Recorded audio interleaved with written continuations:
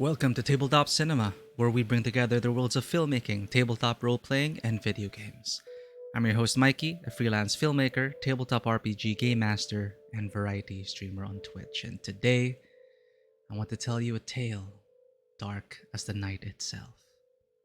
The Silent Huntress is a visual novel in the genre of a dark fairy tale, with choices and different endings. A young girl named Gerda tracks down the monster to revenge him for killing her younger brother. On the way, she meets fantastic creatures she has never seen before, and in whose existence she did not believe.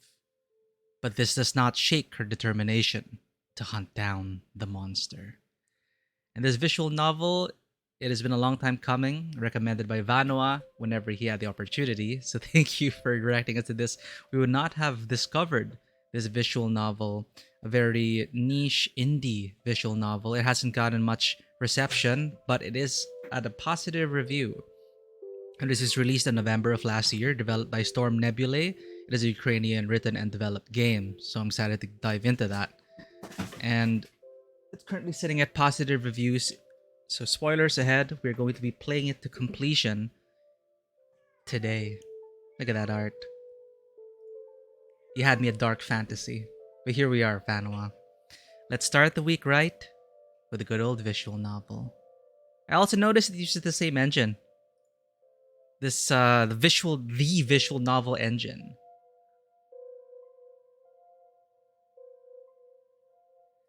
Fisher, welcome in. Renpi, so that's what you call it? That's what you call the visual novel thing? Is it easy to use? Because maybe we should make visual novels. Fisher, long time no see. We're almost done with Final Fantasy 16. We will be concluding Final Fantasy 16 this weekend, actually. So it's great to have you here again. And today we will be chilling out with a visual novel. This was recommended by Vanoa. I'd love to go through all of your recommendations. Like, you guys keep recommending such amazing games, but we keep getting distracted by other releases. So I'm in the mood for this now. And Vanoa says we might be able to finish it today, so it's going to be a short and sweet session, and then we'll see how we feel after the story. I'm expecting a lot of feels. You tried it one time, it's very easy to use, fairly easy to use. I see. Tempting. Because I already have an artist in mind for to commission for visual novel art. Something in more very... She's a very mythological painter, I would say. For some reason, you didn't hear your ping for the stream, but you spotted it, luckily. Well, thank you for coming in. I did announce it on Discord, but I haven't, like, O5 pointed out that maybe I should have a... Our Discord isn't that advanced. So, some people, they have a... You can sign up for pings to be notified on Discord using the bot or something, but, Anyway, you're here now. That is what is important. And we are going to begin the story of the Silent Huntress. Your decisions have consequences and can lead to the hero's death. Choose wisely. All the names, titles, and events in this story are fictional. This is a tale about tales. Chapter 1. No, my face cam. There. Well, slightly better. The dawn sky is darkening. Light rain washes the tops of the pines and mist curls in the lowlands. The huntress shudders from the cold, shaking off the raindrops that are frozen on her shoulders. She hasn't slept for several nights. Was tracking down the monster. Again, unsuccessfully. Whoops. Many times animal tracks led her to old forests, wild swamps, deserted villages. The monster always managed to escape. The huntress is exhausted, hungry, and angry. She'll have to start all over again. Which time? Which time? I'm pretty sure you play this in your native tongue, Vanoa. She returns to the house under the hill late in the morning. No one but her and old Tadeus knows about this cave. It is her secret hideout. You also found a great soon-to-release horror game, Lunacy St. Rhodes. Oh, whenever you hear roads, I think of Arc Knights. You tried the demo. For me though, I was looking through the demos from last month's Steam Next Fest, and then I just really need that swashbuckler game. It's this one. I have it wishlisted. On guard. Like that's just like straight up like basically, again, it's a very personal thing for me because I love patterning my original characters after, those swashbuckling adventurers with panache and everything. Where is that? Date added. On guard. Like play as Zorro or something. The swashbuckler action game. Battle graceless guards and nefarious noblemen in fast-paced fights full of spectacle. Use the environment, your wit, and your blade to teach them all a lesson, Puss in Boots style. I also stumbled upon this. Guilt. People are saying it's like a child-friendly Alan Wake. Shape your fears, fear the shapes, embark on a journey where you face your worst fears and are confronted with the emotional impact of your actions in this narrative adventure game with puzzles, stealth, and action. So Sam Fisher would be proud. Sam Fisher and Solid Snake. We don't get enough stealth games, but it's very interesting. See Alan Wake. And it got very positive reviews. It is released this month. So you guys might be interested in checking it out. I might wait for a discount because you have so many games to play, but I am curious about this. Like, maybe after Oxenfree 2, I'll be in the mood for something like Guilt. That's Guilt with a GYLT.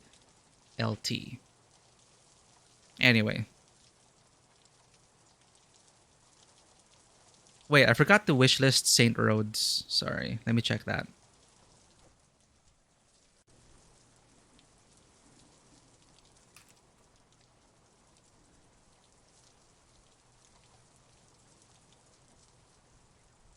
Oh no, this looks scary. First-person survival horror. Explore your dark family history, experience a gut-wrenching feeling of terror. You're being watched, never alone, never safe. You know what? The scariest game I still have played to date on stream was that demo of The Beast Within. Like, I remember you talked about it, Fisher. You were saying how you played it yourself. Was it really as scary as the demo was promising?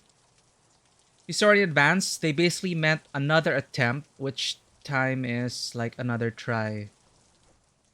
Oh, okay. Thank you. Like, I'm not holding it against it is a small independent group. Localization is difficult. It is tricky. The fact that they localized it, like for English speakers, I appreciate that already. Sorry. I noticed the text is over there, so I'm gonna change our default face cam to the right side.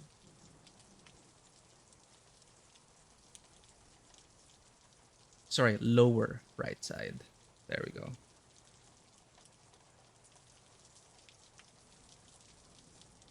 It was pretty scary. Okay, like that one I'm actually terrified of purchasing and playing. The Beast Within or something. It's called The Beast Within, right? I forget. That is still so scary. Literally one person work. Yeah, even more so than like that's a lot of writing to localize. So we just returned to our hideaway. She returns to the house under the hill late in the morning. No one but her and old Thaddeus knows about this cave. It is her secret hideout. So we can go to bed, examine the wall, or read the notes on the table. Of course I want to go read examine the wall first. Another year has passed. On this day, Gerda was born. In the lands where she comes from, in honor of the birthday celebrations, are carried through.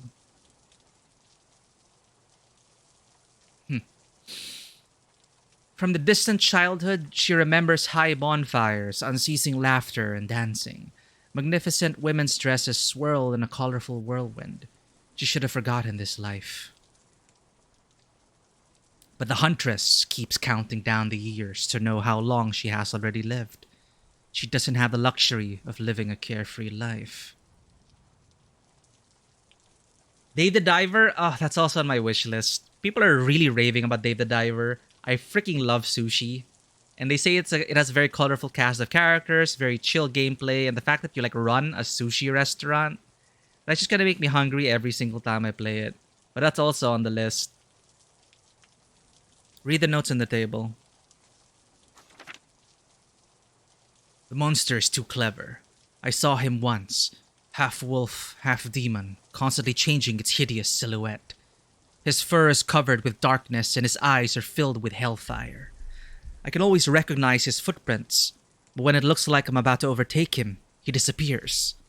I can't go on like this. I need help. Otherwise, I'll grow old before I kill him. Good old revenge story. Go to bed.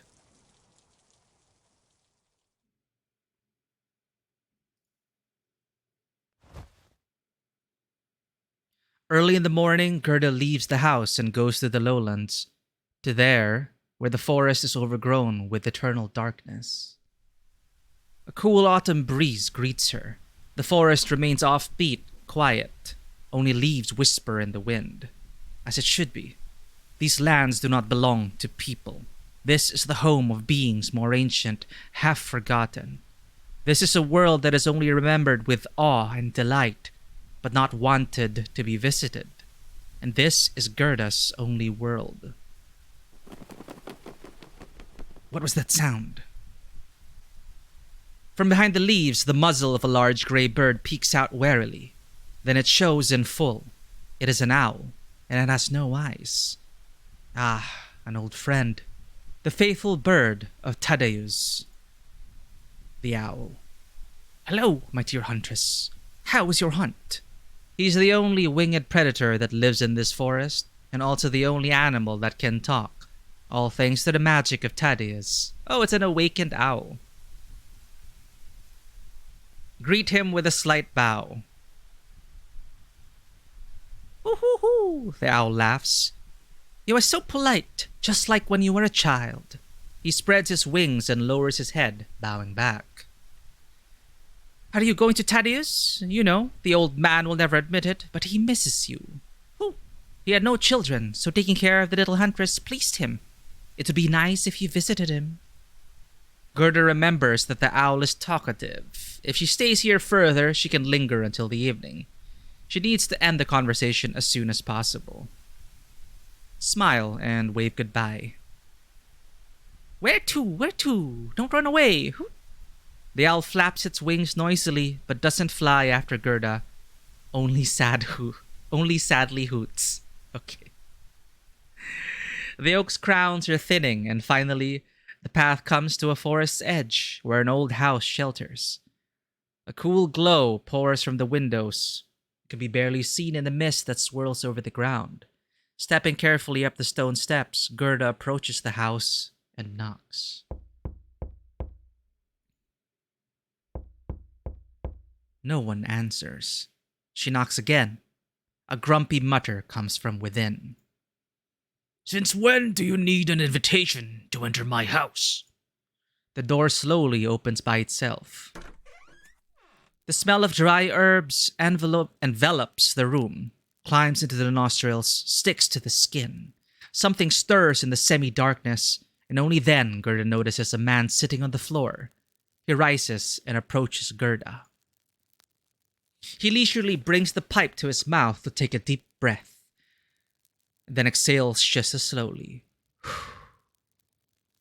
The smoke easily rises to the ceiling, drawing patterns in the light of a single candle. Thaddeus, the magus who sheltered young Gerda as a child, raised her and taught her how to hunt. He even gave her her name. Before that, everyone in the village simply called her an orphan. The old man hadn't changed at all. You haven't visited me in a long time, girl.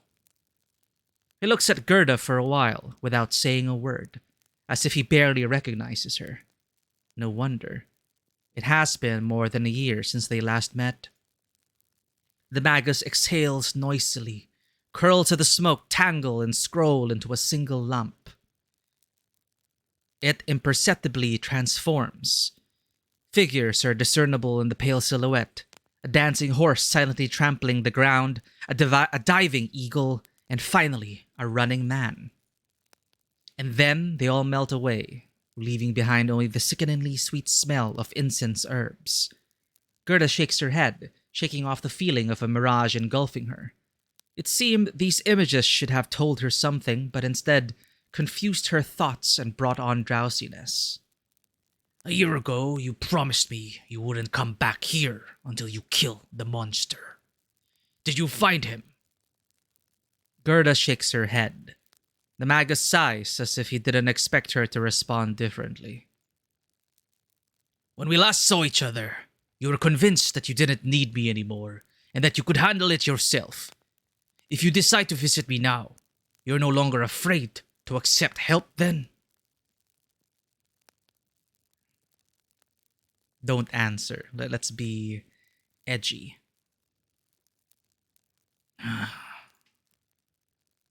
Don't worry, girl. I will help you anyway. Though I wouldn't mind if you stopped by more often, even for no reason. His voice softens for a moment. Anyhow, before I help you do something for me, it'll be fair. What do you say? His mustache rises slightly. He smiles. He's testing her. Gerda never gave up on helping people to the best of her ability, even as a kid. Thaddeus knows this. What's he thinking about? If Gerda refuses, then she is no longer the same as before? I guess if Gerda refuses, then nothing would have changed since then. Nod. Go for me to where my feet can no longer carry me. I need berries from the old forest, those that grow under the roots, do not see the sun, and do not open their petals until death. They are poisonous in the cold, but healing in the heat. Bring me as many as you can. Brushing dry leaves off the table, the magus takes a small scroll in an empty bag and hands them to Gerda. Oh, she was helpful as a kid. So... Okay. The map will show you where to go. Well, a simple task, right? He smiles again. Smile back. The relationship with Thaddeus has changed. All right, go already. The magus gently pushes her towards the exit, but Gerda notices happiness in the old man's eyes. He was glad to see a smile of his somber foster daughter. After the magus's house, soaked with the smell of herbs, breathing in the forest gets more freely. It smells wildly fresh. Gerda takes a breath and walks forward confidently. The old forest looks more like a wild thicket. The trees are so ancient that their wide crowns intertwine. They don't let a single ray of sunlight through. The roots of perennial oaks rise above the ground and block the path. There used to be a path here. It's still visible. Large stones are laid out in a chain with someone's caring hands. Gerda follows them. From the beginning of the road, a strange feeling has not let go of the Huntress. A feeling like she's being watched. But even with her sensitive hearing, she does not hear any rustling in the tall bushes or someone's noises. Cold seeps through the skin. It's the sense. So Gerda was right. Something is waiting for her in the forest. Danger or good fortune she cannot know, but it is enough that she will be ready. She does not know the nature of the sense, but it has saved her life more than once. So the Huntress always listens to her impulses. She slowly walks forward, catching every suspicious sound, and she herself tries to walk silently too, staying in the shadows. Soon she sees the berries that the magus needs. They are small and fragile, hidden under lush bushes and covered with their large leaves. And yet, they are easy to see among the wild grass. The fruits are brightly crimson on the green envelope of the forest. The difficulty lies in that she needs to go off the path for them. Gerda knows. As soon as she leaves the path, the feeling that makes her think about being watched will intensify. She takes her bow off her shoulder, draws an arrow from her quiver, and gathers her courage. One step, and darkness thickens around Gerda. Two cold flames light up in the lush foliage. Looking closer, the huntress realizes that a wolf is watching her. He does not hide, does not bare his teeth cautiously, he only looks attentively. From his calm eyes, it is clear that this is not an ordinary beast. He is one of the inhabitants of this forest. He is intelligent, like Tadeus' owl, but he does not know how to speak and does not get along with people. Gerda takes a closer look into the darkness of the forest ahead and spots more wolves. The animals surrounded her from all sides. She focuses on the scents and listens to the beat of their little hearts. They are calm and not going to attack, but they are ready to defend themselves. The berries that the magus needs grow ahead. To collect them, Gerda needs to go towards the wolves. What should she do? Lower the bow, showing non-hostility. The wolves retreat. They let the huntress go. The largest of them nods with his muzzle as if showing approval. Gerda smiles to herself. She starts picking berries. About an hour passes. The sun is setting and a large bag on Gerda's shoulder is filled with berries. Time to get back to Tadeus. As soon as she steps toward the path, wolves appear from the shadows. They follow her closely. They want to know where she's headed now. Do nothing. If at first it seemed that the wolves were protecting the forest from Gerda, now they seem to be protecting her from any threat that may come from the forest. They accompany the huntress to the end of the thicket and only then stop. Seeing that she has left the forest, the wolves return. It's good to play as a ranger again. Rangers don't get enough exposure in D&D. Gerda leaves the forest and knocks on the front door 4 times. Then so many more. And again. Time after time, only silence answers her. Where's the magus? Where did he go early in the night? And hasn't he talked about his sore feet? She can't stay outside, and it's too late to return to her own home. She timidly touches the door handle. Hinges creak, and the door opens easily. There is no one inside. Gerda has no choice but to wait.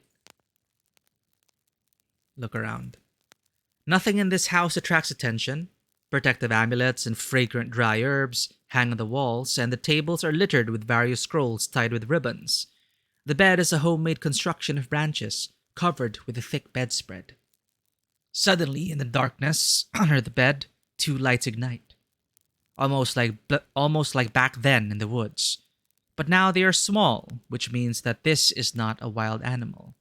And the evil spirit can't get into the house, hung with protective amulets, right? Gerda bends down and leans on her palms to see the creature. A small black kitten hid under the bed. He looks attentively and incredulously. Realizing that he has been discovered, the kitten climbs further into the shadows, and neither its outlines nor its small shiny eyes are visible anymore. Everyone has their own secrets, Gerda smiles to herself. Aw, rest. Plus 10 points for having a kitten. Gerda sits down on a big old armchair, covers her knees with a rug, and warms herself by the fireplace. She rests, listening to night crickets outside the window and breathing sweet herbs. Drowsiness slowly covers her. The front door opens with a soft creak. The huntress hears steps and the rustle of clothes. We're back! And you're already here! Hoo-hoo! Tadeus waves his hand at the owl. The owl falls silent, descending onto one of the shelves littered with books. and only miraculously does not brush anything off it with its strong wings. Gerda sleepily vacates the chair and shows the Magus the pouch of berries. Good, good. The Magus quickly takes the pouch from Gerda's hands. He looks sleepy as well. Tomorrow. Everything tomorrow. He points the Huntress to the bed, grabs a blanket from the chair, and spreads it on the floor, after which he lies down and, it seems, immediately falls asleep. The Huntress follows suit.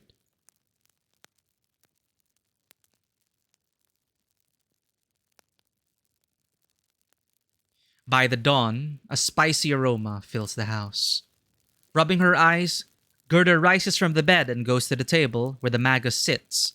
He looks out the window and hardly moves, only his beard rises and falls as he chews. Owl is nowhere to be seen. Still, warm tea and a bowl of homemade porridge made from sweet roots and chopped herbs are waiting on the table.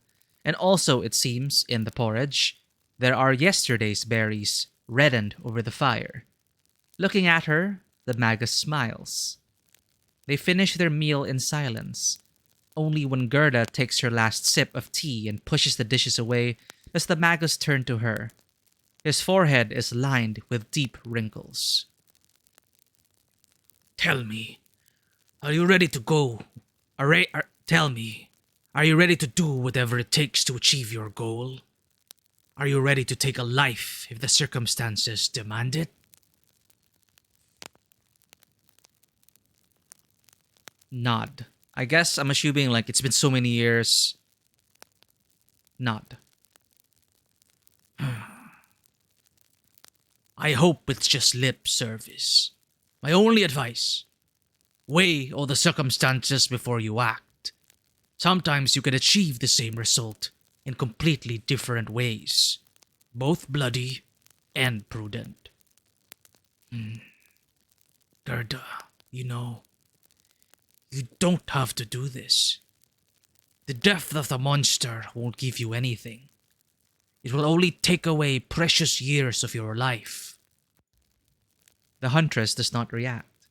She heard these words from Tadeus many times. He wants to get her out of the way of the hunt, to keep her safe. But if she does that, she will betray herself. Gerda remembers that night. A dark forest full of unfamiliar sounds, the overgrown paths, a little boy holding her hand tightly, fear in his eyes, and Gerda, his older sister, is not even able to calm him down with a word. Kai. He followed her, and he paid for it with his life. The monster dragged him into the darkness. Gerda looks away, showing with her whole stance that she does not need Teresa's care. The Magus takes a puff, and for a while he just stays silent. Then he rummages a little on his desk, finds a small pouch, and pours its contents into his palm. These are the runes. When Tadeus exhales on them, the carved lines light up with a flickering orange light, like smoldering coals in the wind. I don't know how to pronounce this, sorry. Raido, Unjo, Manaz, and Ansus. I've made them for you. This is a weak protective magic. It won't save you from death. But if you take care of these runes, they will remind you of who you are. If you do something out of character for you, they will break. They may serve as a guide for you, but I dare not tell you what is right for you. Therefore, accept them simply as a gift from me. He puts the runes into a pouch and gives it to Gerda. The sun has not yet risen to the sky. The two stand at the edge of an old forest where people rarely go. Out of the darkness breathes cold and death. Walk fearlessly. The forest feels you and responds in kind. Seek the lake running into the sky. The spirit protects it. To pass, you will need to answer its question. But I cannot tell you the answer. Its accuracy depends only on you. Do not be afraid of your muteness. Actions speak louder than words. Afterward, you will find a tree in which you offer your feelings. Stay near it for as long as you want. You will not feel hungry or tired. Time doesn't exist there, so by returning back, you will not grow old even for a day. But do not forget that this is not a place of immortality. It is a long-lasting dream in which you can do nothing but think. Totally forgot. The Magus hands the Huntress a small package with food. There is not only food here, but also berries that can heal. Do not forget, they need warmth. The warmth of your palms will be enough. The only important thing is that they won't be cold. Gerda hides the package in her bag and nods gracefully. What's up, Space Pulp? Long time no see. We're just doing a visual novel today. Do you have a PS5? Are you playing Final Fantasy 16? Go play Final Fantasy 16, Space Pulp. Hug him goodbye.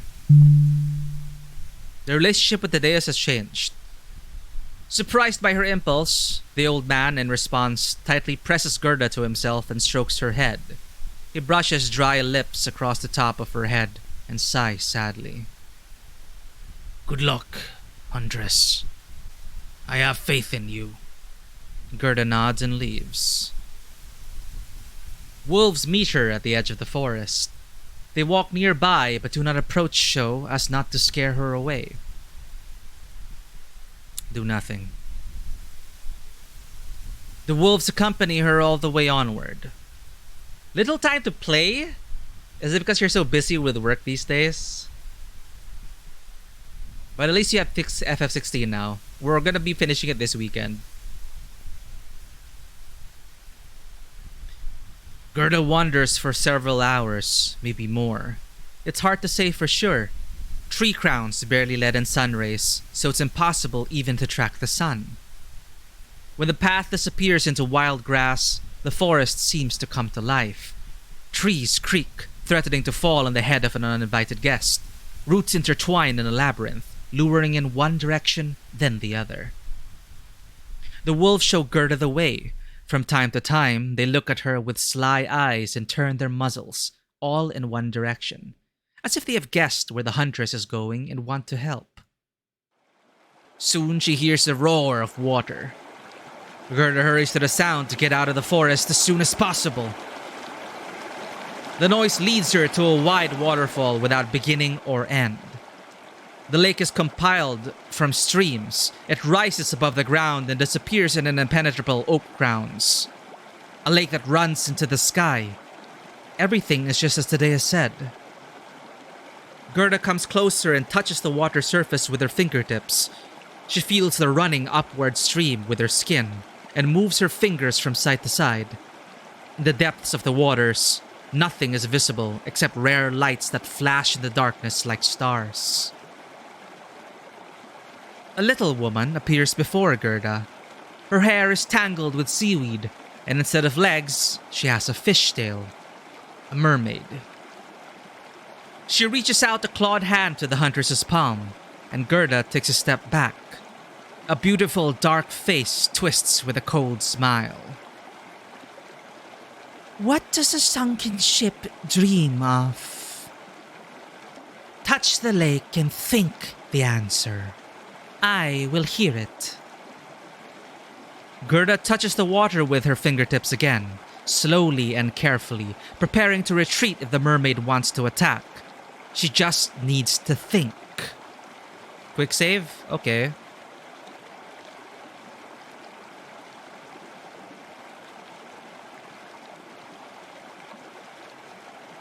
What is the riddle again? What does a sunken ship dream of?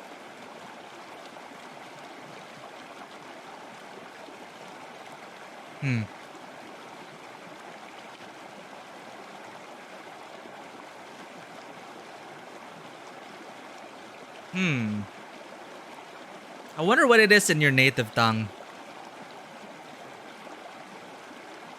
What does a sunken ship dream of?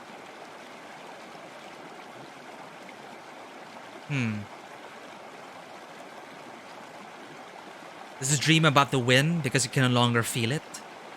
Does it dream about peace because it is slumbering in the depths of the waters? Does it dream of a captain lost at sea?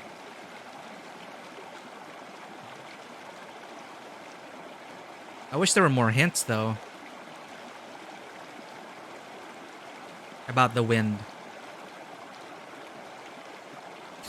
The smile disappears from the mermaid's face. She slowly turns away, intending to swim away. Do nothing? The mermaid hides in the darkness of deep waters, leaving behind a whirlwind of bubbles. But soon, the stream calms down, and it seems as if she had never been there. Gerda couldn't convince the spirit of the lake to let her through, but why should that stop her? Hold breath and enter the lake. Water surrounds the Huntress, instantly hitting with cold. The clothes are getting heavy. She has to fight not only with the stream, but also to pull their weight along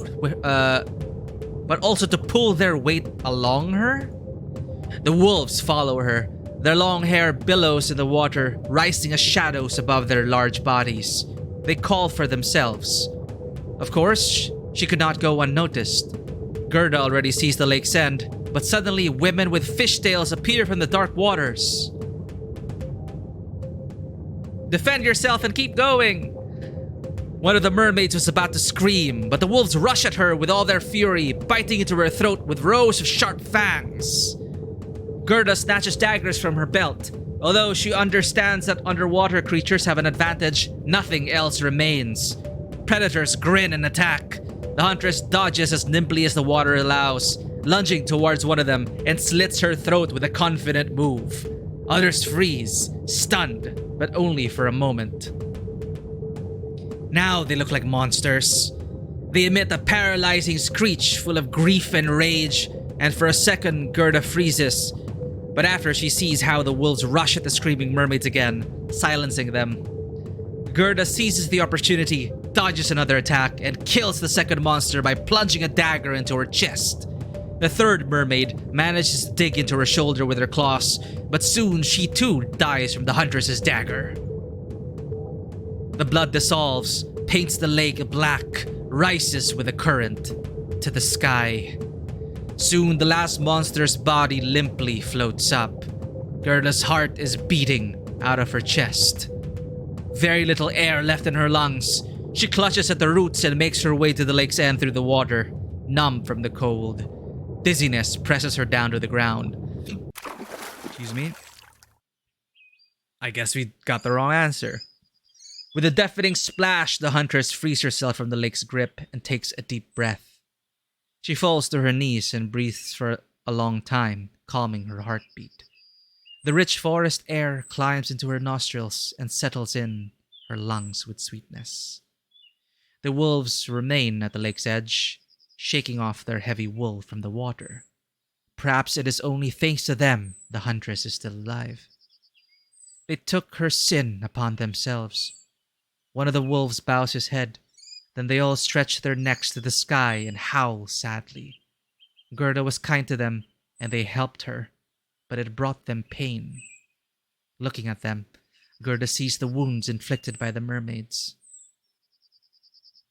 Give them the healing berries. Gerda slowly approaches them and takes out the package with the food that Tadeus gave her. It is wet and cold. Wolves carefully watch the Huntress's movements when she sits down next to them and gets the berries. Wait, we're not supposed to eat it if it's cold. Warm the berries in your palms, then offer them to the wolves. Gerda waits half a minute, warming her palms with her breath. After making sure that the berries are warm, she puts them on the ground in front of the wolves. From behind them, limping, the bravest comes out, and his wounds are the most severe. He grabs only one berry with his tongue and leaves more to the pack. Wolves closely follow him. Some of them can barely stand on their feet. Some are breathing hard. They have lost a lot of blood, but they are waiting for the old she-wolf standing in front to give the go-ahead. The wolf that has eaten a berry licks its face. He tries to stand on all paws, and he succeeds. The blood that flowed from his side dries before the eyes. The other wolves approach the berries, each of them eats one. Their wounds linger. The youngest wolf galloped around his friend, but she did not share his enthusiasm. The old she-wolf eats last.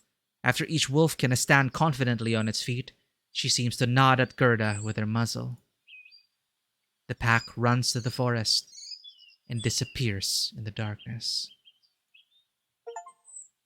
Hey, I got an achievement. Rescue from the forest. Convince the wolves to protect you and help them in return. Stand up. You've never seen this path? You remember dying to the mermaid? You said you won't kill so she couldn't fight the mermaids. Oh, okay. Interesting. Well, that wasn't the ideal outcome. That healing berry probably would have come in handy later down the road, but this is our first playthrough. I am not going to load. We'll see what happens on our first playthrough. Before the Huntress opens a large clearing, stretching to the foothills of the forest hills. The earth is strewn with a variety of flowers. Colors bright under the sun makes Gerda squint. The birds here sing as if suddenly spring has come. This place is like God's refuge, hidden in the slumbering darkness. Gerda, just in case, draws the clearing's location on her map.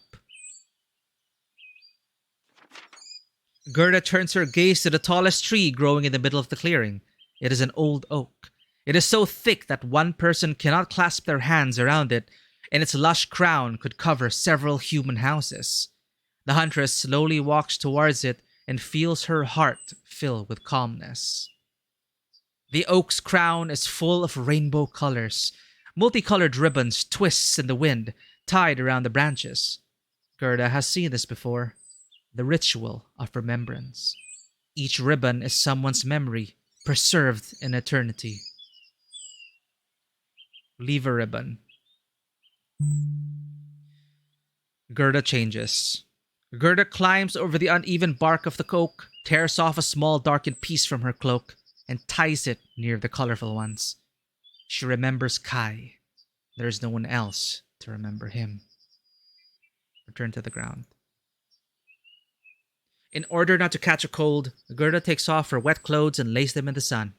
She sits down in the oak shade on an already dried cloak and only now notices a small stone tablet standing nearby. The inscription on it reads, "Something of value can be a gift, and something of value from your belongings would be a gift." Huh? Okay. What does this mean? A statement of fact or terms of exchange? And what could be something of value? Besides weapons, Gerda has nothing at all. A soft, warm wind caresses her shoulders and makes her sleepy. She thinks about the deal, about the gifts, about the value, but the meaning of those words eludes her. Maybe because we don't have the berries anymore. There used to be such a time. Summer. People hid from the sun at lunchtime and danced around the fire in the evenings. Lads and maidens held hands and laughed, fallen in love with life. She wants to return to summer. Hands are weakening. Gerda lies down with her hands under her head. The leaves are swaying steadily from above. Somnolence takes her, casting strange images. Whether it is falling leaves circling above her, or laughing fairies dancing. They curl around the oak and whisper among themselves. The deceptive tenderness of childhood.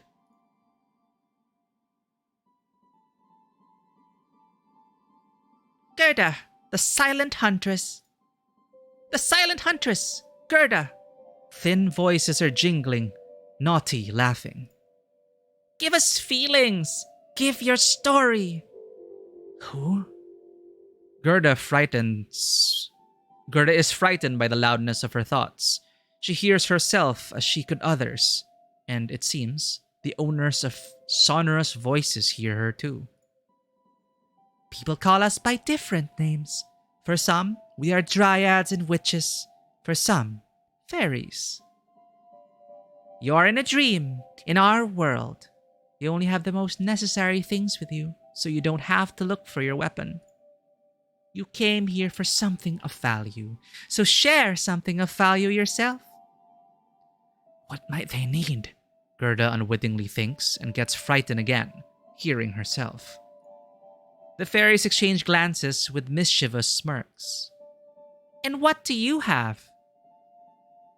Only memories. Kai was younger. After a year of famine, he also had no one left. Gerda promised him that she would be his sister and take care of him. But she could not keep her promise. Therefore, she could at least take revenge. Tadeus thinks it's wrong, but he helps anyway. From her childhood up to now. The year he took her into his home, he fed her warm meals every day. There was less gray in his hair, but the same amount of wisdom and patience. He not only taught Gerda how to hunt and survive, but also told her about life, almost everything that he knew himself. Gerda still remembers how they wandered through the forest together, picking berries, setting traps for rabbits, and finding dried up lakes and wormholes.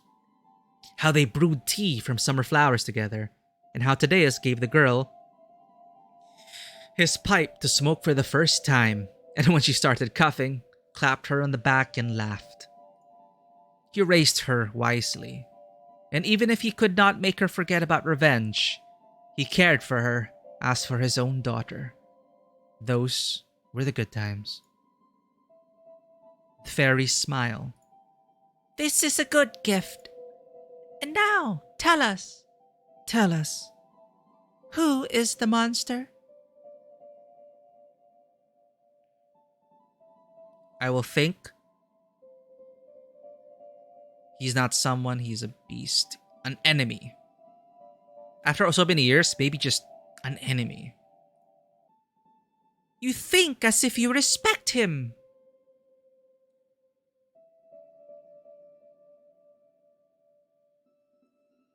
If you can respect a cold-blooded, mindless monster? What's that supposed to be, like sarcastic? It's not true.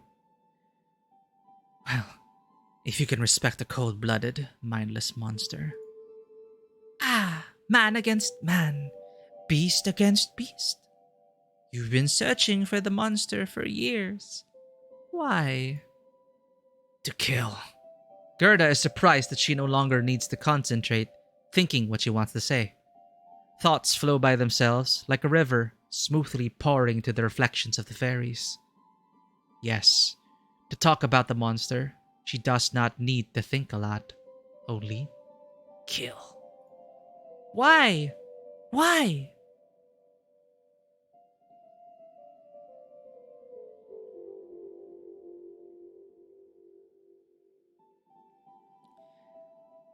Because I want to avenge my brother. The monster killed him. What is good about your revenge for a dead man? I do this for my own peace of mind. This will not bring you peace. Although, who knows? Not only the voices of the fairies are jingling, but also their wings, and the air too, but so quietly that the Huntress imperceptibly relaxes. The monster is stronger than you. Stronger than everyone. Aren't you afraid? I'm afraid. But if needed, I'll get stronger. You speak seriously. What if you fail? I have to succeed. Then you will. The jingling laughter pierces the dream. Visions get blurry, darkness enfolds the eyes. Only the fading voices of the fairies are heard. Farewell, Huntress. Thanks to you, the forest will be happier. Gerda wakes up. It's evening already. No fairies, no feeling of frozen time. They let her go. There is no point in staying here any longer. Gerda shudders in the cold evening wind, puts on her clothes, and hurries back. She searches for the lake, running into the sky for a long time, but in vain. The old forest is entirely different now. As if the darkness that is gathering over him dispersed, and the trees stretched towards the sun. Streams, which were not there before, ran up the hills. The singing of forest birds does not stop. Gerda returns to the Magus' house, and nothing becomes an obstacle to her. What happened to the forest? Huh?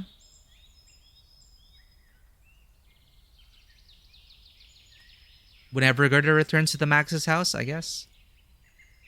Tadeus sits... Oh, we return to the house. Tadeus sits on a bench near the house and smoking the pipe. When he sees Gerda, he smiles in greeting. Even I have noticed changes in the forest. Don't worry. The lost lake became streams that feed the earth, and all the water creatures that lived in it got rid of their scary shells and turned into fairies. This is what happens when the forest meets a kind heart. I'm glad you made it.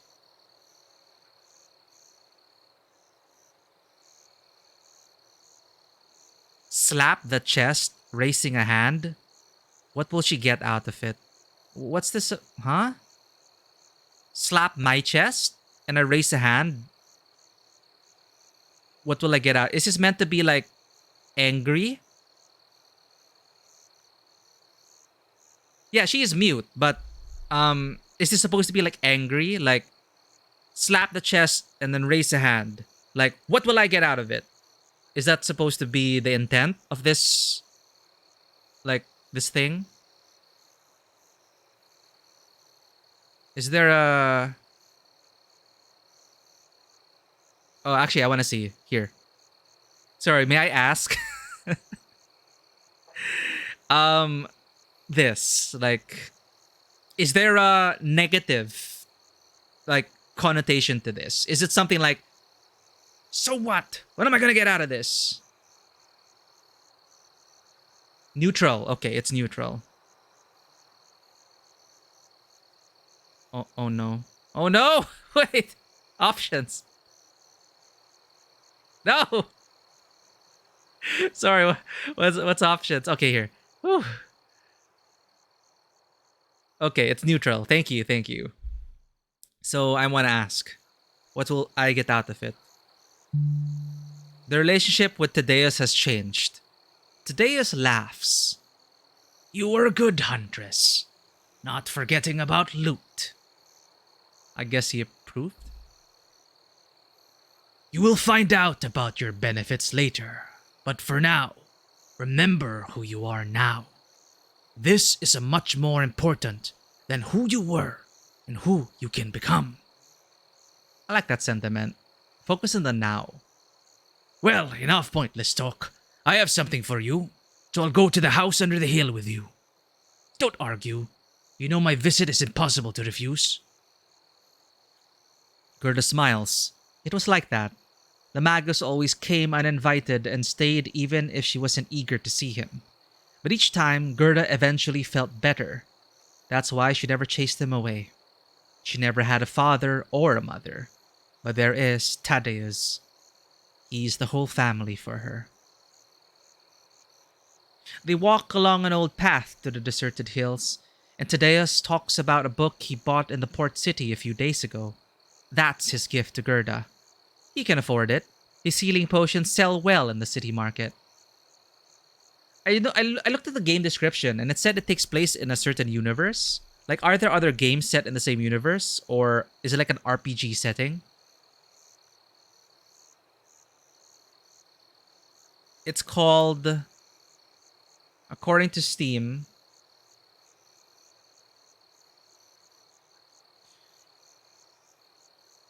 it takes place in the universe of Unroaded. You'll meet similar characters, familiar characters, and learn about their lives and the historical events of the universe.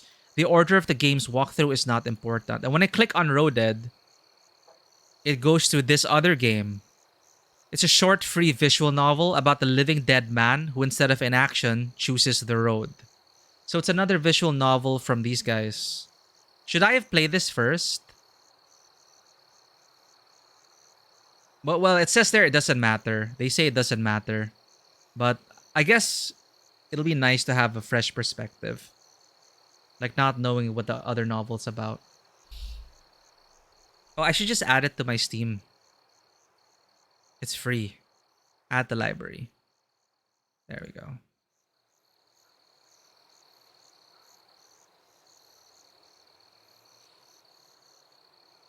Okay. When Gerda lost Kai and began to live with Tadeus, that's how they made money. They sold tinctures and potions, animal skins, and fresh meat in the city. Over time, this became more difficult. People had their own hunters and large shipments of wildfowl. Luckily, today's herbs are still in use. Tired? Going to rest? Or will you treat me to something? Again, his soft smile hides his beard. Gerda nods, but before she leaves, Tadeus touches her shoulder and points to the wall. Don't forget about this. 1, 2, 3, 4, 5, 6, 7, 8, 9, 10, 11, 12, 13, 14, 15, 16, 17, 18, 19, 20. 20 years? Gerda immediately follows his advice, takes a chalk, and crosses out 10 strips, each for 1 year of her life. Wait, so this doesn't count as a... Crossing it out? Meaning... Because the way I read this, if you're taking tally, this is just like another... You count this as one more. The one across. So this is like 11. Or am I misunderstanding something? 1, 2, 3, 4, 5, 6, 7, 8, 9. 1, 2, 3, 4, 5, 6, 7, 8, 9, 10. And then 11. But then it says here, crosses out 10 of these, each for 1 year of her life. Like that, her 20s come. Oh, okay. The Huntress does not know the real date of her birthday, but she is used to celebrating it at the end of the second spring. That spring, which was once called summer and bordered by autumn. It did say in the beginning it was her birthday. 7, 8, 9, 10. So it's just 10, 10, and she just crosses it out. Interesting. Because when we cross it out like this, or when I cross it out, that's just an additional tally. But here it's just, just marking it that it's passed. She puts a pan on the fire, throws in dried mushrooms and the remains of a rabbit pickled the other day, and soon she and Tadeus are enjoying warm homemade soup, complementing it with old breadcrumbs. Wanna talk? Nod. Tadeus takes a piece of paper and a pencil out of his bag and puts them on the table in front of Gerda. They are used to talking like this. Neither he nor Gerda know sign language. There was no one to teach them, and the Huntress never had a desire to invent her own. She lives alone in the forest. She doesn't need it. As long as the monster lives, she doesn't need anything from other people.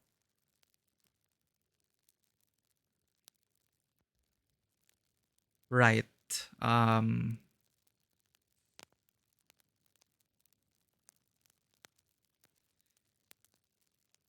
conversation with the mermaid was strange. Did she tell you riddles?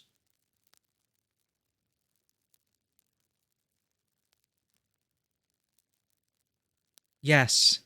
I'm interested to know what you had to say about that. What does a sunken ship dream of? About the wind. I answered this.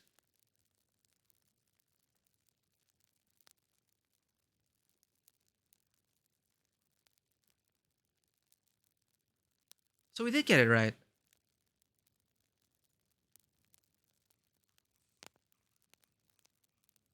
Well, we can't go all the way back.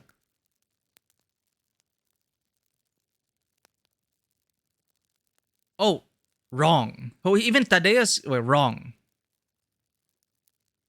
Yes? And what's the right answer? I don't know.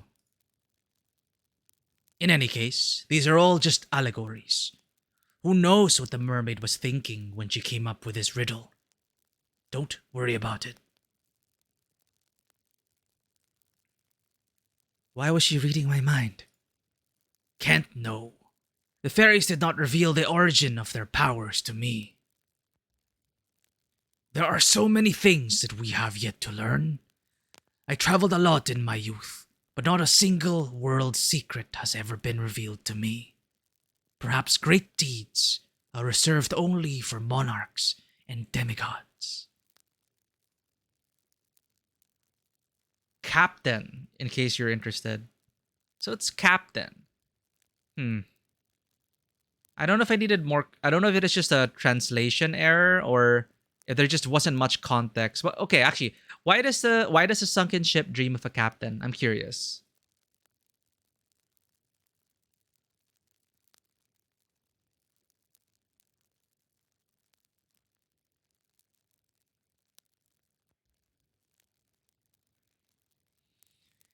Even ordinary people are capable of many things. It's good that you believe that. It doesn't matter if it's true or not, but with such thoughts, you can achieve more than if you'd thought nothing of yourself. Do intelligent wolves live in the forest? Yes, I sent them to you.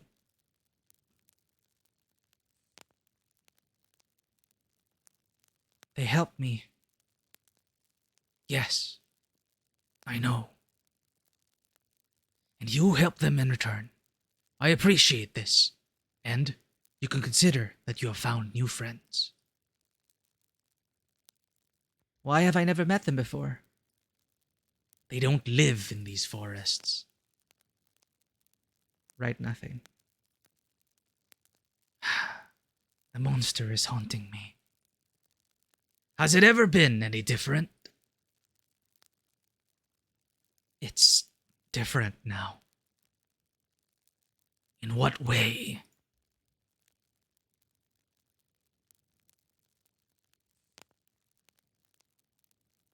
I want it to end. Me too, Gerda. And I feel that your hunt will end very soon.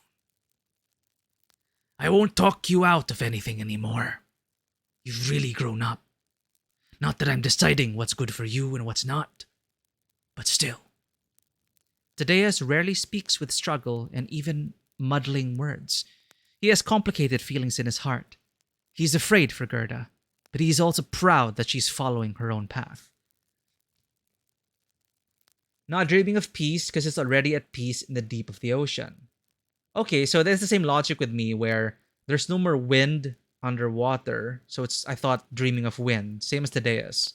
You don't remember about the wind, but I think there was something along the peace. You don't need it anymore. Okay, because you don't need the wind anymore underwater, but you need a captain?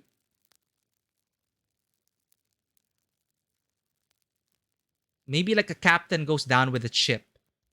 So maybe if we assume that, you know, the old saying, a captain must go down with the ship, maybe, you know, the dreams of a sunken ship would be off the captain.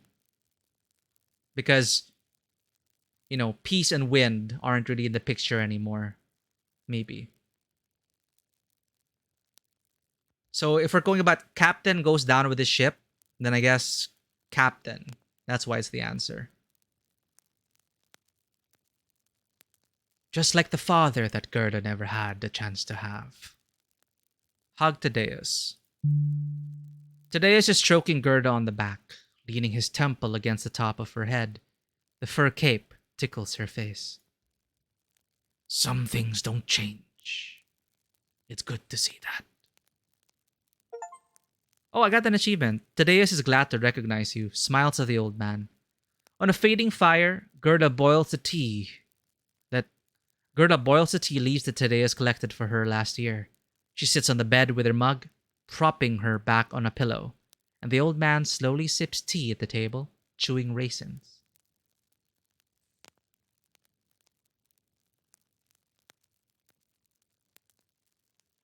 Oh, no problem, Vano. You don't have to, but thank you for the answer.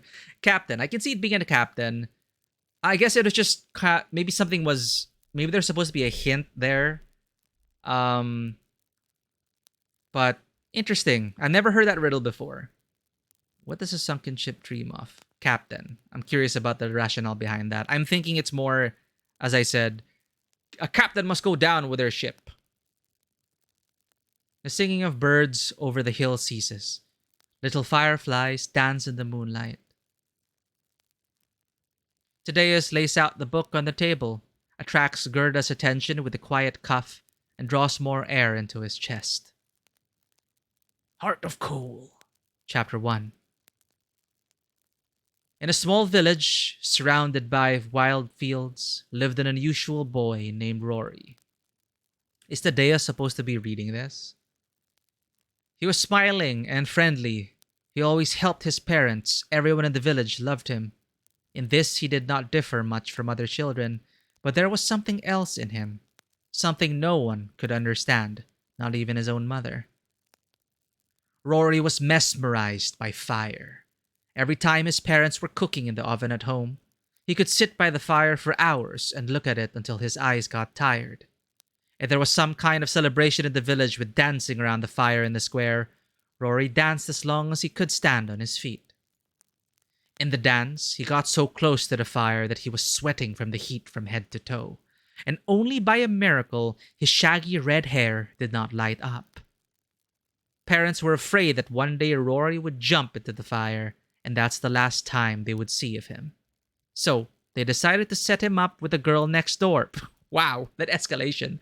Jocelyn, who was spending her life at the river like some kind of mermaid. At first, the children did not like each other and quarreled a lot, but the older they got, the more they became attached to each other. Everyone in the village was gossiping.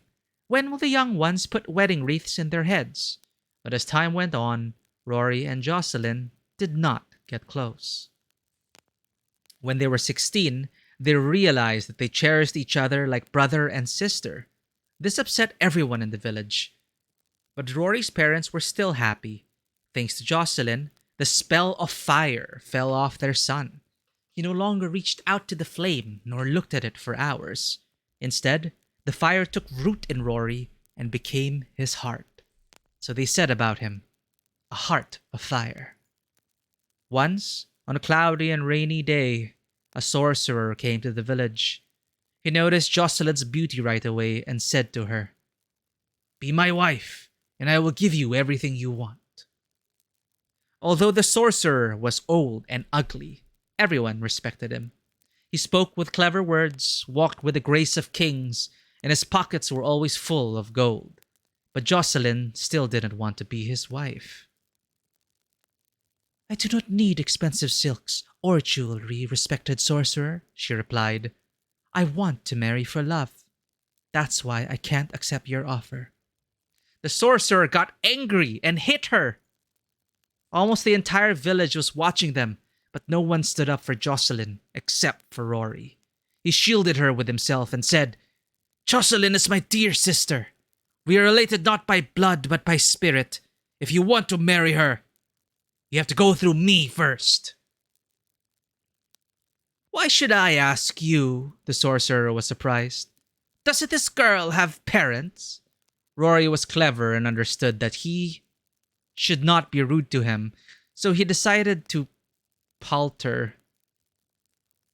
"Everyone knows you as a good patron and respects you. But if you take a girl from the village without a blessing, you will get a bad reputation. Even if Jocelyn's parents agree to give her to you as a wife, I will not give my consent until you convince me that she will be happy with you." Rory was proud, and he overreached himself. The sorcerer outwitted him with ease, and Rory didn't even notice. For 3 months in the village, there was a crop failure. Rats ate all the grain supplies, and babies were dying of hunger. And Rory thought that life in the village was too tough for a girl like Jocelyn. She lost weight and became quite weak. Unable to bear her suffering, Rory persuaded her to marry the sorcerer and give them his blessing. Jocelyn trusted her brother and didn't argue, but they parted with tears in their eyes. Until the very end, no one could guess that it was the sorcerer who sent a crop failure to the village. What, wasn't that clear and obvious? Which is why we sent our sister, sadly. Because we knew who was Well, no, I guess. The years have been tough. Many mothers were still mourning their lost children. In the end, Rory became sad to look at them, and he decided to visit the sorcerer to find out how Jocelyn was doing. He hoped that at least his sister was happy. The sorcerer welcomed him into his house as a dear guest, treated him, gave him a drink, and when it came time to meet Jocelyn, the sorcerer said that it was better for Rory not to see her. But Rory was persistent and fearless, like a fire that had burned in his heart since childhood. The sorcerer called Jocelyn from her room, but came out to them not a young girl with a bright smile that Rory remembered from childhood. A real queen came out to them, all in expensive silks and a lot of jewelry. Candlelight gleamed on all her rings and beads, and it seems as if she herself was shining. But the only thing that is devoid of light in her image was her eyes. Once, they were more beautiful than any gems, but now they became dimmer than the earth. Rory was so shocked by what he saw that he began to cry. Tears rolled down his face, reached his chest, and extinguished his inner fire, and his heart turned into coal.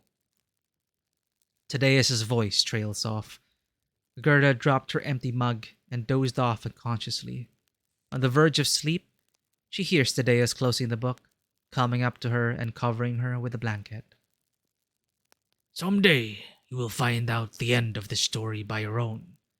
Gerda catches with the edge of her ear and falls into sleep. Well, love doesn't always buy happiness, but it can sometimes. But not true happiness. But it can. Money can buy you happiness. Just depends on the quality of that happiness. In that story, definitely not quality. Poor deal. She dreams of thin, shabby trees at a crossroads. The gallows sway in the wind, and the branches creak. A faceless sorcerer rides along a wide road, surrounded by armored knights, and his black horse digs the ground with its hooves like a wild animal. He has scarlet eyes. Odin! Didn't we defeat you in 16 already? Jocelyn becomes a shadow, becomes one of them. There is a sword in her hands, which she raises above her head and decapitates the old man who blocked her path. Rory's red hair has turned black along with his heart. Tears pour down his face and turn into rain and flood fields and villages. He will never forgive himself for that, for what he did to her. So he falls asleep soundly, falls to the ground, and does not feel how the sorcerer's horses trample on his back. Should I wake him up or let them forget? Maybe we should let them forget. Gerda turns away and wants to go on her way, but having taken a step, she loses her balance and falls into darkness. Oh no, we made a mistake again. I didn't really get that. So, did she behead Rory?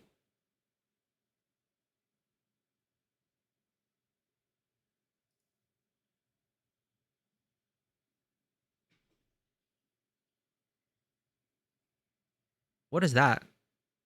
I guess Rory's the beast?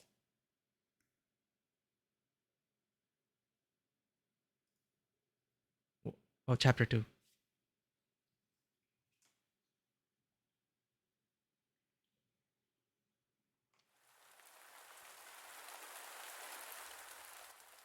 Spring, which has dragged on for 6 months, is finally coming to an end.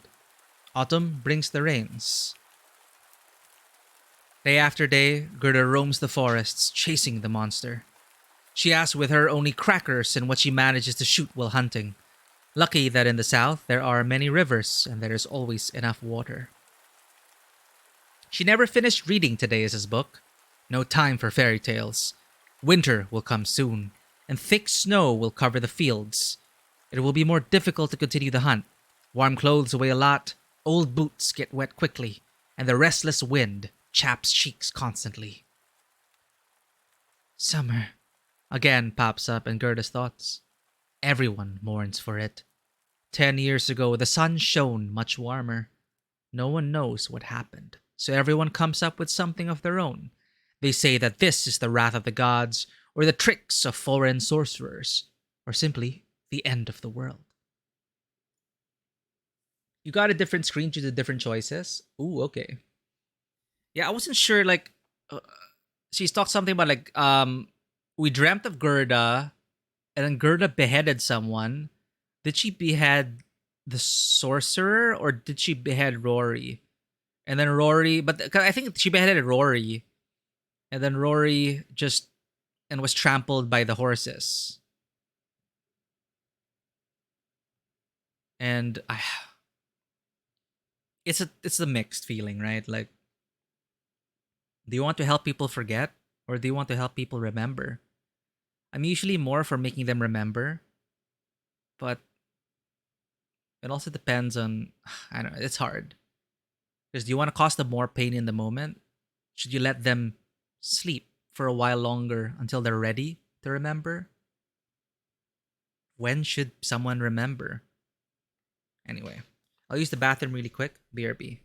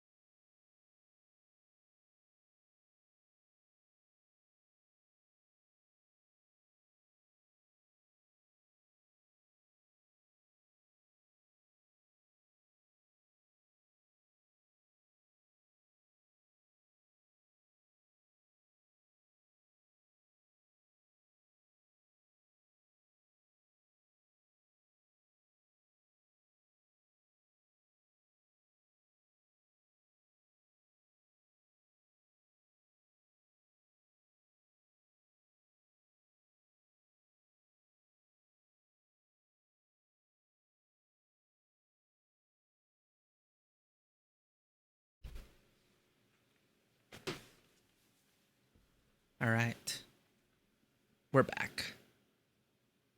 Gerda leaves theories to scientists, and she herself only remembers the enveloping warm wind and the loud singing of birds, the rapture of life. She would like to think that it was not she who ran through the green fields under the scorching sun, that she simply remembered the wonderful southern spring, or that she read it all somewhere. Today has brought her so many books. But she remembers summer, and her own laughter, and Kai's little hand in her hand. He loved life so much.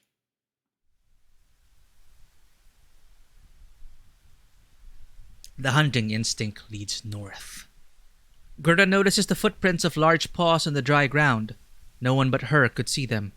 And also an elusive smell, a faint sickening scent of blood and dog. The road lasts all day. The huntress makes a halt under the roots of an old oak tree and kindles a small fire. Part of her feels the stairs. The wolves are following her again.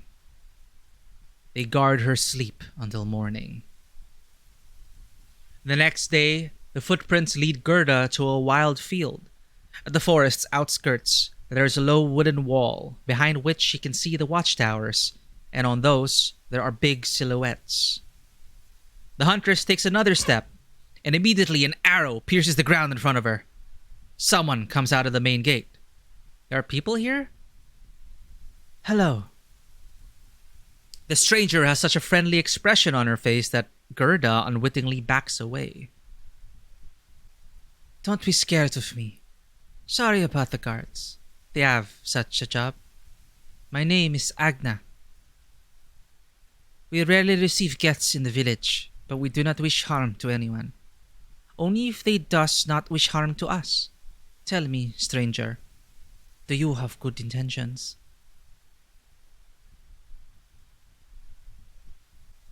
Nod. Your face is redoubtable, but I want to believe you. Redoubtable? If you promise to behave, I will invite you to the village under my responsibility. Deal? The girl holds out her hand for a handshake. Shake her hand. The attitude of non-humans has changed. Great. She turns her back, so easily believing someone else's word, and goes towards the village. Gerda follows her. They come to the main gate. Gerda peers into the guard's silhouette, who earlier stopped her with an accurately fired arrow, and realizes that he is not human. She can already hear the everyday village hubbub. The gate's open. This was here all along?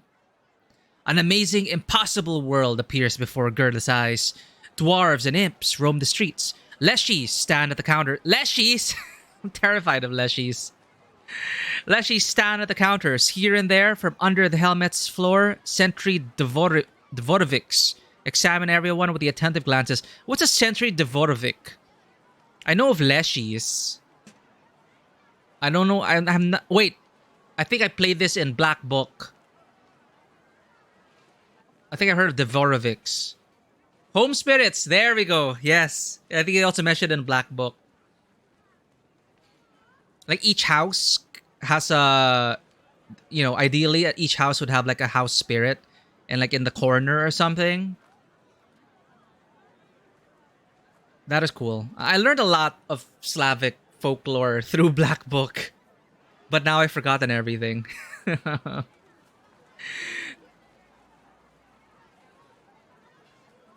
What is this place? Why didn't the Huntress know about it before? She remembers forests and fields in which this village grew up, but she does not recall the village itself. And she would remember a place where the streets are filled with creatures from children's fairy tales. The last time a human was here, he called this place a non-human's village. We just call it the village. We have no other home, and the outside world is equally hostile, so there is no need to memorize the names of any other places. Except for the forest. We call it the Vulpine, because it is red even in the spring for all 6 months. And how do people call this forest? Gerda thought about the girl's question and couldn't answer it even to herself. She hasn't been among people for so long. She doesn't know. There's a forest near Tadeus' house. There's a forest to the east of it. What difference does it make to Gerda? What color are the trees in it? She only knows that there are a little less wolves in the south, martens are everywhere, and rabbits are best hunted in the dark. They enter under a large canopy which partly looks like a sloppy military tent, although it is clear that it is inhabited and most likely has not been removed from its place for a long time. Dad, I brought her. Following the girl's gaze, Gerda looks into the darkness. A large figure emerges from the shadows, brushing leaves from its shoulders. The man's skin is unnaturally green. It is... Leshy? Okay, I think I know this. Okay, so... in charge of the protection of this place, don't insult Leshy. My name is Yavir. I know yours, Gerda. Don't ask how. I won't tell. He gestures to the side, inviting her to sit down. Sit. Yavir pushes a clean sheet, a pen, and an inkwell towards the Huntress. Tell me why you're here.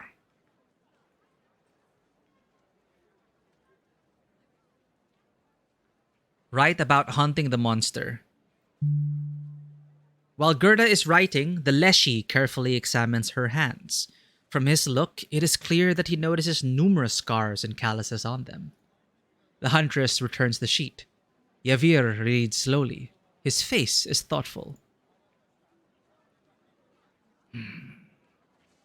Many people in this village human could call monsters. But your monster is different from us, right? It's a wild animal. He kills mindlessly. The less she looks at Gerda attentively, as if he is trying to read her thoughts and find out more, although he does not want to do this at all. The only way I can help you is to make a small gift. Opening the desk drawer, Yavir takes out a small vial filled with a transparent green liquid. This is a memory elixir. I have a feeling that it will help you. Take it. Gerda nods her thanks, takes the vial, and hides it in her bag. Before you leave, I have a riddle. There is no wisdom in it. It's just my whim. But I would still like you to give me the answer you think is correct. Consider that the heart is love, the eyes are faith, the hands are kindness. When I ask a question, point to one of the body parts. That will be your answer. So, what has no form and purpose is despised by many, but most valuable.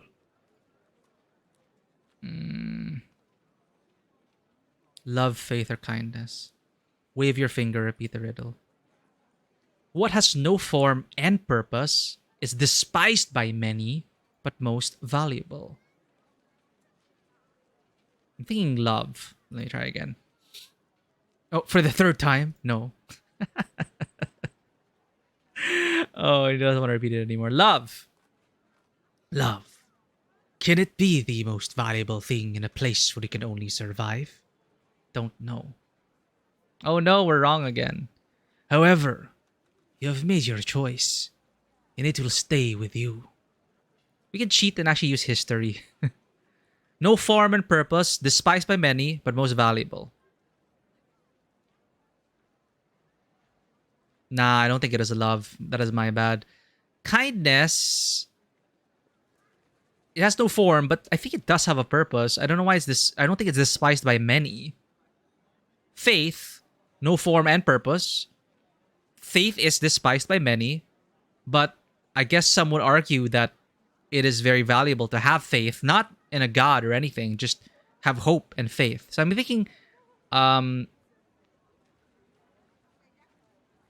love or faith. Now I think I'm leaning more towards faith. Okay. So you're thinking FF16 should be about food competitions? Hey, welcome in, Izzy. It could be cool. Hunting for monster parts to cook. Evil Empire wants only. Isn't that just...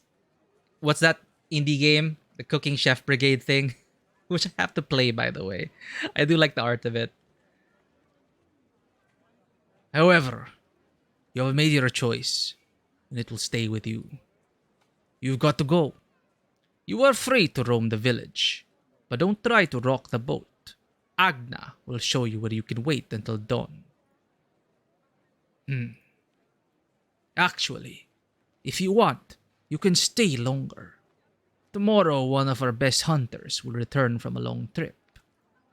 Maybe he knows your monster, and if not, you could share valuable experiences. In a word, decide for yourself.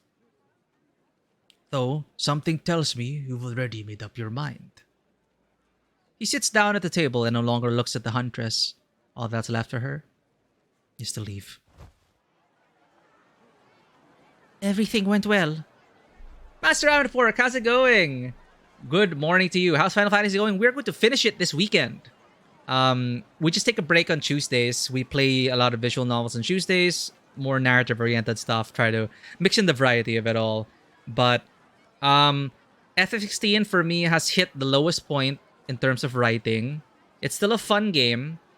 And I'm hoping it concludes better than where we are right now. So it's going okay. I'm not like totally disappointed in it yet. But we will be finishing it over the weekend. So people are predicting we might finish it either Friday or Saturday. So we'll see. Check out Battle Chef Brigade. Because that's essentially what you talked about. Hunting for monster parts and cook.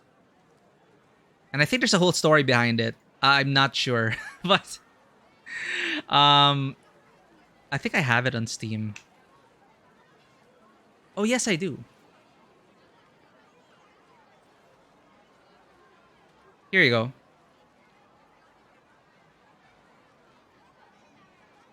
Battle Chef Brigade. And this whole like, I think there's like a cooking competition and stuff, and it's a like the cooking is kind of like match 3-ish,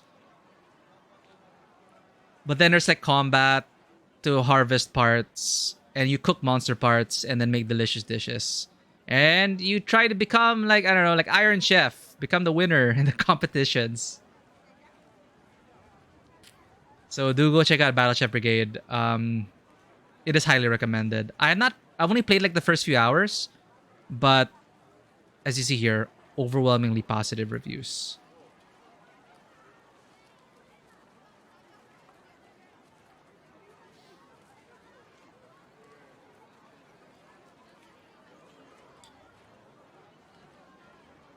But thank you for dropping by, Master Ramen Pork. We are just playing a visual novel called The Silent Huntress, which is a dark fairy tale written and developed by Ukrainians. And it's a slice of their mythology and history, and it's about a mute huntress seeking revenge on a monster who took her brother. Everything went well.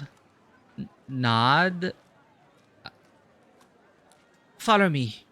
The guest tent is a stone's throw from here. It's here. I've already brought you warm food and water. If you want to wash up this evening, there is a river to the east of the village. Agna suddenly becomes shy. She suppresses a smile, straightens her back, and clasps her hands behind her back, trying to act indifferent. Are you staying for a couple more days? I have never interacted with people. I would be interested in getting to know you better. I may look human to you, but the locals see me as a monster, just like humans see them. This is so rude. Sit down and start eating. Invite her to sit down to continue talking. Agna nods gratefully, and she and Gerda sit side by side on the sleeping bag, elbows touching. My father is Aleshi. Mother is human. But I haven't spoken to her in a very long time. It's complicated. Everyone in the village is trying to be nice to me just because I'm the head's daughter. But inside, they're afraid of me. I can feel it. When they look at my face, a human face, they remember their offenders.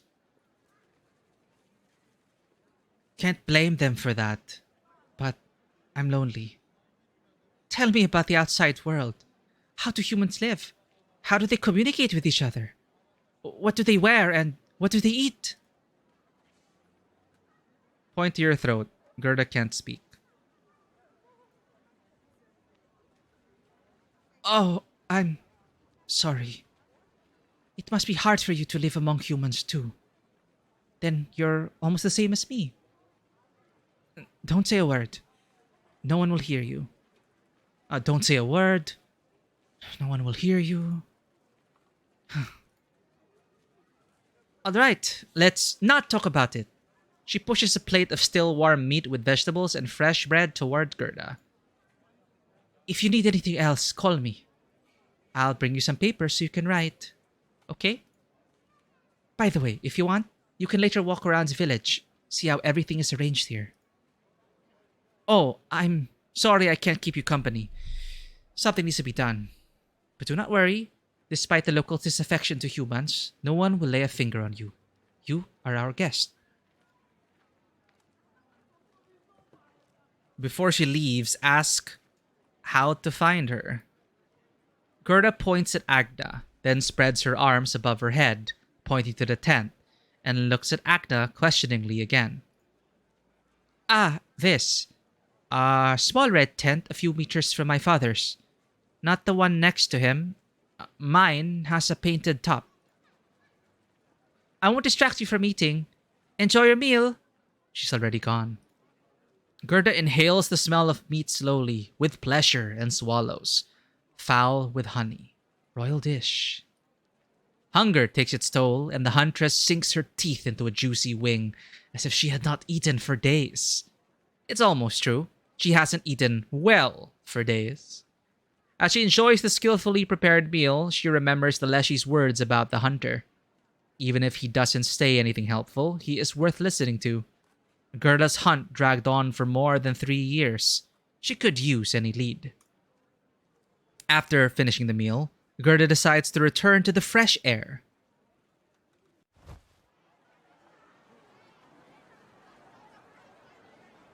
Walk along the path under the village's walls. Gerda manages to walk only a few steps when suddenly a drunken Leshy falls out of the tent right under her feet. What? He rises with great difficulty and falls again. The old Bolotyanik, who was kicked out the drunkard, threatens him with his fist. What's a Bolotyanik?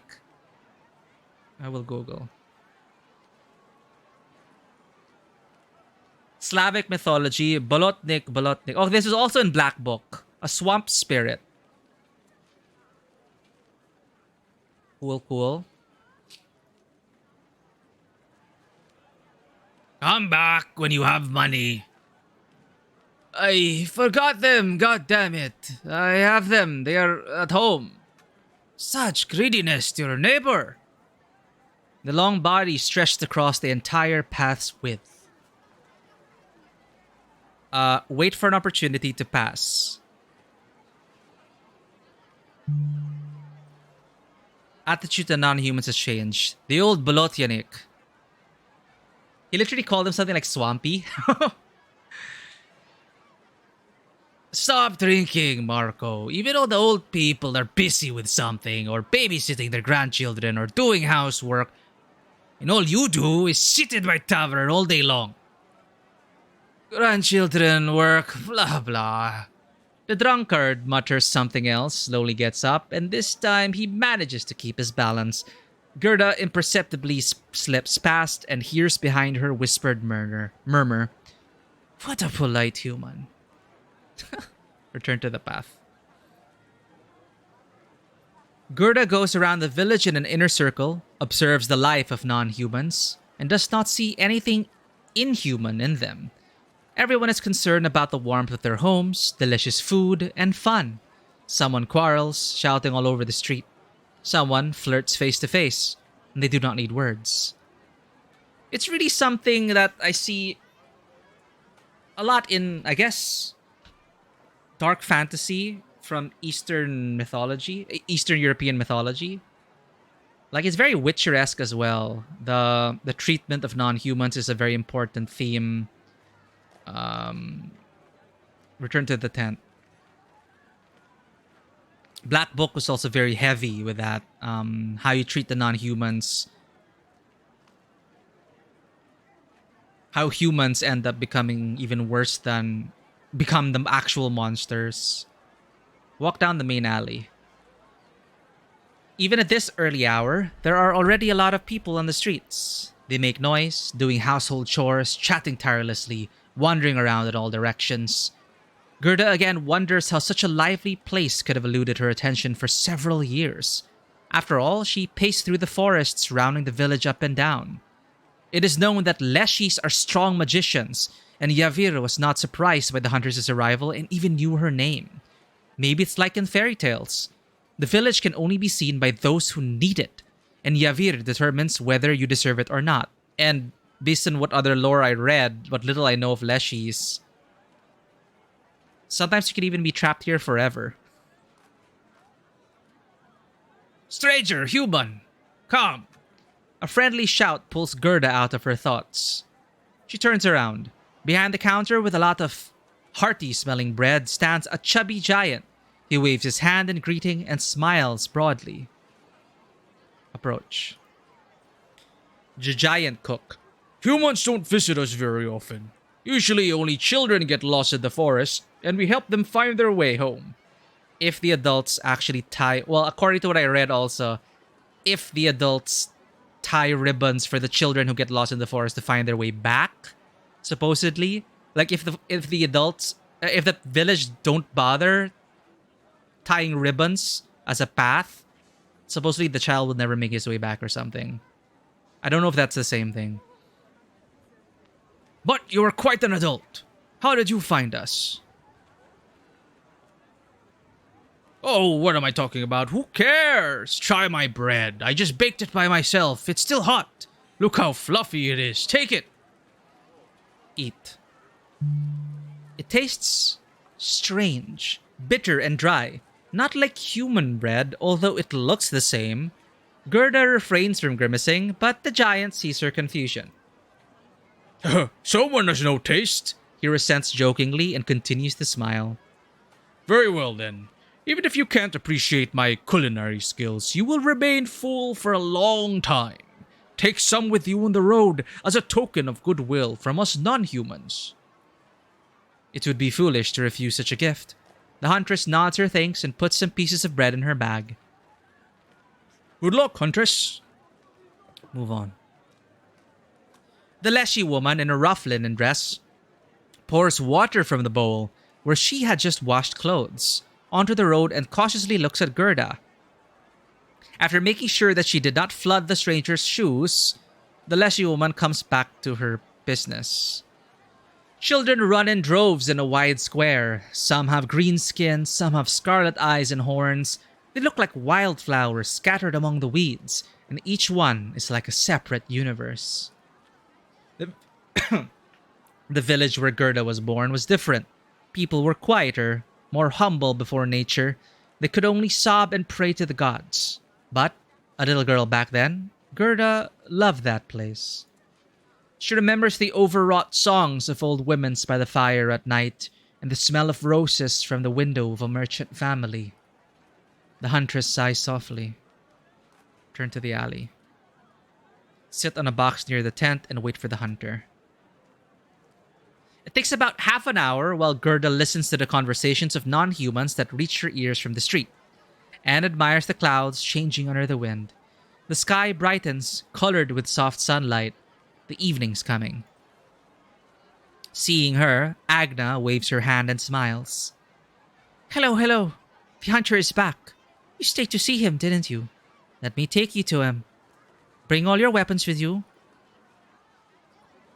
Look in surprise. All the weapons? He is in the forest now. Said he wanted to see the stranger in action. I don't know the details. Don't worry. The hunter isn't that harsh as my father. Nod and follow her. In the peaceful forest silence, birds sing lightly every now and then. Besides them, Gerda hears only the rustle of dry leaves under Agna's feet and her own breathing. Suddenly, Agna takes Gerda by the hand, stops and listens. Judging by her frown, she can't hear anything, but Gerda notices movement in the depths of the forest. Someone is approaching. Whoever it is, he knows how to hide. But he's not hiding from the girls. He walks quietly and gently, like a hunter. Agna still holds Gerda's hand. Squeeze her hand in a reassuring gesture. Shied, Agna herself removes her hand. Oh, I'm sorry. Shh. The man beckons Gerda with his fingers and puts his hand in front of Agna, asking her to wait there. Wait here. Gerda looks back at Agna. She nods. She moves her lips silently. Our hunter.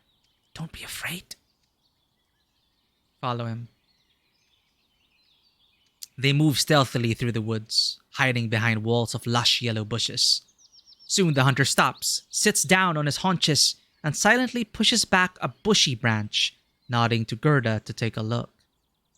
Gerda sees a fat badger peacefully chewing on a mushroom cap. Look at the hunter. He raises his head, pointing Gerda to a chestnut growing nearby. Gerda hears its old branches creaking in the wind. A nut falls, hitting the ground loudly and attracting the badger's attention. He freezes for a few seconds, and then continues to calmly gnaw the mushroom.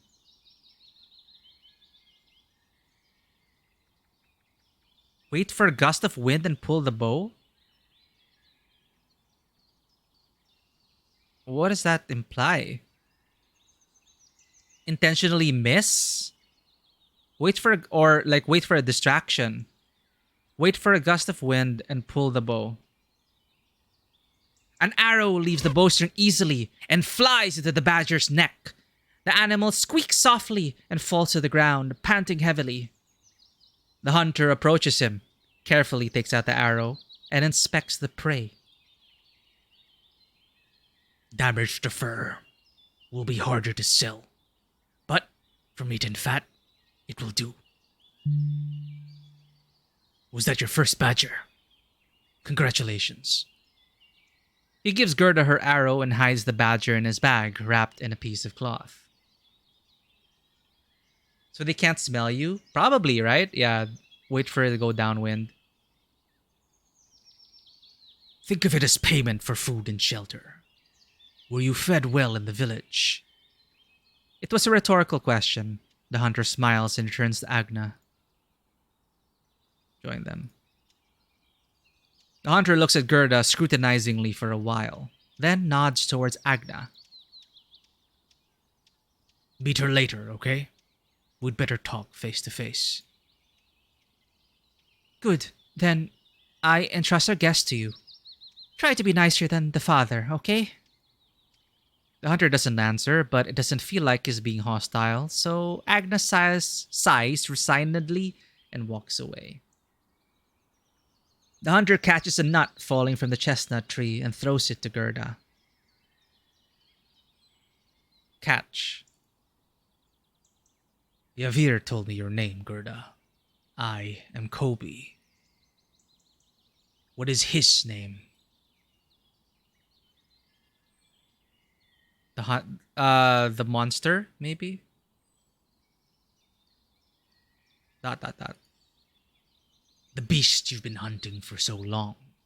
I see it in your eyes. He is your misfortune. What is his name? Shake your head. He doesn't have a name. Name should not be ignored. Every living thing must have a name, and someone who remembers that name. He pauses and squints warily.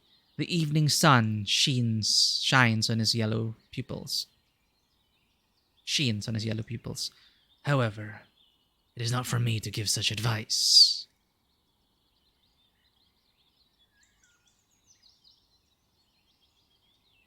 Throw the nut to him? I guess? Throw the nut to him? The hunter catches the nut easily and smiles. Turning down gifts? Or like the joke? He deftly twists the nut between his fingers and drops it into his sleeve, intentionally. I wonder if your beast also likes to play. How tall is he? Raise the palm above the head. What color is his fur?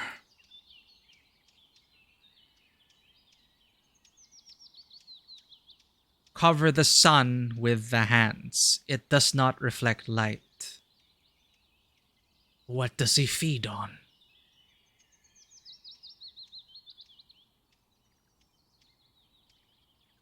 Shrug. Gerda never saw. Does he have a home?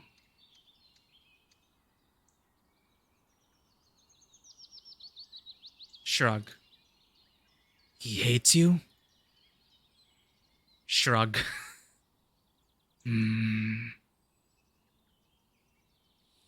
If a non-human came to me with such a beast description, I would advise him to have a good rest and communication with his family. You could declare a hunt for him among humans, and soon he would be defeated. Inflaming human pride is easy. But you didn't do it. Why? Where did this monster come from? Gerda does not know that. as well as where the monster lived before, whether he has a pack and if he was once a blind puppy under his mother's breasts. Have you already figured out who I am? Did you notice how I differ from humans?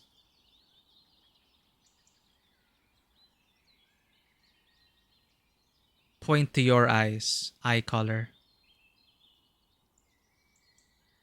Yes. Did you guess? Or did you really understand? I am a werewolf. On a full moon, I get covered in hair and grow long fangs and claws like those of wolves. Before, I forgot who I am and all the people dear to me. Maybe your monster isn't quite a beast either. Gerda purses her lips and frowns. The monster cannot be human. And even if he is human, he has Kai's blood on his hands. He must die. How much malice in your eyes. Don't be so harsh on those you don't know anything about. Some can still be saved. Whoever your monster is, first get to know him better, and only then pass judgment. In my youth, I was cursed by a mad witch and decided to leave my people, not to harm them. I crossed the sea, wandered from city to city, looking for help. Your indulged thinkers only turned their cold faces away from me. Yavir took me to the village and taught me how to control the curse. The witch thought she would make my life miserable, but she only made me stronger. In all these years, I have never forgotten myself and never harmed anyone.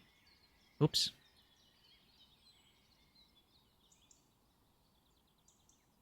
Even more, with the help of my power, I have saved other people's lives more than once. What about you, Huntress? Can you say that you didn't hurt anyone during your hunt? Have you changed anyone's life for the worse? Or maybe you killed? Gerda hurt. Those knights stood in her way, begging her not to look for the monster. They were so afraid of angering him that they were ready to risk their lives and the lives of their comrades. Gerda had to fight. But she didn't kill anyone. Well, we killed the mermaids. What knights stood in her way?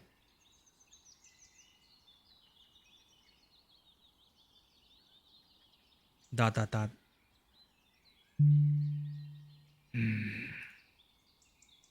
There are beasts. There are monsters.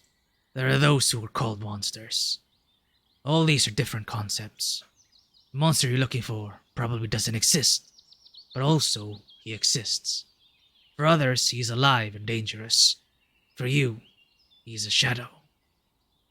Sorry, I cannot express myself more clearly. For some things, no one has yet to come up with a name. Still, someone can help you. Far to the north lives a wild mountain people. They are said to communicate with the gods. It's up to you to decide whether to believe that, but I know very well about their rituals. You can cut off the connection with your inner demons, or lose your sanity. One way or another, your hunt will be over. You have a map, right? Open it. We are in the center. You need to go straight north to Mountain Three Teeth. Be careful. To the northwest of here begin the lands of the cursed principality, shrouded in eternal fog. It's easy to get lost and never come back. Hope this helps, and if not, don't blame me. The monster is yours, and it depends only on you how your hunt will end. He turns around, waving goodbye, and walks away towards the village. Return to the village. It's evening already. Street lights came on. Both old people and children poured out of their dwellings. The noise is no less than during the day. Agna approaches Gerda with caution as if she is afraid of appearing intrusive. Did the hunter help you?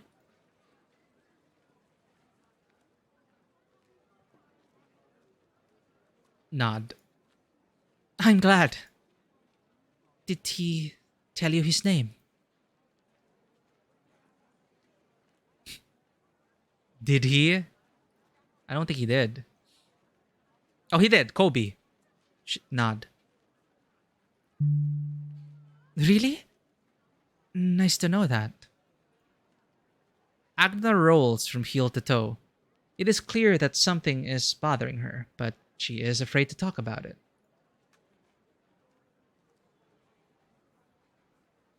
Touch her shoulder soothingly? I don't think we're that close yet. Wait. Oh. There is something I would like to tell you, but not here. Meet me at the graveyard in 20 minutes, okay? Go to the north of the village, to the highest walls. My friend is guarding the entrance. He'll let you through. I'm sorry I can't take you to him myself, but it's better no one sees us walking to the cemetery together. She wants to hide this not only from her father, but from everyone in the village. Whatever it is, Yavir will not be happy about it. But this does not mean that Agna cannot be trusted. Nod. I'll be waiting for you. A warm dinner is already waiting for Gerda. Grilled fish smells like homemade, and vegetables ooze sweetness. She wishes she always eats like this. For a moment, the Huntress wonders if she should stay another day, to thank the non-humans for food and shelter and hunt with a werewolf, but immediately reminds herself how valuable time is. She can't rest while the monster is on the loose and taking other people's lives. Gerda enjoys her meal, leaving only a handful of bones on plates, and puts them away. It must have been 20 minutes already. Agna said she would be waiting for her. Leave the tent. Go to the cemetery. The path leading to the north wall is the quietest. No one wanders through it, and very few lights burn here. The Huntress approaches a small door and sees a Dvorovic, completely made of stone. Magic threads glitter around his hulking body, making him look like a puppet. He scratches his stone top with huge stone hands, rubs his massive, also of stone, chin. She wonders why. Oh, the new one. He waves his hand, making stone grinding sounds. I was told to let you go everywhere. He turns words with difficulty. Apparently, his throat is not designed for human speech. This is a graveyard. Why you need it, I don't know. But I was told to let you in. I was told you are speechless. Nod if you want to pass. Nod. How understanding you are. Not like a rebel, Agna. I doubted that you should be allowed into the village. One human is already a lot. Don't fall short of expectations. All right, go. He opens the gate. The hinges creak quietly. It's quiet, and crickets are singing. Gerda can hear owls' calls from the forest, but they are so rare and muffled that they do not disturb the deathly peace of the cemetery. Gerda notices a graceful female silhouette in the fog and hurries to it. Agna looks thoughtful. She examines an old stone grave, the inscription on which is so worn out that it's impossible to read it. Do you know why my father distrusts humans so much? This is my mother's grave. And this is my mother. Gerda instinctively snatches her bow and pulls on a string. The shadow immediately hides behind the gravestone. No! She did nothing wrong, but she lost her mind. I brought you here for 2 reasons. The first is to warn. I wanted you to see her because I'm afraid for you. My mother was also a huntress. She often disappeared into the village. She often disappeared into the forest to spend less time in the village. She did not want to listen to anyone and lived only by tracking down the most dangerous predators. I don't know what she saw in her dreams, but those dreams were more important to her than reality. I'm afraid for you because I see the same determination in your eyes.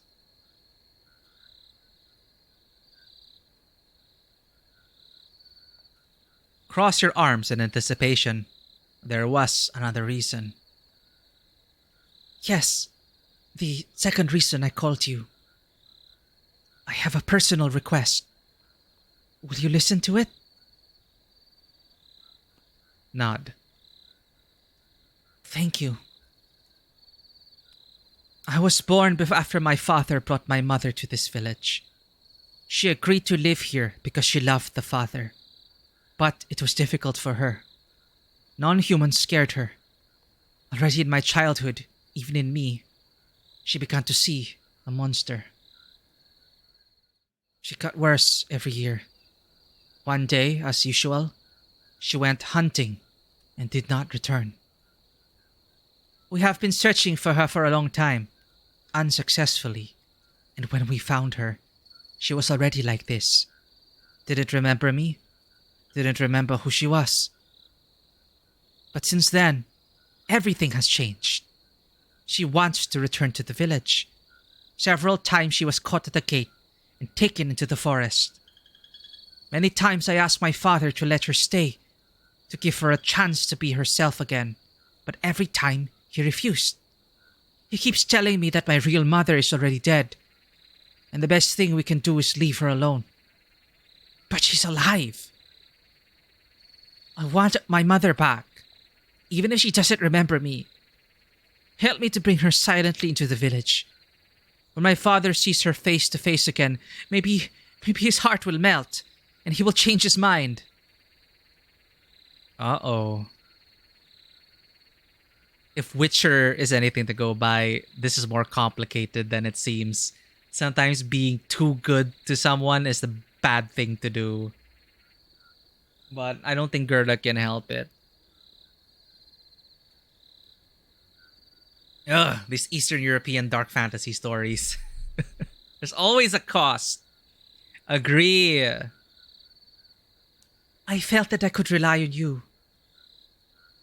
Meet me at the cemetery gates in half an hour. Today is one of the autumn holidays. By midnight, more people will gather in the square, and it'll be easier to get lost in the crowd. Nod and leave. No! This is gonna do more harm than good. I can feel it already. Oh, you're fast. Everything is fine. Nod. Well, okay. Good night. Tell Yavir about Agna's plan. Oh, okay, I like these options. Ask the villagers about Agna's mother. Wait for Agna.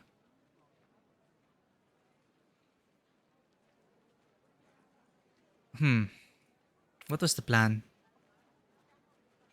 Meet me at the cemetery gates in half an hour. I don't wanna risk it. Let's just trust Agna, though I do wanna ask the villagers. But she already told us what the villagers think of her mother. But we might get more insight into it. Maybe Agna is just in denial, right? Wait for Agna. The wait is short. She's ready. Come on, it's time. Lead the savage through the village. It's probably not the word they wanted to use.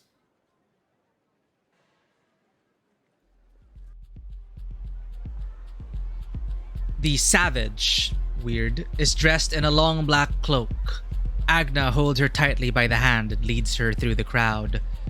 Gerda keeps her bow and daggers ready. She doesn't know who needs to be protected. Non-humans from the savage, or vice versa. But she intervened, and she must finish what she has started. A few anxiously silent minutes pass in the noise of the crowd. It seems to Gerda that they wander aimlessly, She doesn't recognize the streets, but suddenly, Agna swerves. They get out of the crowd and find themselves in the Leshy's tent. Silence. Agna tightens her grip on her mother's hand as the Leshy emerges from the darkness. Ludmila. She shouldn't be here. What have you done, Agna? And what are you doing here, stranger? Did my daughter get your sympathy with her story about a mother not accepted by the village? Father, please, give her a chance. It's impossible. Agna.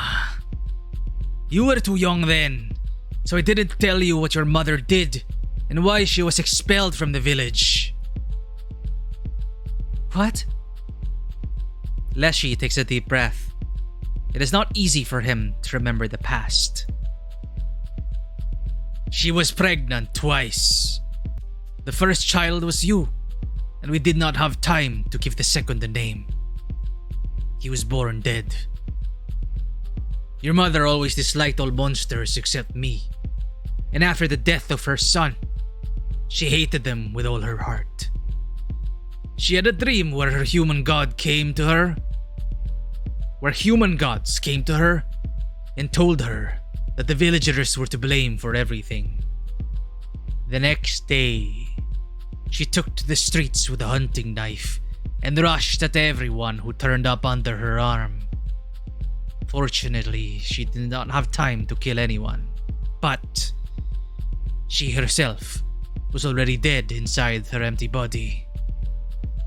I kept her in a house in the forest for several years, constantly visiting, bringing food and warm clothes, and I talked to her so much. She had to stay locked up so as to not hurt anyone. Besides, I hoped that she would still be able to regain her memory. But it didn't happen, no matter how hard I tried. Eventually, I gave in and let her go. I hoped that she would find her way back to the humans and be taken care of there. But that didn't happen either. She stayed in the forest and constantly returned to the gates of the village, looking for non-humans from afar. There was nothing conscious in her eyes. She acted like a beast who was intrigued by the biped community. Sometimes I blame myself for her madness. Some wounds leave permanent scars on the heart. All this time, standing quietly, the savage suddenly starts to roar and jumps on the Leshy. She has a dagger in her hands, and Yavir is unarmed. Agna checks her belt. One of the sheaths is empty. My dagger! Mother! Save Yavir? Well, shit. With a perfect hand movement, Gerda snatches an arrow from her quiver and shoots at the savage's shoulder. Ludmila groans like a wounded beast and drops the dagger. Frightened, Agna only has time to pick up her dagger from the ground, while Yavir grabs Ludmila by the hands and waits for her to calm down. The savage groans fearfully and cries loudly. Thanks, Huntress. If it weren't for you, I might be dead right now. He looks reproachfully at his daughter, and she hides her eyes. We'll figure it out here, and you'd better go to your tent. Gerda notices that Agna is giving her a timid, grateful look. Then she and Yavir go to the village's gates, leading the savage with their hands already tied. Fatigue suddenly covers Gerda. There is not much time left until morning. Return to the guest tent. Finding the way to the guest tent wasn't difficult. Gerda takes a deep breath, calming down after what happened. It's not every day that she solves other people's family problems. Is it for the best? Time will tell. That's her last night in the non-humans' village, remembering how unreachable this place is. Gerda takes a few minutes to sketch it on the map. If it doesn't come in handy for her, maybe for Tadeus. Maybe for Tadeus it will?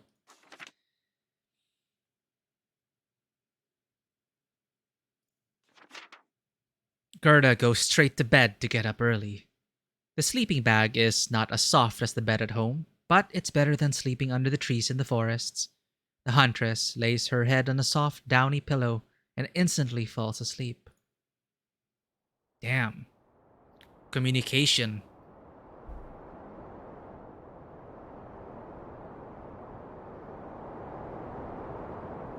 The beast? A whisper, a howl, an echo of pain. The smell of blood and fumes. The monster is motionless. He's not afraid of being caught by Gerda. He always manages to get away. Enough. Among other people's groans and sobs, Gerda catches a painfully familiar voice. A voice of a little boy, helplessly calling her from somewhere far away.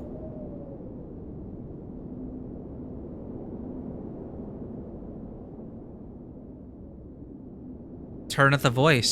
Sounds familiar. Gerda changes. I guess that's supposed to mean whether by the end of it you'd be so consumed by the hunt for the monster, or if the memory of your brother is more important in predicting. So I guess that's our path right now.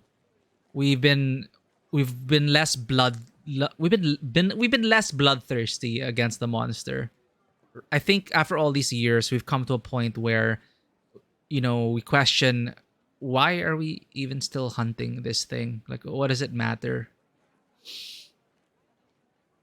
We have a bit more freeform sentence structures and it shows up in translation from time to time. I see. The morning is quiet, chilly. The ground is damp underfoot, and small water drops have frozen on the tents. At dawn, it rained.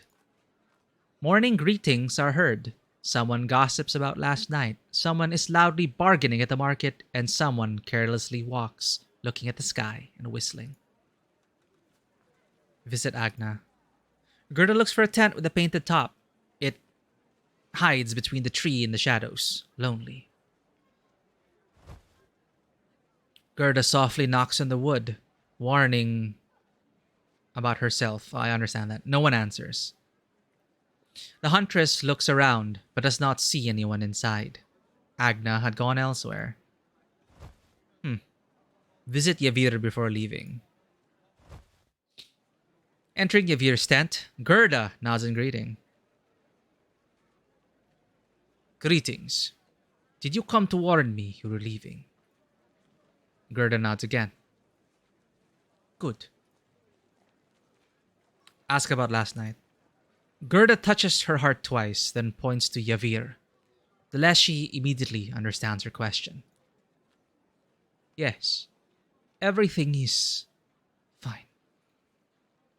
I'm sorry you had to see your family like this yesterday, but it is my own fault.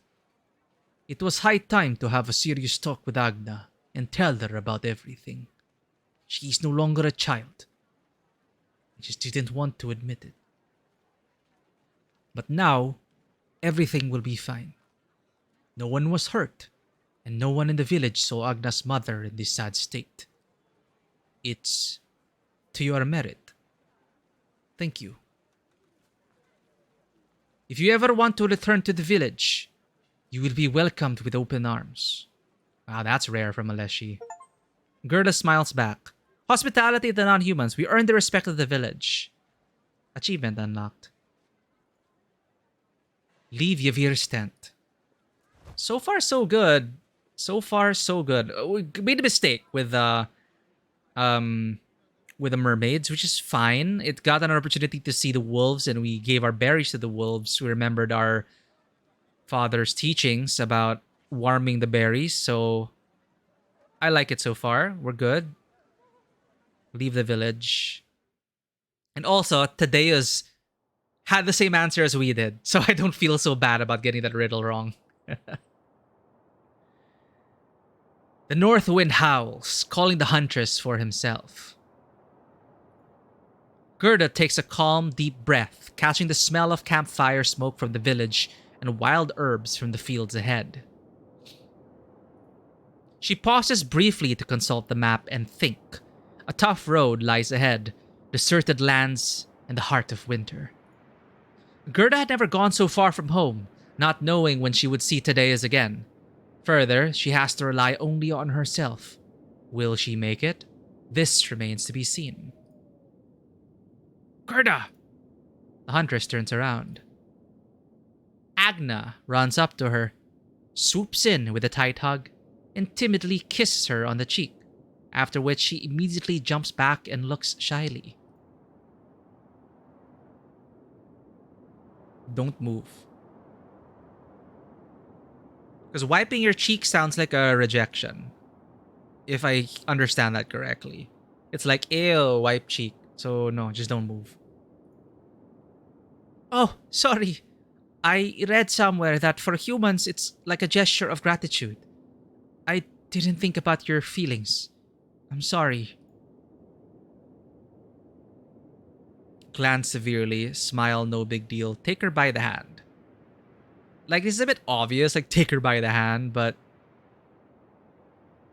Well, based on what she's gone through, I want to comfort her, so take her by the hand.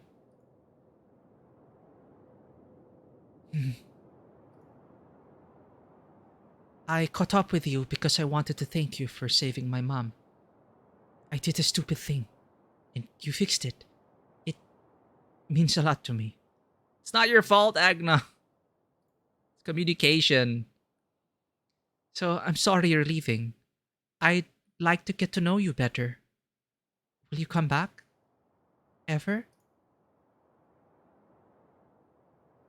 You're gonna be so edgy. Shrug and nod. Maybe.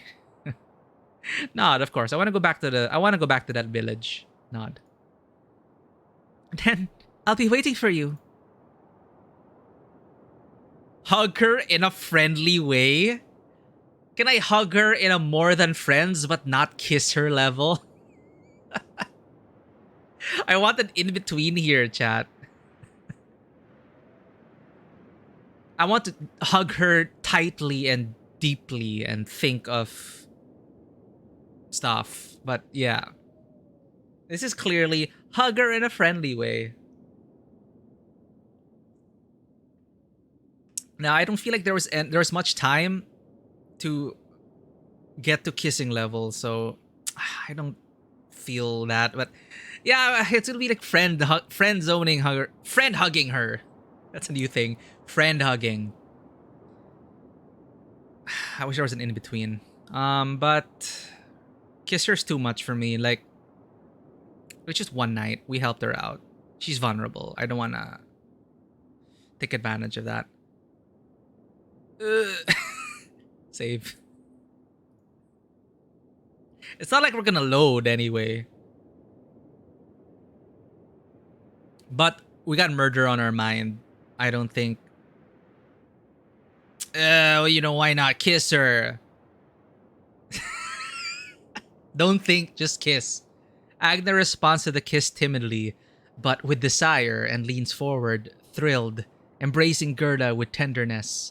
Her lips are soft and cool, like those of a forest dweller, and taste sweeter than honey.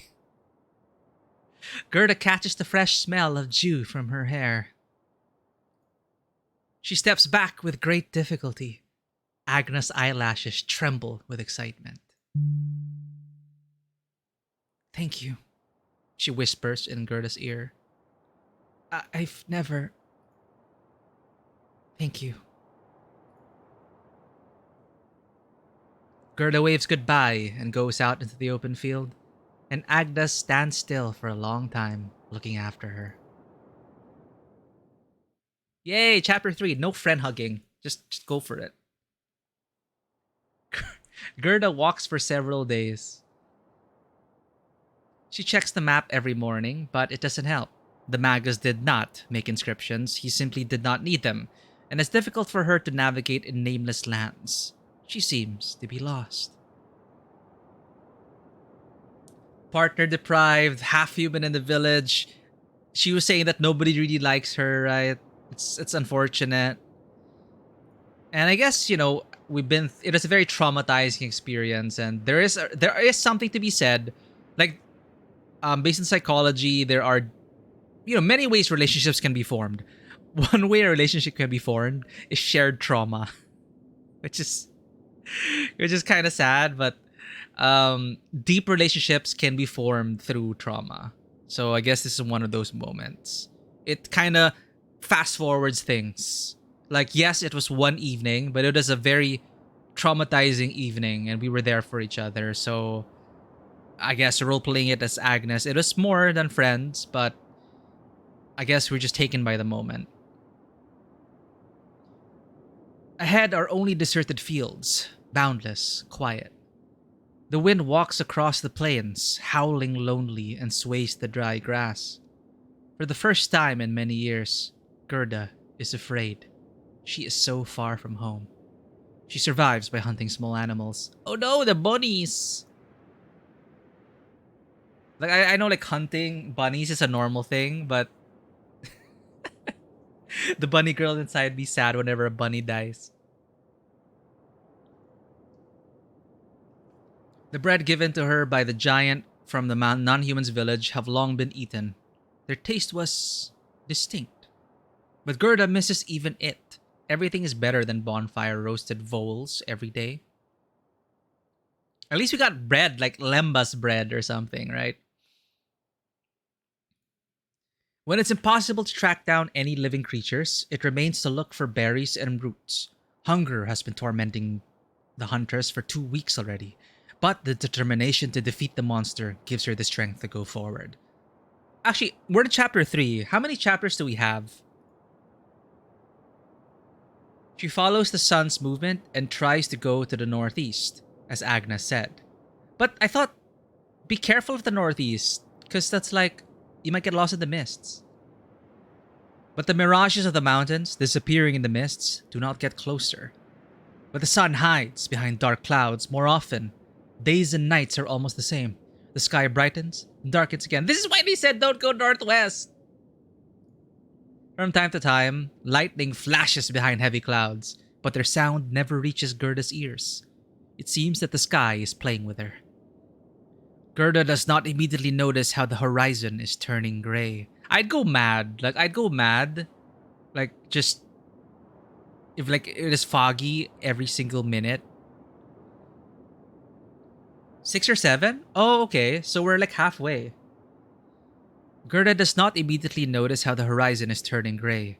The grasses are thinning, and scorched earth replaces them.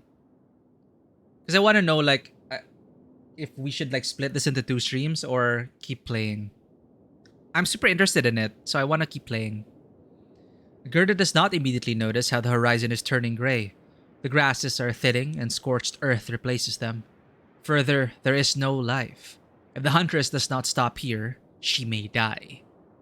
Having made another halt and finished eating the berries picked in the morning, she sits in the thought for a long time. The fog ahead is getting thicker. She peers into the white veil, hoping to see at least something. Uh-oh. And notices a thin silhouette. A human. Here? If the Huntress had a voice, she would scream. She would call him. Even if it's an enemy, it's better for her to give herself away than to be left here alone. But she can't. Therefore, she collects her belongings and rushes forward. To him. The ghost doesn't move. As if he is frozen in the middle of the void. He spread his arms in greeting and waits. For what? Or whom? With every step, Gerda gets angrier. Why doesn't he notice her? There is no one else here, isn't it? But she's angry with herself. With every second, the realization becomes clearer. She was fooled. Oh no, it's like that. It's like in Black Book. Like after you leave the Leshy's village and then the mist. How did we get out of that? We followed the ribbons because the tradition was that people would tie ribbons to trees to show you the way. Just follow the ribbons. But in this case, there's no one. That's right. It's just a scarecrow. Gerda turns away and inhales the humid field air through her nostrils, calming her pounding heart. There is not a single path around. There are no footprints on the ground. Nowhere on the horizon smoke from a chimney rises into the sky. There are no people here. And if there ever were, all they left is an old scarecrow. Something touches the hunter's shoulder, sharp and prickly. She turns around. Oh no, Wizard of Oz! Gasp! The scarecrow turns its head and looks into the distance. It has a terrible face, but it does not emit anger. It points to the edge of the forest and the horizon, which it feels like appeared out of nowhere. Whose magic it is, Gerda has no choice but to follow him. Thank you, Scarecrow. Behind the trees, there is a lonely old house. Oh no, the Scarecrow led us to Baba Yaga or something. The Scarecrow goes inside and leaves the door open for Gerda. Cautiously, she steps inside. Empty. Oh god, this is probably the moving house. No benches, no table, and the stone stove had not been heated for a long time. The inside of the house looks as abandoned as the outside. But from the window, Gerda sees a lush yellow field, which should not be there, as well as the forest's edge and this house. Another illusion? The Scarecrow jumps up to Gerda with a plate on his head. It contains apples and some bread. Where are they from? The Huntress does not think much. She takes a plate and eats with pleasure. Fresh bread crunches nicely in the mouth.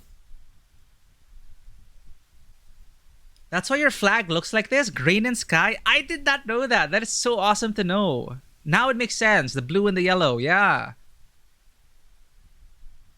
Like in the medieval times with your house sigil.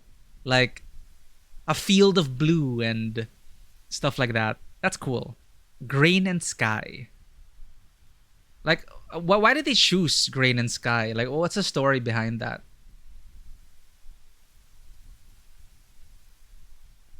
Where are they from? The Huntress does not think much. She takes a plate and eats with pleasure. Now I'm getting hungry.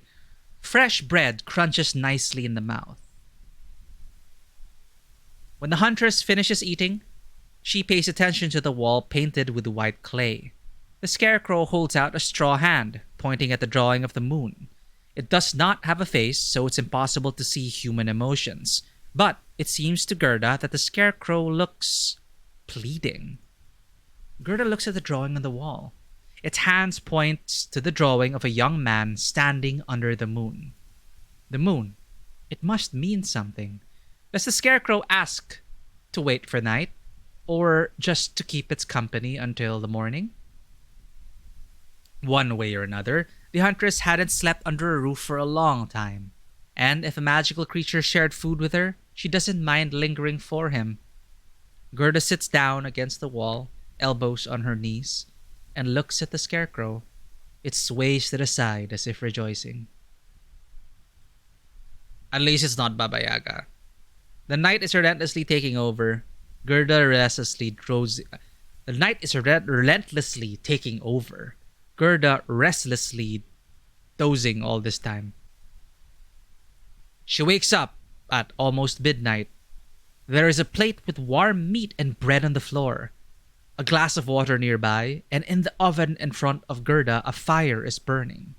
After eating, the Huntress looks at the Scarecrow, which stands motionless by the window, its head raised as if it is admiring the moon. The field whispers with grass and tree crowns. Quietly, gently, the wind rises like an echo of a sad song, like a farewell prayer. And suddenly, right before Gerda's eyes, the unimaginable happens.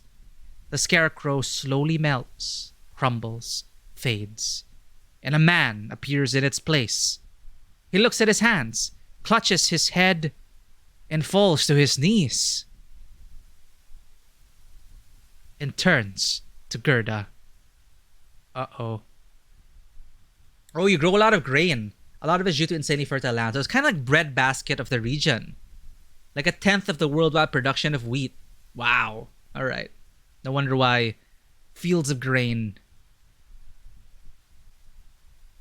My name is Nathan. Is Nathan pronounced differently? Is it Nathan? Or we call it, well, here we pronounce it Nathan. I don't know how it's pronounced in Ukraine. His words sound strange, unusual. It's the same language spoken by the people all over the South Coast, including Gerda, but it's like his accent is foreign. Okay, just imagine a foreign accent, chat, whatever that is in this world. I'm sorry. I haven't used words in a very long time. What? Who are you? Talk to me. I haven't heard people in decades. Say something. Anything. Oh, okay, wait, let me check. What's his name in preferences? And what is this? Sorry, what is this in English? Ikpangkatcha. Oh, wait, his name doesn't appear. Wait, history. Oh, that's quick save. Auto. No. History is the second one. What?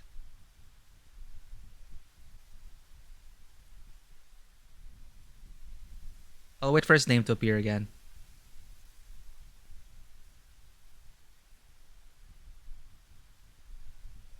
Touch your...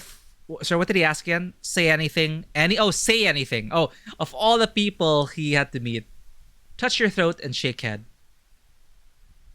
Okay, I'll change it. Ukrainian. Okay, so that's Ukrainian. There, I guess this is his name. I don't know.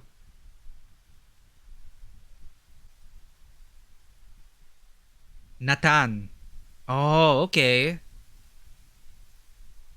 Nathan or Nathan? Nathan?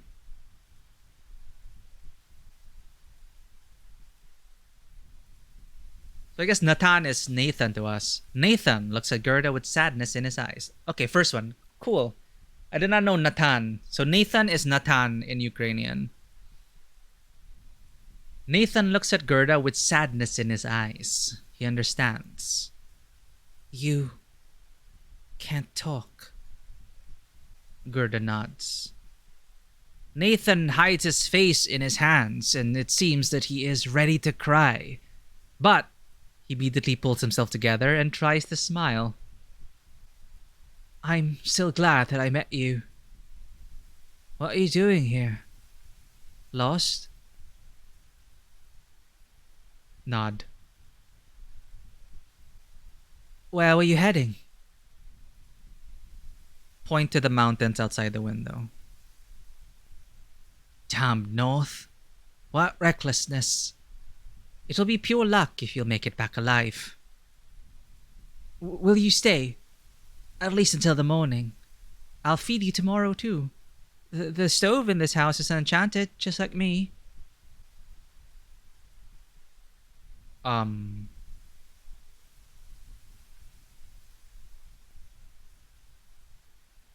I think we're gonna go ... here.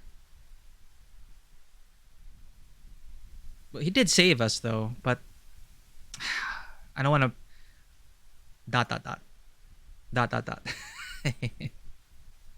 Then he walks over to the painted wall and touches the white lines with his fingers. If you won't talk, I might... Here is my whole life. Do you want to know my story? Nod. Shake head. No, nope. I'm leaving. No, nod. Thank you, whoever you are. He sighs softly and moves away from the wall. Many years ago, there was a village here. The fields and roads were strewn with flowers, and summer never brought drought. I was young. I fell in love. I wove wreaths for her, and she for me. We painted flowers on each other's cheeks. We were supposed to get married in the field, dance barefoot in flowers, and then return home together. That very day I stood under the sun, all in white. I was waiting for her. She came at sunset to tell me that she had fallen in love with another. Gasp! Anger swept over me. I remained standing in the field into the very night, not answering my name and not wanting to see anyone. At midnight, I turned into a scarecrow. I didn't understand it then. I stayed among the flowers day and night, under the scorching sun and during the rains. When rumors of an impending war spread from the Baron's estate, everyone left the village. And only I just didn't care. It was like I fell asleep. Touch his shoulder soothingly. Thank you. I'm fine. Time erases everything. There was nothing left of my anger. After many years, I learned to return to my former appearance, but only at midnight, and not for long. Since then, remorse has not left me. I left my family and friends, choosing empty thoughts about the past. What you see from the window is my memory of the house. It used to be wonderful here. I can't leave here because of my curse, and I can no longer wander in the eternal fog, unable to see the sky. It drives me crazy. He raises a timid look at Gerda and, in excitement, squeezes his fingers on torn trousers. Perhaps something can be done to free me, but I need help. Will you listen to my request? Of course, listen. The curse caught me during the war, but it did not go beyond the borders of the local baron's lands, so I think that all the magic that you see, like this house, food from the oven, and eternal fog, is somehow connected with his estate. I cannot remain a human outside of this house, so I cannot go there. But you can. I no longer care if I become a human again or die. I just want it to end. You are going north. It is on your way. Check out the Baron's estate if you can. Perhaps you will be able to uncover its secrets and free me. Nod. I'll be waiting for you. Nathan reaches out to Gerda to gently touch her hand, but suddenly his skin begins to turn pale and dry. He is not human again. His head tilts sadly. He no longer moves. Gerda huddles in a straw bed. The fire from the stove warms her shoulders and lulls her with a steady crackling of firewood. Dreams do not change. These are glimpses of the scarlet sky and Kai's blood on the impenetrable black fur of the monster. Late in the morning, the echo of long-dead birds sings outside the window. Yesterday seems to Gerda a hallucination and the nighttime conversation, a figment of the imagination. But the house has not disappeared, and an illusory sun shines outside the window, and Nathan hasn't gone anywhere. Gerda takes meat and vegetables from the oven and eats everything with half-forgotten pleasure. She puts some fresh bread and a fruit in her bag and leaves the house, taking one last quick look at the scarecrow that lies lifeless by the stove, unmoving. The harsh northern sky hangs overhead like a heavy veil without end. The mist gets cold under the clothes and stings the skin. Because of the moisture, it's hard to breathe. Nothing has changed. But after the warmth and comfort of Elsa's house, every step forward Gerda makes with difficulty. She wanders for several hours, consulting the map and the position of the sun, which breaks through the thick fog with a dim light. She begins to realize where she is. When she was a child, Tadeus told her about the lost principality of Lorthemia, which existed in the north several hundred years ago. It was younger than most of its neighbors, and lived much less. The war destroyed it. History has not preserved anything. No military records, no eyewitness accounts. So many people died back then. So many people died back then. If people came back here, maybe they would learn something. But no one wants to take risks. Everyone has heard of the curse. Daredevils who wandered into the ruins of Lortemia either through negligence or to get profit did not return home. Gerda does not know whether to believe those gossip, and whether curses of such great power really exist. But one thing she knows for sure, she is not afraid. Whatever lies ahead of her, she will not stop. The monster is waiting. That free game is about that one? Oh, okay. Hundreds of years ago then. With each step taken, the fog dissipates a little. At first, Gerda sees a dark horizon and soon a lonely estate that reminds her more of a modest castle. Nathan must have been talking about this place. Even if there is nothing of value here, the Huntress could spend the night in warmth under the roof. This is already worth a lot, so she approaches the gate and listens. Oh no, this is building up into another Witcher short story.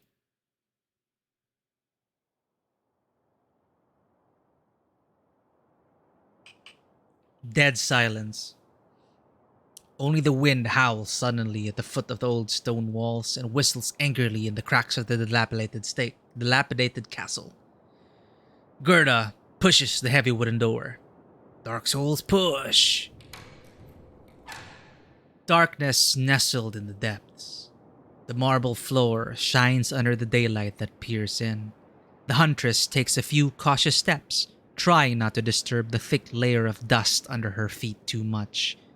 But still, she has to cover her face with a scarf.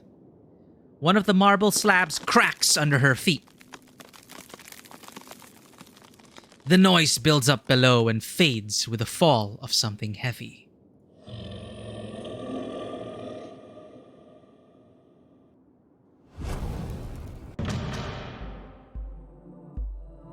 Quick save.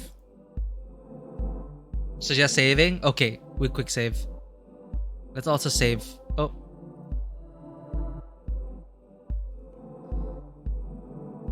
Turning around abruptly, Gerda sees a closed gate behind her. She pulls on the door in with all her might and tries to knock the door open with her shoulder, but it won't budge. The steps, slow, resounding. Their echoes reverberate throughout the castle. The ringing of mail armor on the walls, followed by the menacing grinding of metal on stone, as if a heavy blade is being dragged. Someone is hunting the Huntress. Excuse me. The enemy is getting closer. The sound is coming from the stairs. Gerda gives up trying to open the gate and hides in the nearest room, closing the door behind her. There are no wall torches here. She is in total darkness. By touch, the Huntress finds a tall closet and hides inside among the old dusty clothes. She is barely breathing.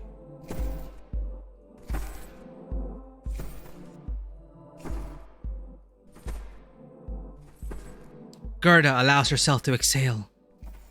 Who or what was it? A beast? A human? Another monster? If he was protecting this estate, why did he leave the gate open? And why didn't he stop Gerda before she entered? Did Nathan know about everything? Did he deliberately lead her into a trap? Into the clutches of this monster? With a frozen heart, the Huntress listens to the silence. Whoever it was, he's gone. The gate is still closed. She must try to get out of here, and in the process, not to catch the eye of the monster. Go to the library. Shelves rise to the ceiling and disappear into the darkness. Many books fell from the shelves and scattered on the floor together with parchments. The once valuable knowledge has been trampled under someone's dirty boots. Examine the parchments against the wall. Examine the unwound parchment.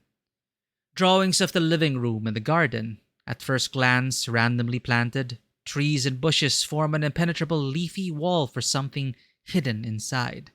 It's a labyrinth. Gerda easily memorizes its branches. I hope so. It feels like someone was looking for this parchment to check the drawings, but either deliberately left it here or forgot to take it with them. Examine the torn parchment. Comments on the layout of the estate. A lot of unfamiliar words for Gerda. Back. Examine the map on the wall. The map shows the lands of Baron Mercer with the adjacent territory. Gerda recognizes the outlines of the forest she passed. Examine the wardrobes. Examine the surviving books. A 10-volume book on astronomy and fantasy novels about travels to other worlds. Someone in this estate loved the stars. Examine the dusty shelves. There are not even traces of the book's roots, so the books were scattered on the floor quite a long time ago. Back. Leave the library. Go to the living room. A spacious place and probably very beautiful in the past. It's easy to imagine this living room cleaned and the fireplace lit. A child could play with wooden soldiers by the fire while his mother, sitting on the sofa, read a book. Life has not looked into these walls for a very long time.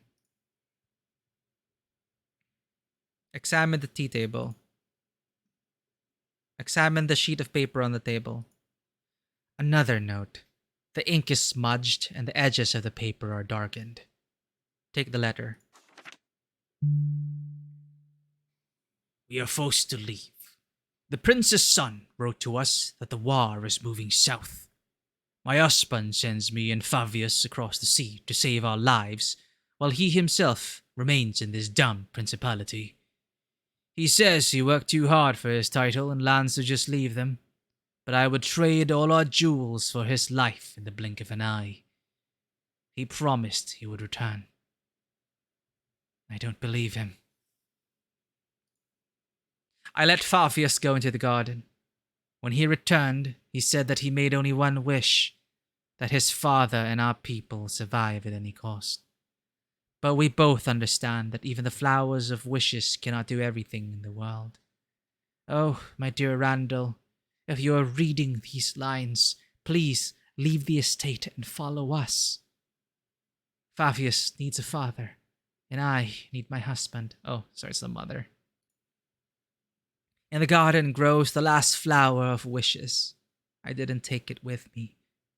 Please use it, my Baron, and return to us. The flower of wishes. Maybe Nathan was talking about it. And the wish of young Fabius. It must have made Nathan a scarecrow. Examine the service. The service is arranged for 3, but judging by the thick layer of dust, it has not been used for several decades. It's as if they've been left here in a rush. It seems that a new form of life has formed in the teapot. Ugh, back. Examine the old sofa. Gerda thought only the princess had such things. Although now the sofa is in such a state that no reasonable person would put it in his house. The fabric is moth-eaten and covered with dark spots. Search among the pillows. Throwing back the pillows, Gerda sees a pile of dust and cobwebs. A silver coin is stuck at the back of the sofa. Gerda fishes it out with her gloved fingers, wipes it clean, and puts it in her pouch. Maybe for a wish? Take a look under the sofa. Lumps of dust, dried insect bodies, perennial dirt. Nothing catches the eye. Examine the garden exit.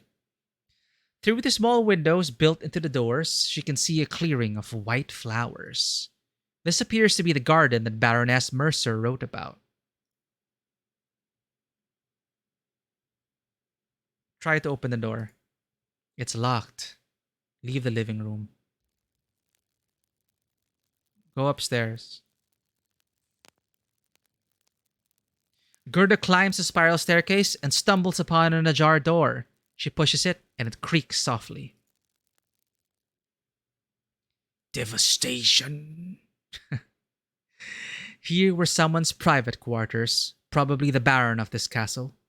From this room still breathes pride and arrogance. An inconspicuous wooden chair, An equally boring table, but the inkwell and pen holder are gilded. Once noble but now decayed. Expensive curtains resemble ghosts in tattered dresses. I like that. It's unpleasant to be here. The walls themselves seem to whisper, "Death. Death." Examine the table.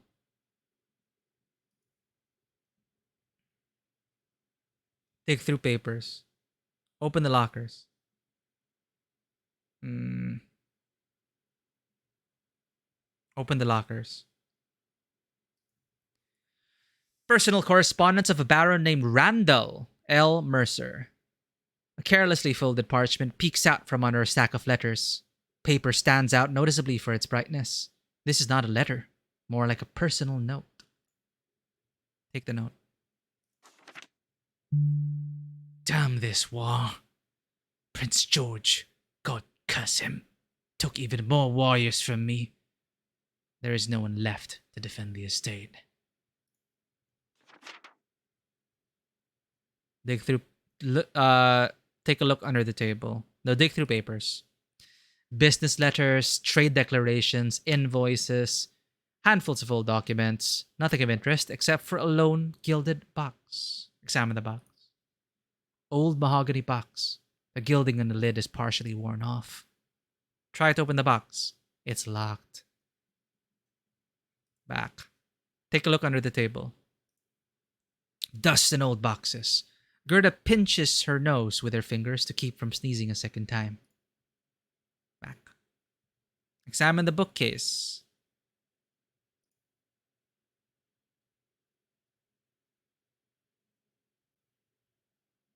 Take the note stuck between the books. It doesn't look like the handwriting of a high-ranking person. Apparently, the note was brought here for safekeeping. The war continues. The necromancer came to the capital again. Everyone whispers that he is inciting the prince to allow him to raise the dead. We saw the dead in the enemy army. This is not a return to life. This is a curse. I don't want to become the same. Lord help us all. With necromancy, Tadeus intimidated Gerda in her childhood, but after, he laughed it off every time, as if he didn't want her to truly believe in death magic. Something is wrong here. Read the inscriptions on the spines. Trade as a weapon, conversations in high society, the world on the verge of a monetary revolution. Nothing that could be useful to Gerda in this life. Check empty shelves. Gerda runs her hand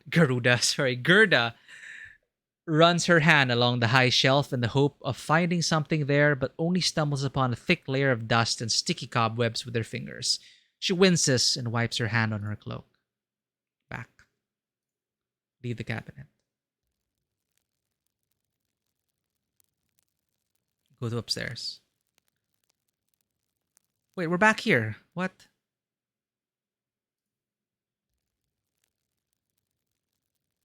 Move on. We went upstairs, living room, library, move on. Looking around, Gerda wanders along the corridor in search of other rooms and stumbles upon another spiral staircase. Only this one leads down. Uh-oh. The further into the castle, the worse it is visible at a distance of several steps. The worse visibility is at a distance of several steps. She has to work carefully up the stairs, not to stumble in the dark. There must have been a cellar here, and servants lived in small rooms with now broken doors. Dampness wafts from the walls, and cold stings the skin. Examine the servants' quarters.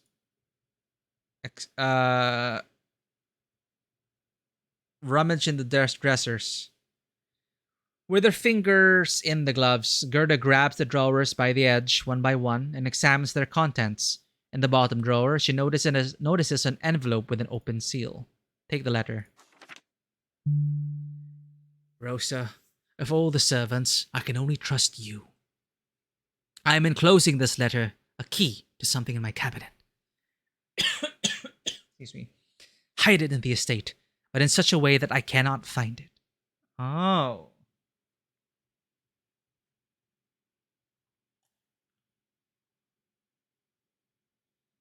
in a place that means nothing to me and that I won't remember after my death.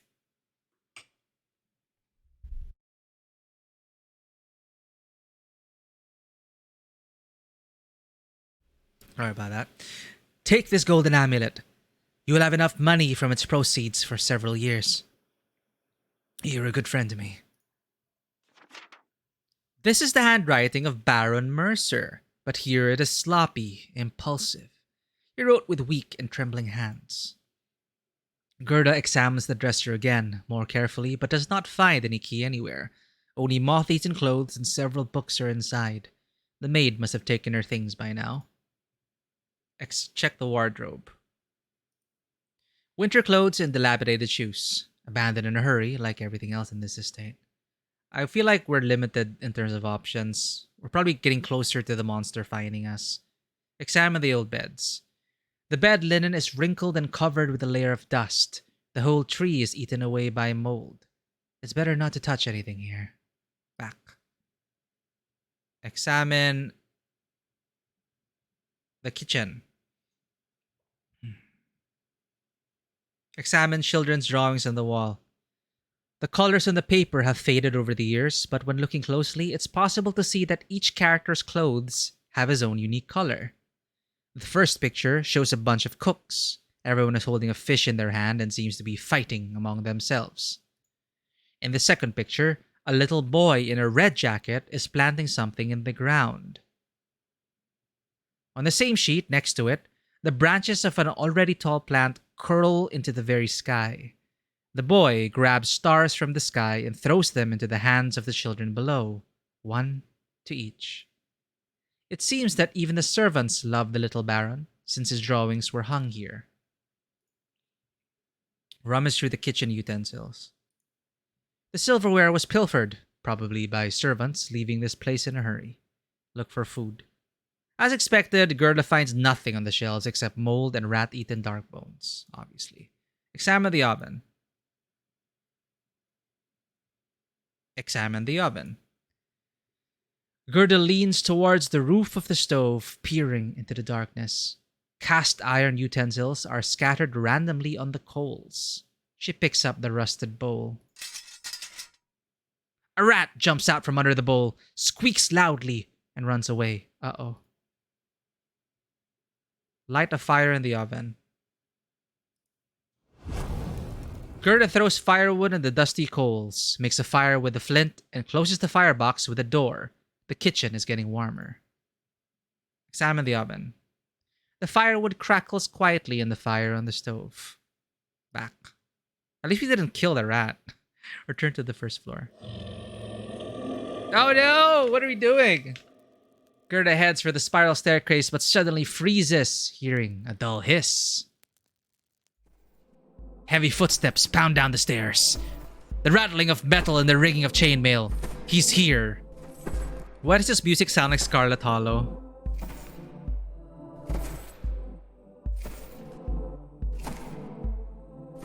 She needs to hide as quickly as she can.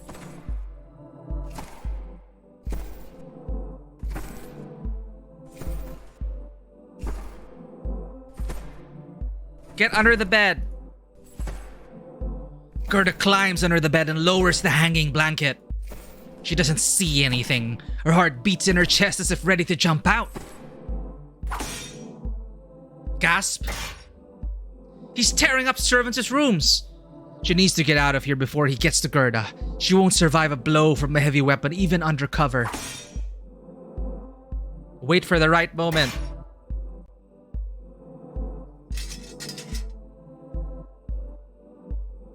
Wait a little more.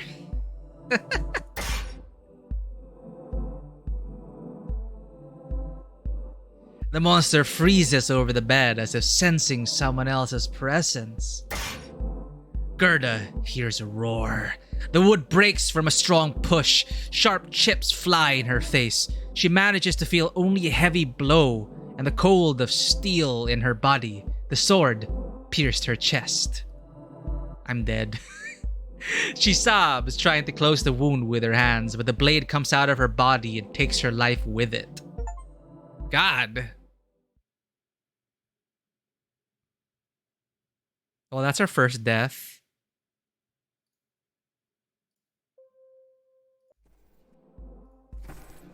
I thought we were gonna we're gonna hide under the bed.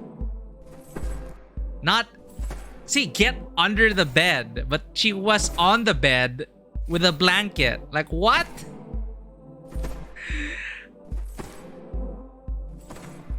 Hide in the wardrobe then. Gerda climbs inside the mountain of old clothes and tightly closes the door behind her. She doesn't see anything. Her heart beats in her chest as if ready to jump out. He's tearing up servants' rooms. She needs to get out of here before he gets to Gerda. She won't survive a blow from a heavy weapon, even under cover. Wait for the right moment. Wait a little more. The monster freezes in front of the closet as if sensing someone else's presence. Oh, we die anyway. Again, also.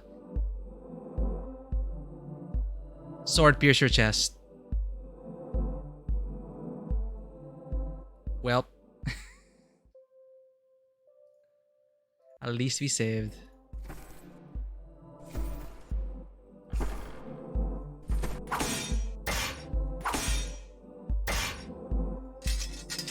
Try to run away. Gerda jumps out of the closet and freezes in horror. A bony, armored creature blocked her path. His skin is gray and stretched over his bones, and his empty eye sockets are filled with darkness. This is a spawn of necromancy. Yeah, I thought it'd be different because I thought he was going for the beds. But then I thought it'd be different if we choose the same thing in the closet. But apparently not. She can't delay. Despite the fear, Gerda must run. She runs around the monster that froze beside the wall and crushes to the stairs.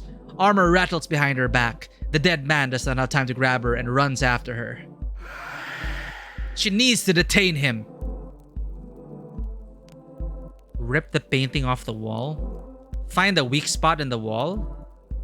The stone walls look old but unbreakable. Gerda keeps running up the stairs, searching for a weak spot in the props. Stopping at the last step, she notices a crack in the wooden prop. Gerda kicks it with all her might. And again. With the last blow, the prop breaks. The ceiling splits and collapses and boulders fly on the stairs. Gerda jumps back and steps and watches the stairs filling up with stones. He won't get out of there anytime soon. Gerda is safe. For now. Baron Randall's letter spoke of a key. Perhaps it makes sense to look for it. She can look around a little more and then try to get into the garden to find the flower of wishes that Baroness Mercer wrote about. Let's save again.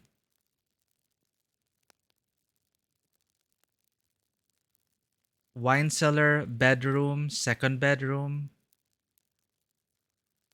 Shoot. 1 and 3. Go to the second bedroom. Daylight, penetrating into the room through the blue curtains, is itself painted in the colors of hoarfrost. Gerda squints from the pain in her eyes. The blue here seems somehow unnatural. Or maybe she got used to the warm light of torchlights. Examine the table by the bed. Examine the drawers. Gerda finds a beautiful red box filled with letters. Going through them, she draws attention to the fact that all the letters are signed by the prince's son. Read the letter. Hello, my dear friend. Our recent conversations in the garden are still fresh in my memory. As soon as you left the castle, I immediately lost all my joy because I had to return to boring sword trainings. My father says that there can be no peace in the continents for too long, and I should be able to defend myself.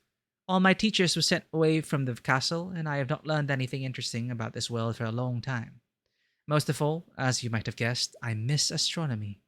Therefore, in my free evenings, I reread On Celestial Bodies and Endless Darkness, recalling how, in our childhood, we read it together and dreamed of building an observatory in the capital, such as those in the overseas countries. Every year, I believe less and less in this dream, but we should not despair while we are alive, right? Looking forward to your reply to be... Wait, no. So, the foreign accent is Nathan. So I guess he was one of the invaders. And then these people are locals and they wished win at any cost, turning someone like Nathan into a scarecrow. So this should actually be read in the local accent, I think, whatever that is in your head. Every year I believe less and less in this dream, but we should not despair while we are alive, right? Looking forward to your reply to be sure that you got home without problems and you were safe. Your friend, Lazarus, the prince's son. Gerda hides the letter and, closing the drawer, decides not to read anything else. These people died centuries ago, and their feelings on paper are still alive. It is not for her to look into the souls of the dead. Examine the bottom drawers. Gerda sees a small book hidden among old clothes. What is it doing here? Was it hidden intentionally? History of Victors. It all began with church treatises, the authenticity of which was not allowed to be questioned. We are used to seeing books as sources of indisputable truth, but much more depends on the author of the work than on its content. Two historians can describe, for example, the same historical event in such a way that these two stories will have nothing in common. What can we say about the history of whole peoples through the centuries? Do the rich have underground printing houses? For some reason, Gerda is not surprised. Leave it. Examine the wall. A children's drawing. It differs from those that the servants hung in the kitchen. The little artist had a confident hand and did not like colors very much. Probably someone's gift. Many different illustrations are hanging on the wall, but this sketch seems to be special. It hangs right above the table and by itself. Examine the books. Among the books, Gerda finds not only fairy tales but also works devoted to the study of the sky and stars. Now it is clear for whom the shelf dedicated to the stars in the library was intended. An impressive collection. The black and blue binding, decorated with gold patterns of constellations, draws the huntress's attention.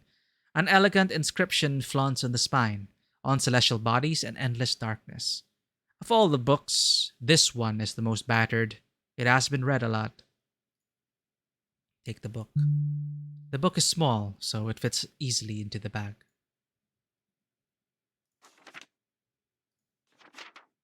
Back. On the way out, Gerda suddenly shudders from a strange sensation running through her skin. She looks around and sees a flash of blue light, or she is imagining things. The elusive sensation dissolves into silence. Examine the table by the bed. Examine the room. Musical instruments are scattered on the floor, and pages torn from books are hung on the walls. This must be the room of the Baron's son. The key that the Baron wrote about cannot be hidden here. Judging by the richness of the room, the offspring was loved by his parents. But perhaps there is something more interesting here. Turn to the corridor. Go to the wine cellar. This cellar is no different from the cellars of rural residential buildings, except that it is more spacious. Rows of empty wine racks look lonely. There are many glass shards on the floor, and burgundy stains from spilled wine. The soles of Gerda's boots have worn out on the long journey. It's better not to run here.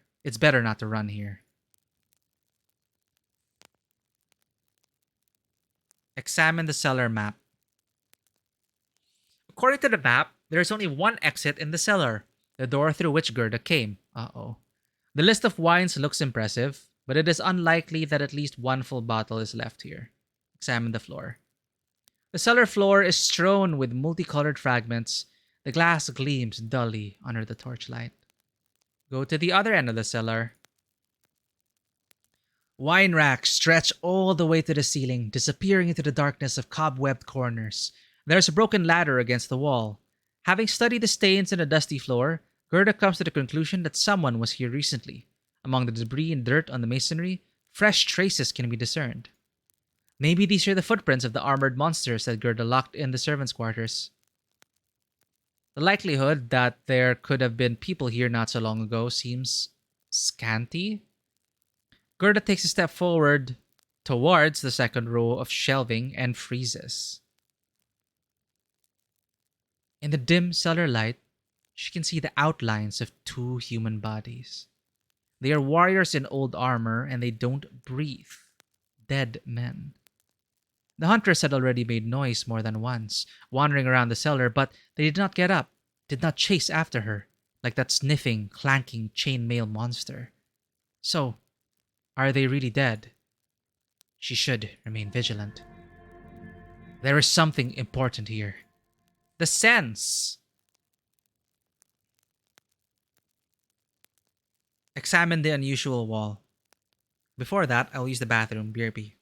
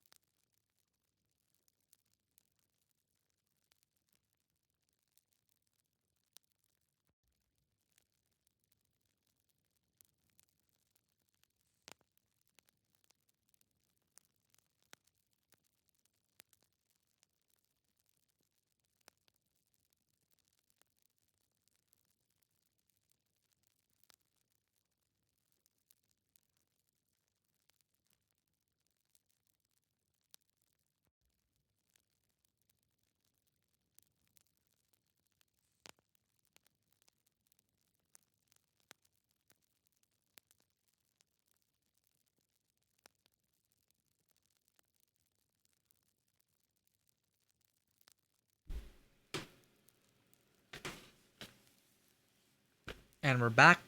We will explore and examine the unusual walls before we start looting the dead bodies. Gerda notices strange masonry in a shaded corner of the cellar. Some stones are different from those from which all other walls are built. She takes a knife and uses it to pull out one of the moss-covered stones. A cache. Cache? Cache? I keep forgetting how to pronounce that. Cache. Cash. Cache. Cache, cache, cache.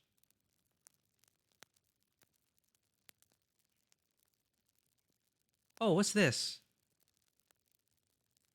I see there are translations. Sorry, I'm looking at the stream now. Turn on translated closed captions for everyone in the channel for one or more stream days. Interesting. Current languages supported are German, Spanish, and French. Captions are free for the streamer native language. Select how many stream days you would like to. Oh, interesting. Huh.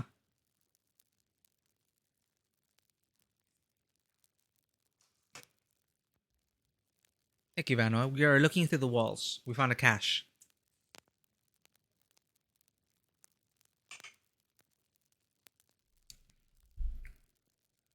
Something glitters in the recess. The key. Finally. It only remains to find what it opens. Gerda rises to her feet and is about to leave when she suddenly hears a rustle. Look, she found something. A sepulchral voice radiates cheerfulness. What's sepulchral?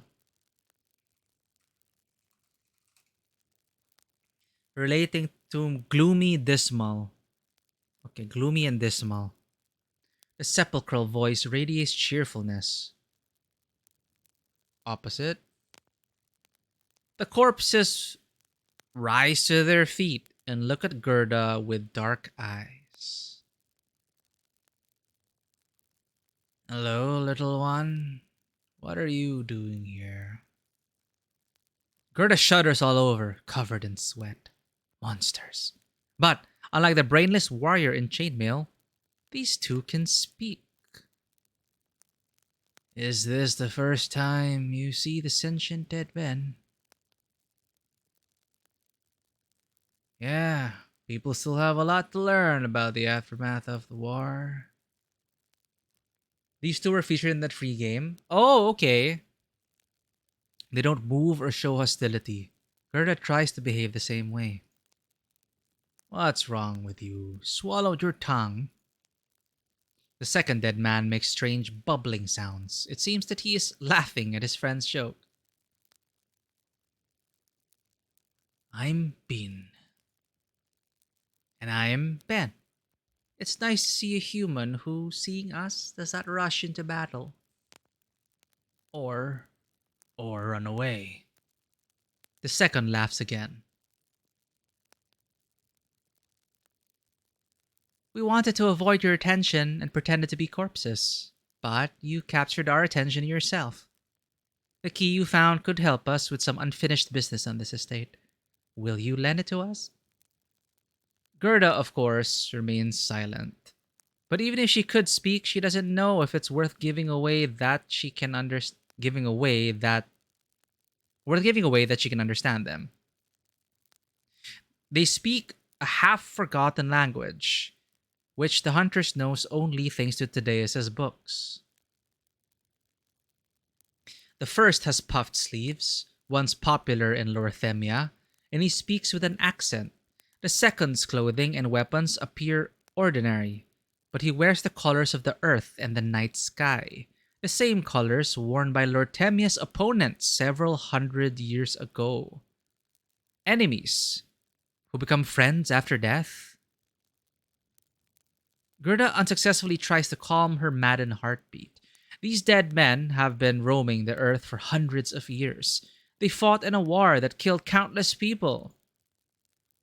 They are proof that necromancy, with which Tadeus jokingly intimidated her in childhood, does not just preserve life in the body, it preserves the mind. Is this Bean with the accent? She is silent. Now what? How should I know? You're the only one I've talked to in the last couple of decades.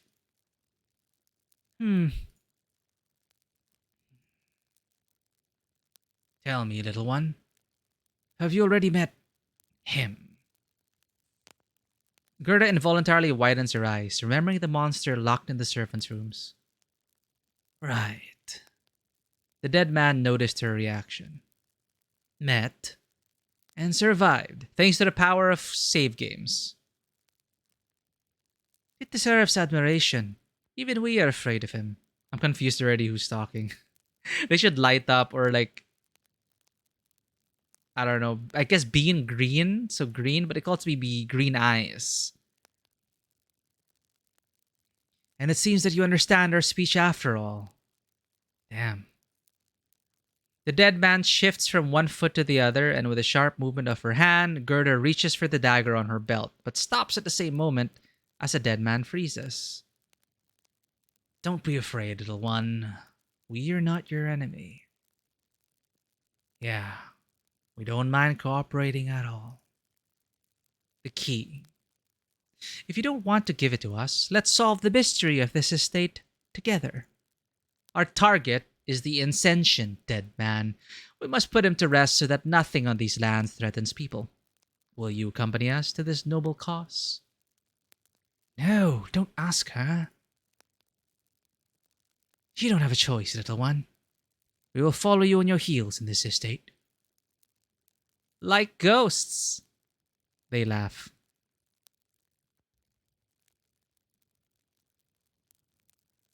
Silently continue to examine the cellar. Agree to cooperate? Sure.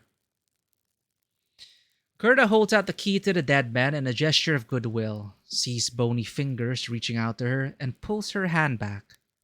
No. She shakes her head, slips the key into her breast pocket, and heads for the door, keeping her eyes on the dead man. Is she calling us to follow her? Seems to be. Oh, I wish I could remember the last time a woman invited me to follow her. The first dead man slaps the second on the back of the head. The dead men do not slow down to be behind the Huntress. Do not try to surround her or get close. They walk to the left, at a safe distance, and keep glancing at her. Too bad we never found dandelion wine. You still wouldn't be able to drink it. But I could still differ smells. Ah, the smell of summer and the carefree childhood. Hey, Ben, what do you want? I seem to have lost my last tooth. You shouldn't have stored it in a fanny pack. Yeah, you're right. Gerda smiles almost imperceptibly. These two really aren't scary at all. They stop in the corridor. Where are we going? Since they're on the same side, they should start somewhere. Gerda nods towards the cabinet and calls the dead men to follow her. Once in the office of Baron Mercer, Gerda immediately remembers about the letter addressed to Rosa. The key must open the box. She immediately finds it among the rubble of letters and books. Open the box. The key easily sinks into the keyhole. It worked! Inside are copies of valuable contracts signed in red ink. Unsent letters are sealed with princely wax seals. Gerda is not interested in all this. The dead men, too. Look! The dead man points to a crumpled note, the most sloppy in the pile. The paper is not darkened yet. It is newer than all the other documents. I'm left all alone. My lands, my gardens and paved roads to the village. I have done so much for Felicia and Fabius. This estate was supposed to be a bright place, full of warmth and smiles. Now, it is one massive dungeon, lifeless and quiet. And I am its prisoner. Can I really defend my home alone, so that one day I can see my wife and son within these walls again? Will the borders of Lorthemia ever be secure again? How many years will it take before I lose my mind? The wine cellar, where batches of the prince's best wine were once stored, became a strange place for me. I'm starting to be afraid of dark corners, and even of the windows in my cabinet. I'm afraid to see the dead men on the borders. I'm just one person. How will I protect my home? I felt so strong. Prince George always called me a noble fool in a friendly manner. Now I understand why. I grew up in poverty. I achieved everything myself. I couldn't just quit. But only now I'm starting to realize that leaving my child was the biggest mistake. My house is turning into a labyrinth. I forget the layout of the rooms. I forget the faces of my servants, and even their faces. Yesterday I looked at our portrait for a long time, trying to remember the names. A wife and a son. I had a wife and a son. On the back of the portrait is written, Baron Randall Mercer, with his wife Felicia and son Fabius. Her name was Felicia. His name was Fabius. Her name was Felicia. His name was Fabius. Her name was Felicia. Felicia. Felicia. Felicia. Felicia. Felicia. Felicia. The distraught dead man is Baron Randall Mercer. She should have guessed. Look, here the letters repeat.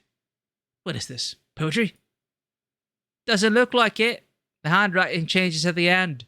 The mind failed to scribe. What does it say? I can't make out much, but it seems that the author of these lines voluntarily remained on the damned earth. It's he who now wanders around the castle. You sure?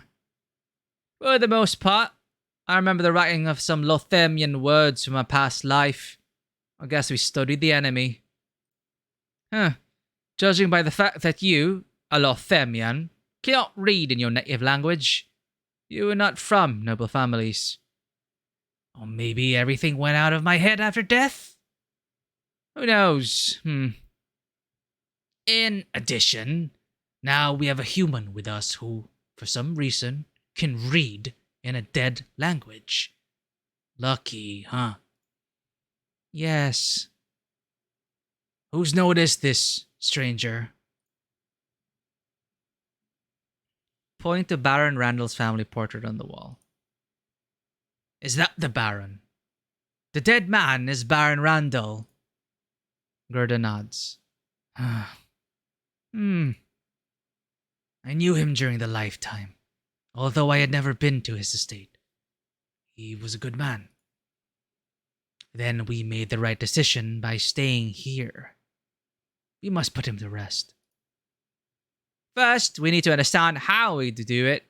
Even we can't die. The second dead man sighs wearily. Gerda returns the note to the box. Ignore the sense. Why would you do that? Take a closer look at the contents of the box. Among the scattering of old paper, Gerda finds a small leather-bound diary. The cover has yellowed and decayed over time. Gerda carefully opens it on the page with the drawing and reads the caption. The princely flower of wishes. I brought it from Kirvale. They will never forgive me if they find out.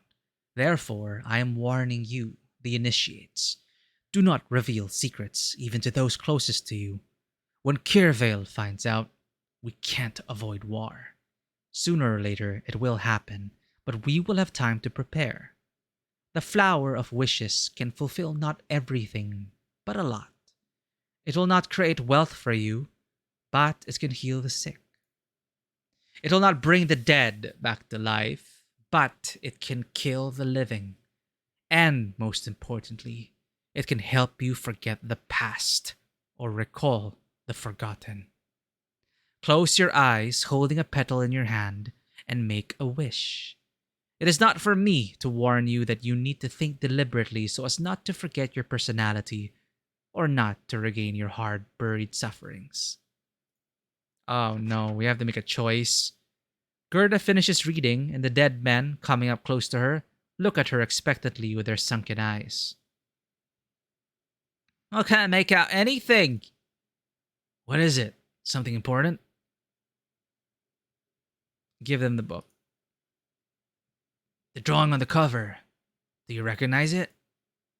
Yes. This is a flower of wishes. Prince Mihail, the ruler of Kirvale, had high hopes for it in the war with Lothemia. Too bad they didn't make it. So this is what it looks like. It means the rumors were true. The Lothemians were thieves. What difference does it make now? The dead men stay silent for a moment, looking thoughtfully at Gerda. Leave the cabinet. Now what? Gerda remembers the letter from Baroness Mercer that mentioned the flower of wishes growing in the garden and points towards the living room. Hey, Benny, we saw the exit to the garden from there, right? Right. But what will it give us, lassie? Do you think a flower of wishes can grow there? Gerda nods. She knows. The dead men look at her trustingly. Lead. Gerda turns to the entrance to the living room, but suddenly, one of the dead men, that one who looked less confident, grabs her by the elbow with a bony hand and immediately lets her go, as if afraid that he might frighten her. Huh?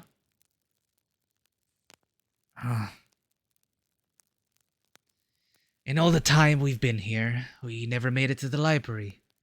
This is a princely baron's estate, so we might find something of interest there for us. The dead men, if you help us read. The second dead man looks doubtfully at Gerda.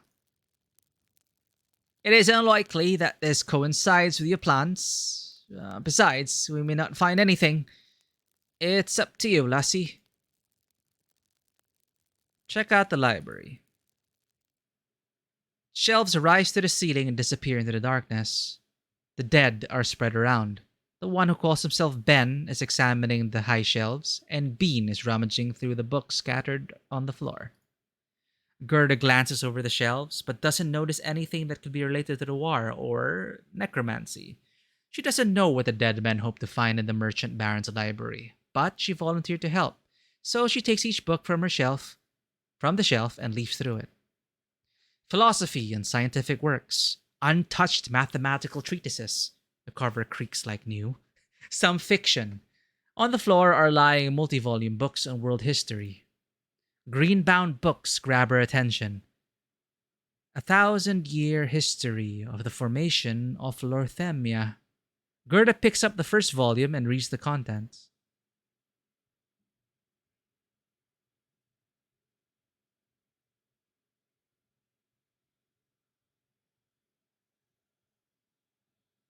Lorthemia Introduction. It is not known for certain who called our lands Lorthemia, but rumors through the centuries convey to us the meaning of this word for our ancestors. That become fertile. The sun did not spare plowed fields until the 6th century from the birth of the new sun. Then came the age of heyday. The 7th century from the birth of the new sun. Prince Fed II united the northeastern countries under a single flag. Wars were reduced, and blacksmithing was replaced by the arts. Music, painting, theater.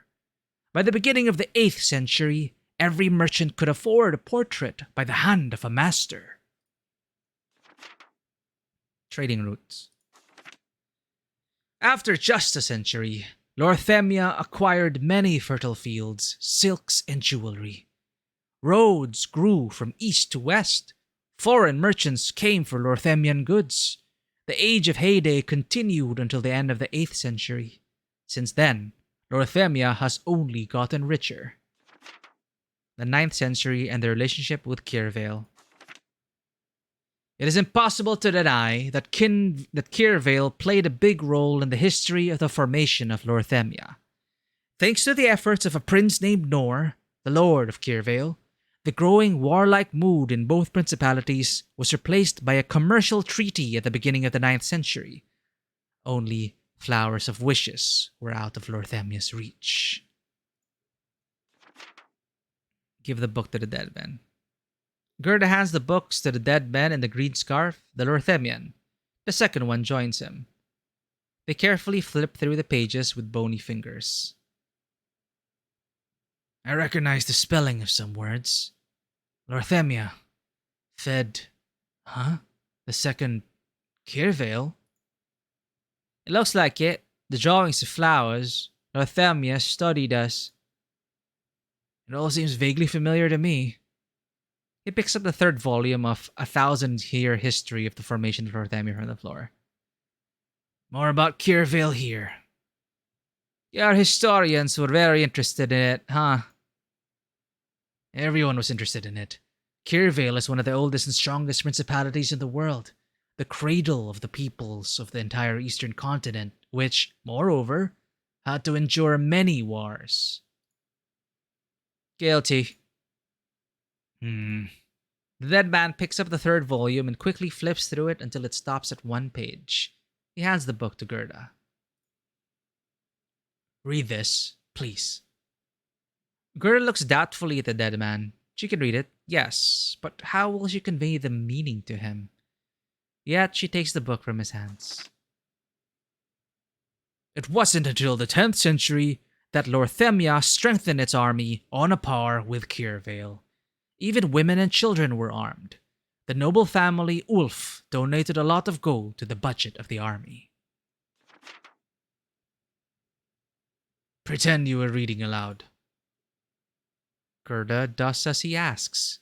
He reads her lips. What? Ulf.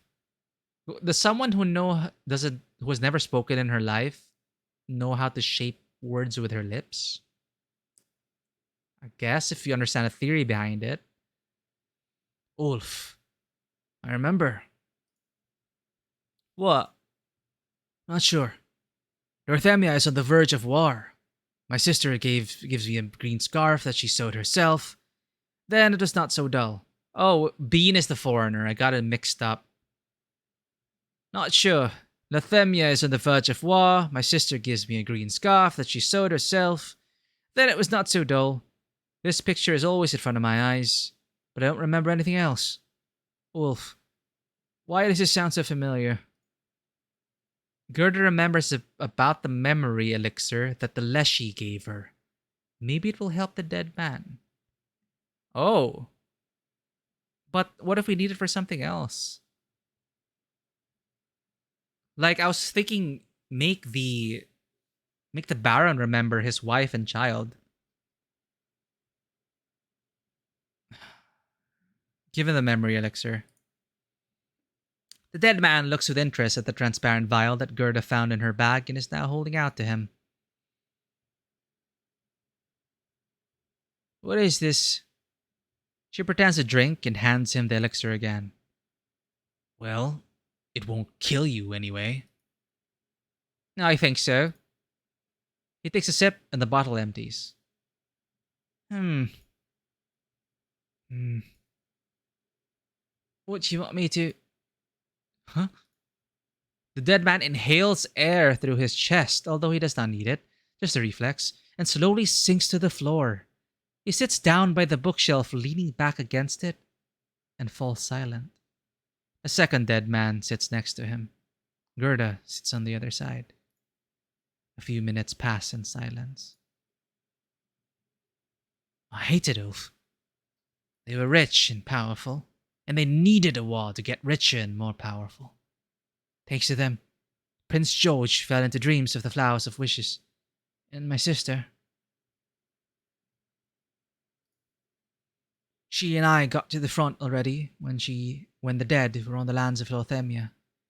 We both died by their hands. But for some reason, I became one of them and retained consciousness. And she did not. My sister's name was Lily. My name is Goran. I don't remember anything else. And I don't want to remember. Damn you, Nastas Ulf. Obtained evidence of the old war. The second dead man is silent for a short time, and then he calmly passes air through his lungs too. His nostrils emit a quiet whistle. What should I call you now? Don't know. There is a lot of pain from the past, and the present does not carry any meaning.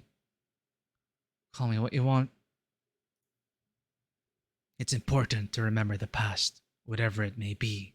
So, Goran, are you alright? As far as it is possible, being dead. What a unique experience, though. I thought you were a pessimist. No way. They laugh, jaws chattering. Hey, lassie, we still don't know your name. A stranger gave us names many years ago, but we never got to know his name. I would not like to repeat this mistake again. Was the stranger the protagonist? Name yourself. Gerda folds her hands in front of her face, frowning militantly and smiling patronizingly, like the heroine of the most famous painting of the Age of Heyday. She saw it in one of Thaddeus' books. Goran looks at her with incomprehension, but Ben wheezes joyfully. Northern warrior Gerda. By Fantarko. The 7th, no, the 8th century of the birth of the new sun. Is this your name? Gerda. Oh, he's good at charades. She nods. Hey, how can you not remember your name and past, but remember some ancient painting? Just like you remember you used to love dandelion wine. Oh, Well, nice to meet you, Gerda. Thanks to you, I can finally introduce myself with my real name, Goran. And my name is yet to be known, but you can still remember me as Other Ben. I don't mind. Gerda nods and smiles. Alright, here we will not find anything else in a short time. It's time to hit the road. The mystery of the Mercer's Manor is waiting for us. Don't forget to take these books with you. You will learn to read and tell me the story of Lorthemia and Kirville through the eyes of a Lorthemian. Yeah.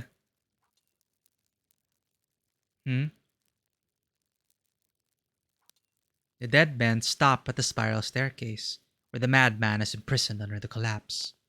Gerda listens and hears a quiet knocking. On the other side of the collapse, a stone rumples, rolling down the stairs. Gerda grabs the dagger, stretching out like a string. Her face turns pale. She hoped the collapse would keep the insane dead man at least a little longer. The dead men notice her anxiety and understand everything without words. Let's hurry. Gerda kicks the garden door several times with her foot. The dead men do the same. The door does not open.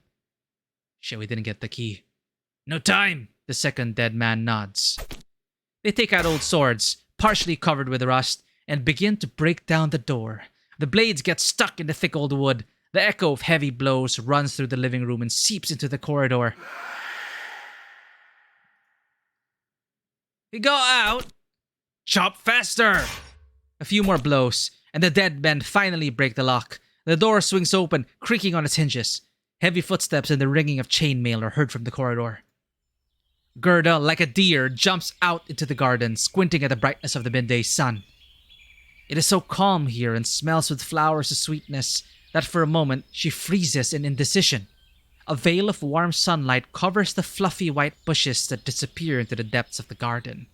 After the cold of the estate's stone walls, this is heaven on earth.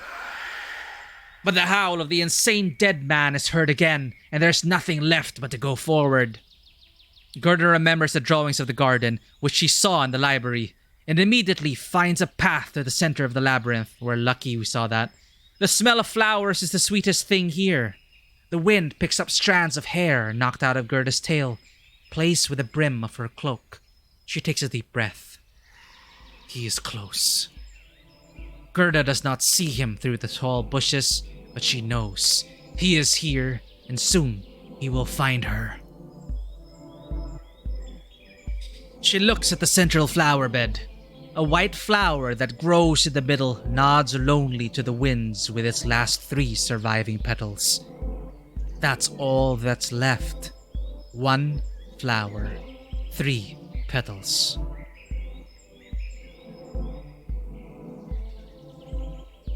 What we've been looking for. The dead men look at the Huntress expectantly and hold their swords at the ready. The madman, rattling his armor, follows them. If this is indeed the Flower of Wishes, you must wish for a real death for the madman. Give him eternal rest. He will no longer be able to harm anyone, and the living will return to these lands someday. Oh no.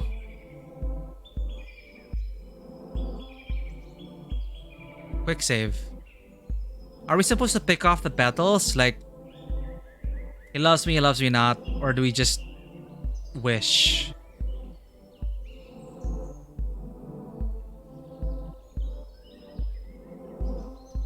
Hold it.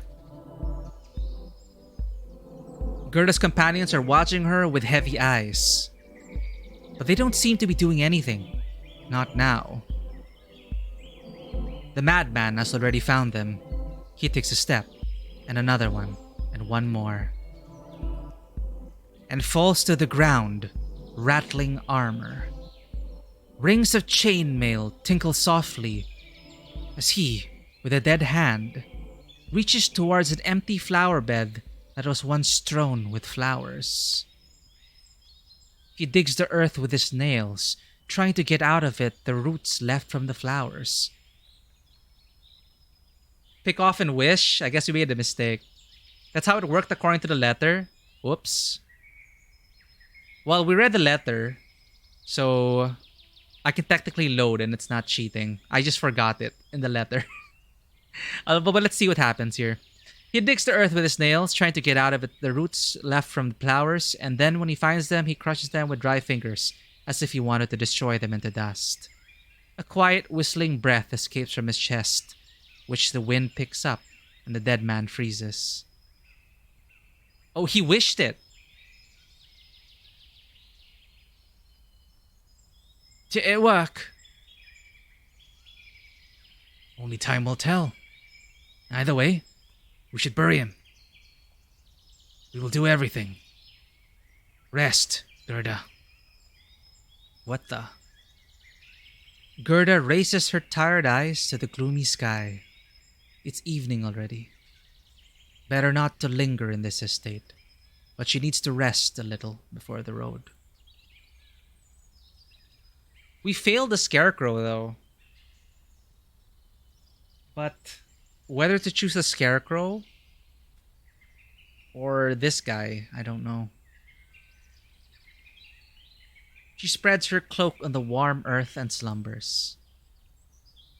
Ben wakes her up with a light touch on her shoulder. We buried him deep. Even if he ever comes back to life, he won't be able to get out of the ground. Without someone else's help. Let's hope the Flower of Wishes worked. Yes. Our goal here is fulfilled. The madman is neutralized. We'll continue our journey south. Where are you heading? He looks at the Huntress. Gerda nods to the north, to the intersection of light and dark in the evening sky. So, we are not on the same path. All three leave this state through the garden. No wall stopped them. Soon, they get out into the open field, go around the estate, and find themselves at the main gate. The dead men look doubtfully at the Huntress. They do not know how to say goodbye. She smiles and reaches out her hand to them. At first, they look at her palm with apprehension, but then Goran extends his hand too. Gerda shakes it. The touch of dead bones and tendons chill her skin uncomfortably, but she does not withdraw her hand. Then she shakes hands with Ben. No one tricked me like this in a long time. Looks like I'm about to cry. With what? Right. So, this is a goodbye. We may never meet again. But we will definitely remember you, Gerda.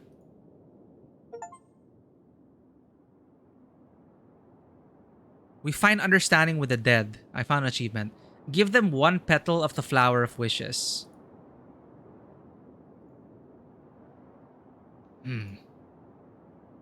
It is of no use to us.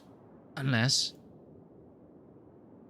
It won't bring us back to life, but we'll find a use for it. Maybe you could remember your past. It would be too good. Ben takes the petal from Gerda's hand. Maybe not now, but someday. Thanks, Gerda. Leave. Oh no, we didn't help the scarecrow. Oh well. Gerda takes a deep breath. The field air is saturated with herbs and earth moisture. The fog has cleared, and despite the evening time, the path to Nathan's house is clearly visible.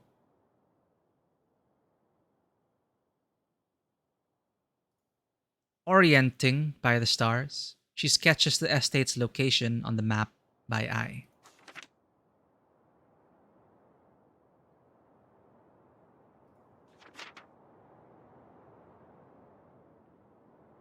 Return to Nathan. Time on the road flies by. When Gerda gets to the familiar house, the sun is already sleeping. I still have a petal? I don't know what happened. I thought the Baron grabbed the last flower and crushed it.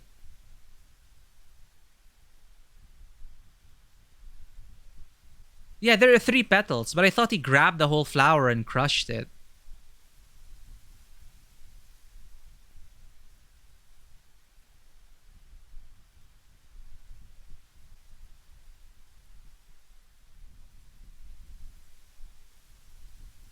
See?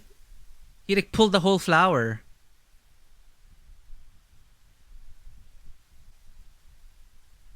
He digs the earth with his nails, trying to get out the roots left from the flowers.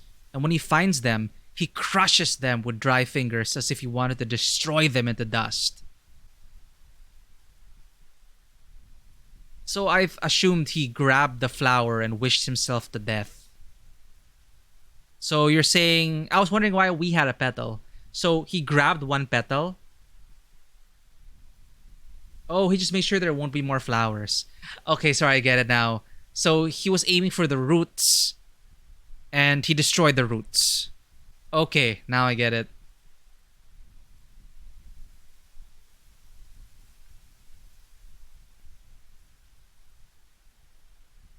But then the dead man freezes. So he didn't really make a wish per se. No, but Goran says, did it work? So he made the wish. The dead man made a wish. So he did grab the flower. Or maybe it's just a mistranslation and it's like he didn't make a wish on the flower. The dead man just kind of fulfilled his purpose by destroying the bed of flowers, leaving the flower intact.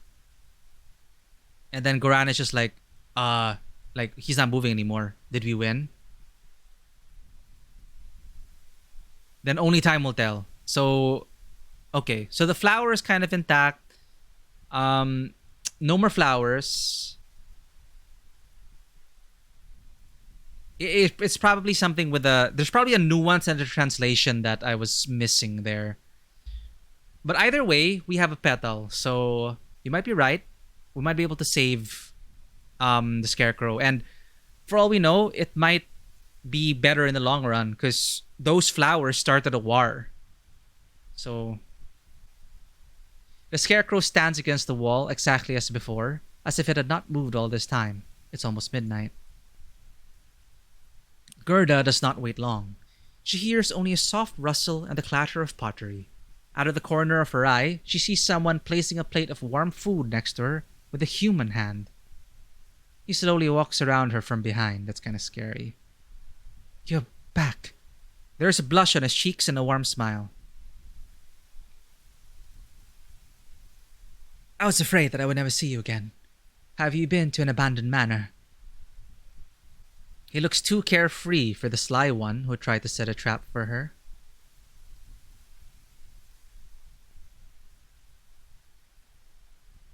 Wait, what?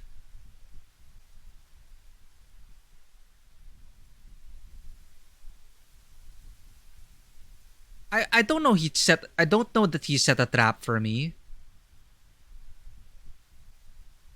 Is this assuming then that he set a trap for us and this is basically he looks too happy for someone who set a trap for us. He looks too carefree for the sly one who tried to set a trap for her. It's either I don't know if we're just guessing that because this could also mean he's probably not the one who would he looks too kind for someone who would set a trap for you.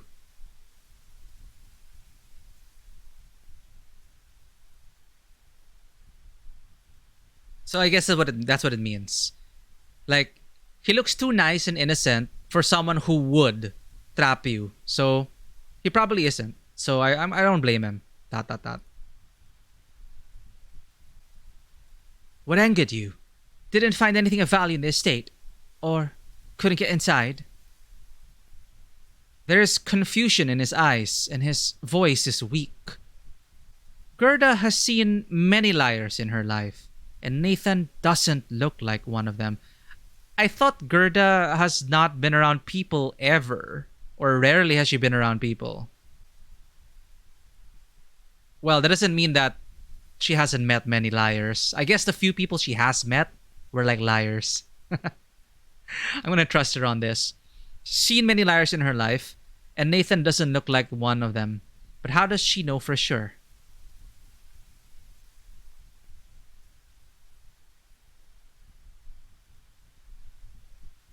She grew up in a village. Fair. As a child, she grew up in a village. And she's been hunting for 5 years, so she was pretty old by then. If she's 20, she was like 15 when Kai was killed. So she lived a whole childhood in the village. Write about a dead man on a piece of paper. As Nathan reads her note, scrawled in charcoal on a piece of old parchment. His eyes widen. Dead men? What was said during the war was true. I put you in danger by sending you to the Baron's estate. I'm sorry. If I had known what would be waiting for you there, I would never have asked for help, but would have immediately jumped into the fire. He looks at the dancing flame in the furnace as if he's thinking about it right now.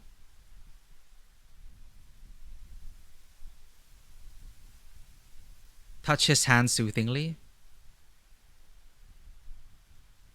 Are you forgiving me? You are so kind. So he's a foreigner. He's the same as guard. What's his name? The Gardo, one of the Bens. Goran. So he's from the same place as Goran. Are you forgiving me? You are so kind. If I could fix the past, I would direct you as far away from the damp north as possible. Nathan goes to the stove and sits against the wall next to the fire. Scarlet reflections play in his pupils. The magic that's surrounding my home is still there. So you didn't find anything. Gerda involuntarily touches her bag, remembering that she actually managed to pick up something from the estate.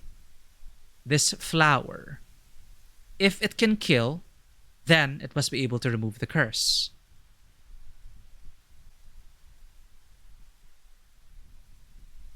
Quick save. Save. We're too nice. Give the petal to Nathan. Gerda takes out a petal carefully folded between the pages of a book and hands it to Nathan. This is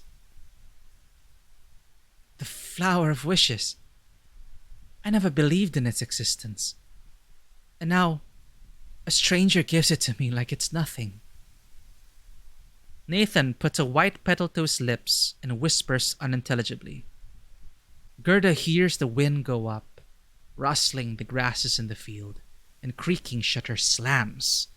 Then, everything calms down. The petal in Nathan's hand darkens and crumbles to dust. Wishes are so scary, man. We just have to wait a little.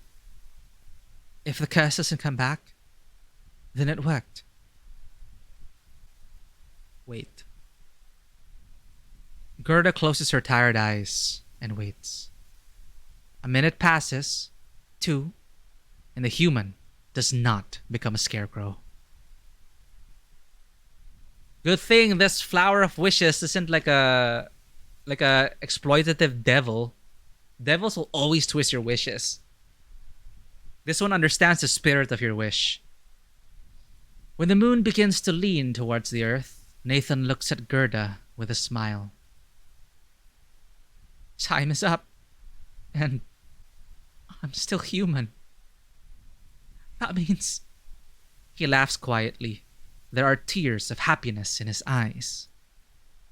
He slowly approaches Gerda, reaches out to her, and softly touches her face with his palms, stroking her cheeks. His breathing is measured and deep, and his fingers are hot as fire.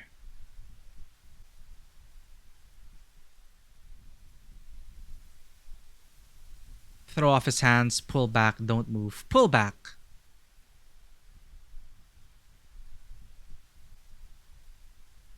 Or don't move. May I? He approaches a little more. Gerda hears his breathing.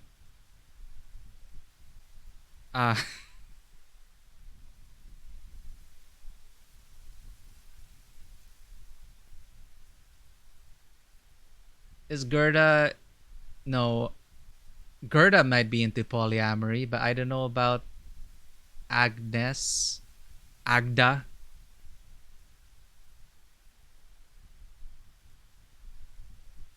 Maybe he's just too passionate about it. I don't know. But we're gonna pull back.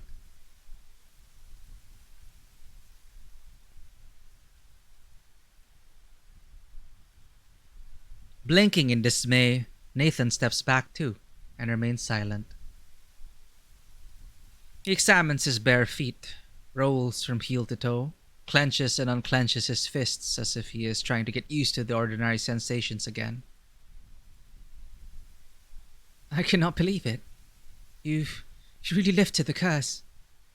I am human again, and I don't know what to do now. Where should I go? Where could I live? I can't stay in this house.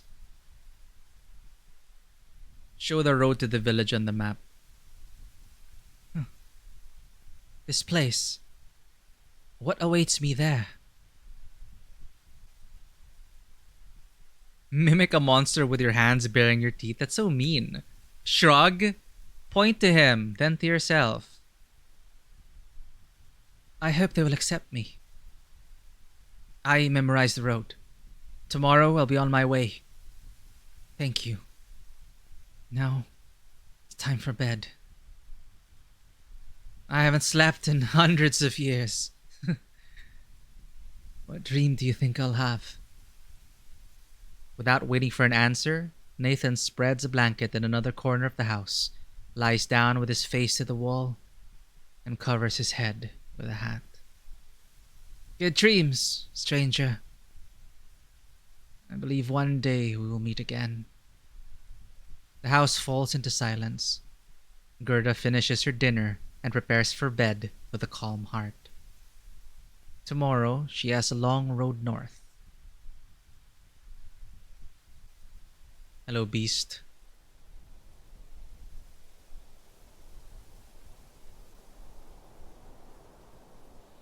He is full fed, satisfied. As what can be a beast which has no equal in the kingdom of the living? Does Gerda entertain him or tire him? What shines in his eyes? Anger or indifference? He talks to her. It's just a dream. Oh. He talks to her.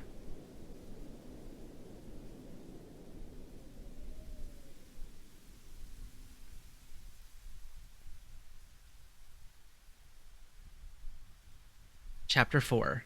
What? Oh man, okay, we talked to it? The winter this year starts earlier than usual. Snow falls lightly from the pale sky, dancing in the wind like summer fluff.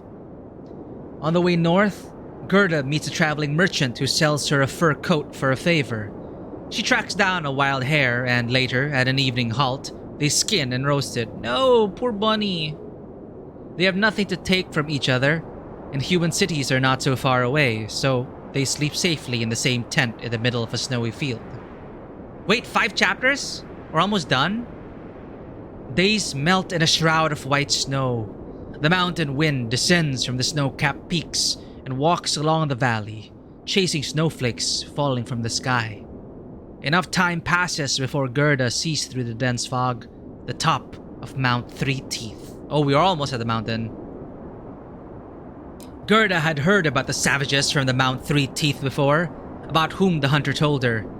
Tadeus once lived in the mountains and shared his life stories with her, but he lived in a civilized society, and the savages from Mount Three Teeth are despised by many Highlanders. They have their own gods. These gods live in swamps and occasionally show their pale faces to people. It's impossible to approach them, to touch them. They are ephemeral, like night visions. Judging by the stories, they differ little from human gods. The same in difference. Gerda, relieved, thinks it's for the best. An indifferent god approves of freedom, and a cruel god is used by unkind people. The path to the mountains lies through the forest. Gerda makes a halt at the foot of the mountains and warms herself by the fire. While hunting for a wild deer, she finds a small mountain river, clear as a winter sky. River water is colder than ice, but anything is better than washing with snow, as she had to do in the fields. Oh, that's cold. In the depths of the forest, there is less snow and less icy wind. Gerda smells swamps, The smell of rot and decay. They cannot be bypassed. Evening in the forest is warmer than day in the fields. But Gerda suddenly shudders.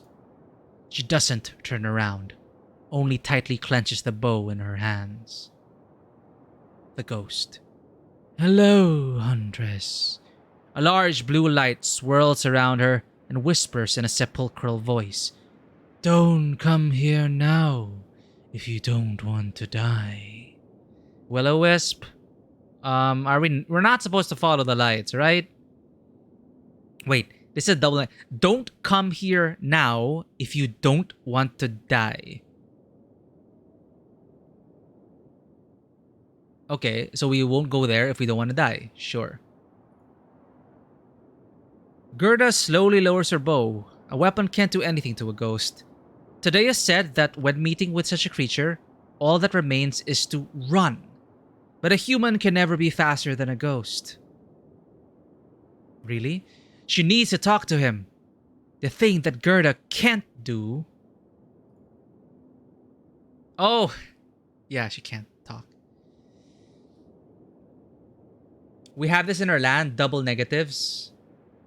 Yeah, it's a double negative, so you just have to don't come here if you don't want to die. So yeah, it makes sense. She takes a breath and softens her posture. She must not alarm him. Oh, we aren't saying nobody can. You're saying nobody can't. Oh, okay. It's a nice little... Yeah, that is a very subtle detail. Like, nobody can. And then nobody can't. Interesting. Yeah, because we say nobody can. But it means the same thing for you guys. Nobody can't. Because you're saying that, yeah, nobody cannot do that. Interesting. She takes a breath and softens her posture. She must not alarm him. When Gerda relaxes her whole body, she suddenly realizes that she is not afraid of him, although she has never seen ghosts before. Even if his face expressed seriousness, this young man seems sad, like people who have seen a lot of other suffering. You're so young. I didn't try to threaten you.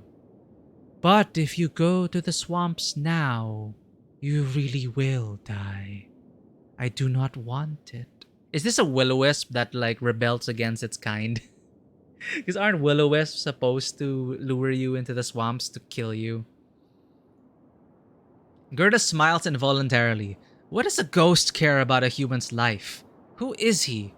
She examines his silhouette and notices an unusual softness in him. His posture is straight and his hands are graceful. The nobleman, and he speaks the same language as the dead men she met. This explains a lot. Who are you and why are you here? Point to the mountain. Gerda nods towards Mount Three Teeth, which can barely be seen from here through the treetops. The mountain, people. I hope you don't seek out the swamp gods in an attempt to study them or ask for blessings like the brave ones before you. Shakehead. I'm not here for blessings, I'm here for murder. This is good. He does not move, but his pale pupils shift slightly. The ghost looks deep into the forest behind Gerda. The graceful thin face barely noticeably frowns, and in the next moment, the ghost is calm again. He controls his senses perfectly, but Gerda is attentive enough to notice something unusual. He knows something about her. Or maybe about the monster.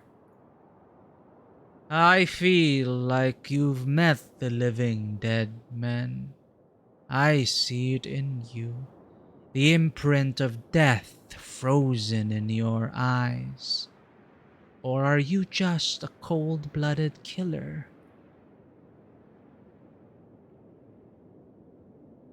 What do I not? If you nod, do you say you're a cold-blooded killer? Shake head.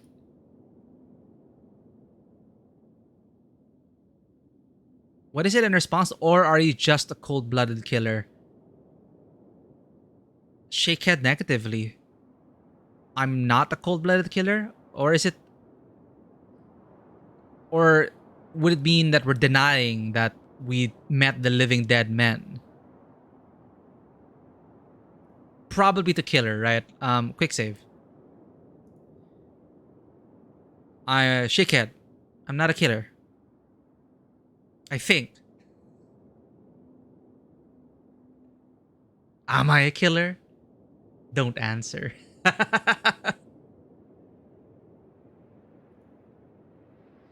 Silent. He shakes his head lightly, and little lights fall from his hair, immediately melting in the wind. Now it doesn't matter. The night. Yeah, mermaids aren't human, right? That's why I was thinking I killed people. I killed the mermaids in self-defense. In my defense, it was self-defense. But I also was thinking about the monster. Like, am I a killer? Am I really a killer? So I wanted to be edgy in that moment and not say anything. Now it doesn't matter. The night will come soon. You will get lost in the swamps and find your death in the arms of the gods if you do not leave the forest. You need my help. Sus. That's not a question. The ghost looks at her with the same seriousness and lightly points his head towards the mountains. I will lead you to the mountain people along a path that is far from the swamps. All the questions he'd asked before seemed to come out of politeness. He doesn't care who Gerda is. He wants to help her because he has his own goals. But even this help is better than nothing. Gerda has met sentient wolves, mermaids, rest in peace, fairies, leshies, werewolves, living dead men, and now she meets a ghost. She survived most of these encounters, but will she survive the encounter with the gods? She looks at the ghost with suspicion. I'm feeling like those gods are just like deadly beasts that they worship. She looks at the ghost with suspicion. He can as well just take her to the gods to be torn apart. Huh? I won't do it. Do what? Huh? Don't be afraid. I don't read minds, but I see everything in your eyes, just like you see everything in mine, Huntress. I don't want your life or your death, and the reason why I want to help you, let it remain a secret for now. Come with me now. The night has already taken over. Yo, we're not supposed to follow will-o-wisps. He turns into a little light and circles around Gerda. And a little later, he flies into the depths of the forest and the Huntress takes off after him.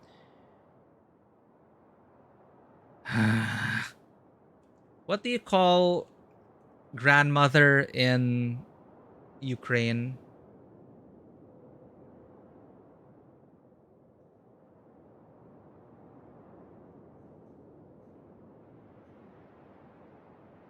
Because I know of babushka, but it's derogatory in its slang.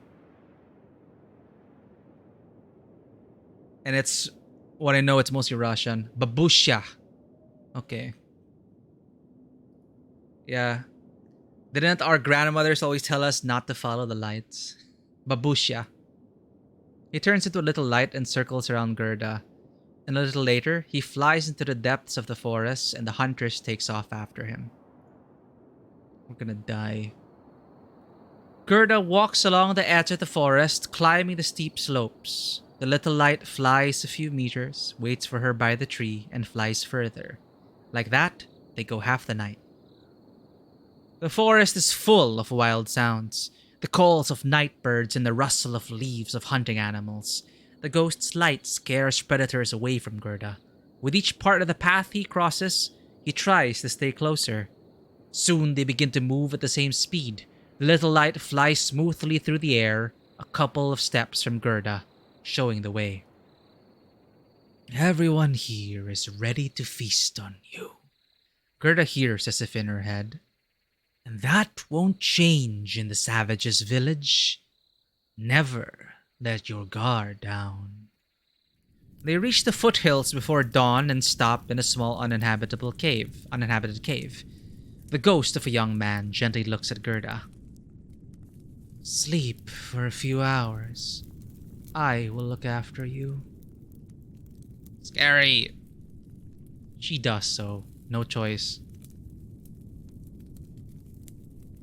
It's not really just a word for grandmother. It can be rude if used in ageism context. Something like, you look like granny. I see. Okay. Yeah, because I googled babushka, and for some reason Google gave me a result that it's also like derogatory. Shame on you, Google. But in North American, babushka is a headscarf tied under the chin, typically of those worn by Polish and Russian women. Well, that's why when I made this emote a long time ago,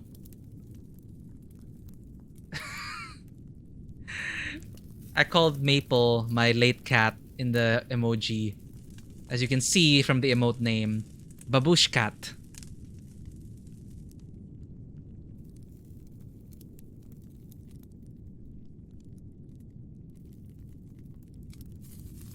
Yeah, Wiktionary is wrong. It says they're Eastern Europe, derogatory slang. So I guess, yeah, I trust you on that. I've never known babushka to be a slang thing. This scarf is often used for church visits. Women must cover their heads. Ah, yeah, it says that there. The Eastern Orthodoxy Church. I did not know that. Oh, yeah. Yes, Black Book. So many people kept remarking because the character you play in Black Book is shoot, what's her name? It's a popular name in the fairy tales.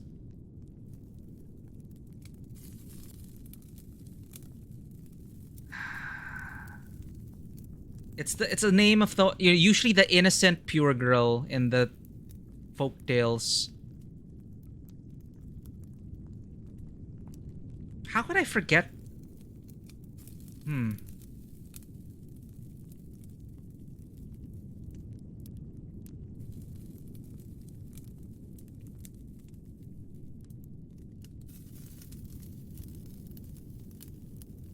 Vasilisa. There we go. I don't know if that's just a Russian thing or if it's like a general. It's not just a Russian thing. It's the region. The game is inspired by the regions, the mixed regions, Slavic mythology. And supposedly, I don't know, Valisthea's fairy tale thing. And she's supposed to be like the pure girl or maiden or something. I'm not familiar, but you do play as Valisthea. Valisthea. That's Final Fantasy 16. Vasilisa, the beautiful smart princess. Okay. Yeah, so you play as Vasilisa. You're a witch. And people always remark, all the men always remark, why don't you cover your head, girl? They keep telling me, cover your head, especially the priests. Cover your head. But Vasilisa's like, nah. You already call me a witch. I don't want to have to cover my head.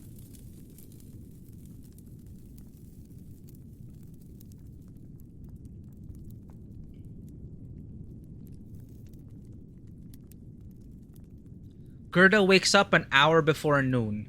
The ghost sits on a snow-covered stump, surveying the dense forest below. He notices that the Huntress is rising and glides over the snow, flying up to her. There are only a few hours left. Did you sleep well? Nod. Good. Stay sharp. You will soon reach your goal. Again, he looks like he knows more than he's letting on. It's hard not to believe his confidence. By noon, the snow stops falling. Gerda rubs her hands, warming them, and snacks on dried meat with wild berries as she goes. She wishes she could eat hot food from the village now. Fresh bread and juicy vegetables. Oh, I'm so hungry. Even today's strange porridge, which she cooked for Gerda all her childhood, she remembers with warmth. She had never gone so far from home before. Gerda is not afraid that she may not return, but she is sad to remember Tadeus. How will an old man live out his days alone? I won't go any further. Gerda's looking for a ghost or its light, but does not see anything. Her guide is hiding from prying eyes. You will meet people who will take advantage of your slightest mistake. If you need something from them, take note of it. I will wait for you here. His voice weakens and dissolves in the mountain winds. But I'm too nice. Will being too nice spell the downfall for us in this region? Gerda walks up the trodden path, following the sun. The mountain wind cuts her cheeks with cold, so she covers her face with a scarf. Snowflakes cling to her cloak, bleaching it, and the wind covers her tracks. Among the mountain snow, she herself is like a ghost.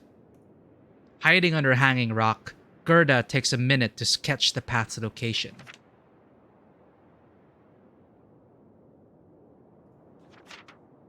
From the side of the sun, flat rocks and dark recesses in them are visible, similar to swallows' nests from a distance. Ahead of the path, Gerda notices the silhouettes of several humans. Uh-oh. They're walking towards her. When they get closer, she can barely see their faces because of the bright sun. A friend? A foe? The savage has a strong accent. It is not his native language. Gerda slowly raises her hands, making it clear that she does not want to cause harm. The savages step aside and point to the path to the village. The Sate will decide. Go! To disobey and go back is to forever lose the chance to finally deal with the monster. Therefore, Gerda goes forward, allowing unfamiliar warriors to follow her on her heels. With her back, she feels spear points directed in her way, although the warriors walk 2 meters from her and do not touch her. Hunting instincts are hard to ignore. The cave hums like beehives. The savages look out of their makeshift rooms with interest and escort Gerda with silent glances. Children running up the stairs stop and point their fingers at a stranger. They are not afraid. The saint, the warrior behind her whispers into Gerda's ear. Bow down. Bow down. Gerda easily bows her head in a welcoming gesture. The warrior standing behind her lightly hits her with the blunt end of the spear. On your knees. Get on the knees. The savages nod approvingly. Foreigners dare not stand before the saint. The warrior whispers intimidatingly behind her again. Gerda looks coldly at the old man in front of her. His gaze is dark and cruel. It leaves no doubt that he keeps his flock in perpetual fear. Aren't you just assuming all of this?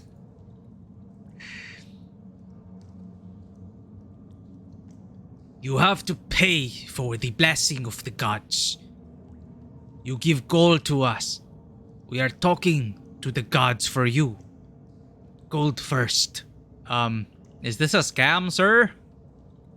His speech sounds much clearer than the warriors. Oh, sorry. His speech is supposed to be clearer than the warriors Gerda has heard before. He can speak the modern language fluently, but prefers to hide it behind simple phrases. Gold. He frowns harder than before.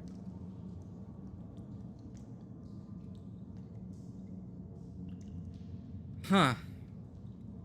I have a silver coin.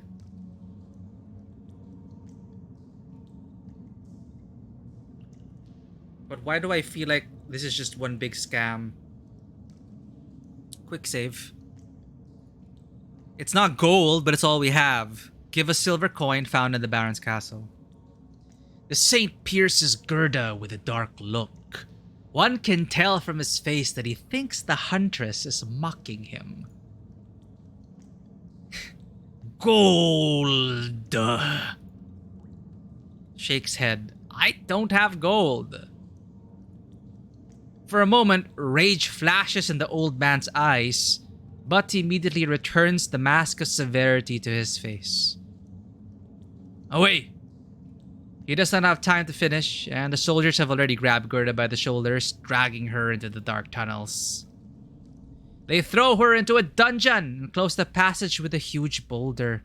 She can't get out. Gerda silently remembers all the curses she knows. It's good that they didn't take her weapons.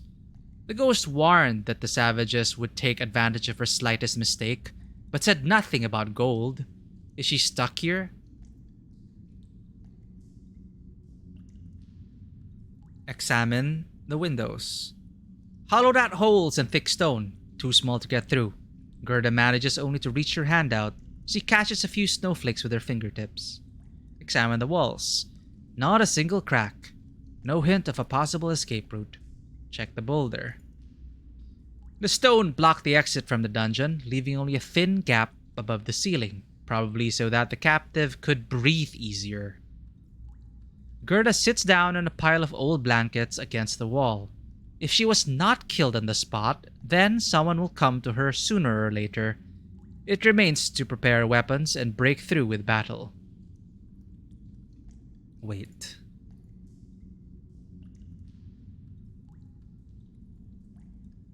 When Gerda hears the rattle of the stone, she's already hidden at the opening, holding a dagger in her hands, and is ready to attack. A streak of dim light cuts through the dungeon. The boulder moves, but no one enters. Put down your weapons and listen to me. This is the voice of an old man whom the soldiers called the Saint. He needs something from Gerda. She should have known. He enters, accompanied by 2 warriors. The savages retreat a few paces. The old man looks at them from under his brows to make sure that they are watching, and only then turns to Gerda. A year. For a whole year, the gods did not speak to us. They didn't tell us where to hunt, didn't help harvest. We could only take donations from strangers who, having heard about our omniscient gods, wanted to receive a blessing. But it happened again. Today I heard a god, and he told me that you can help us. He said that you will atone for our guilt and restore the trust in us to the other gods. We do not know what we did wrong. We did everything the gods asked for. We prayed to look at us again, but the gods remained apathetic for a whole year. And now you're here. Stranger, you must save us. The old man takes out meat and fruits wrapped in a pouch from the bag and hands them to Gerda. The god said to me, the darkness is chasing you. If you help us, we will help you in return. You will meet your fears in a world where they are powerless over you, and you will be able to overcome them. You want this, yes? He furtively glances at the savages again. Fear and reverence mingled in their eyes. The old man seems to be pleased with this. They don't speak your language very well, but they understand it, he says more quietly. They are waiting for you to agree. Gerda clutches a pouch of food in her hand to her whitened knuckles. She was never afraid of the gods because they never showed themselves. Everything that people did on their behalf lay on the people's conscience. She believed so. And now the Huntress turned their eyes on herself. They know about the monster. They want her to come to them. Wait, what? Gerda trembles. Save. The ghost told us not to help them, or they'll take advantage of any kindness. Whatever, not to the saint. Leave now! Without giving her time to think further, the old man calls the savages to him. The warriors throw a scarf over Gerda's head and lead her through dark tunnels to the exit. Right, they want to cover my head. The blizzard pushes in the chest, making the steps heavy. Gerda hides her face from the cold night air and slowly walks down the path, thinking. It's possible to communicate with living beings with gestures. The fairies were in another dimension and could read her thoughts. But how will she, having no voice, speak to the gods? She could run away now, but that would mean losing the opportunity to finally deal with the monster. If, of course, the words of the old man can be trusted. Gerda comes to the place where the ghost left her the previous day and crumples the scarf in front of her face with her fingers. Her eyes are fixed in the distance, on the lonely peaks of the mountains, bathed by the winds. For the first time, the thoughts of Kai and the monster does not give her strength, and the thought of death scares her. If there are gods, then there is an afterlife?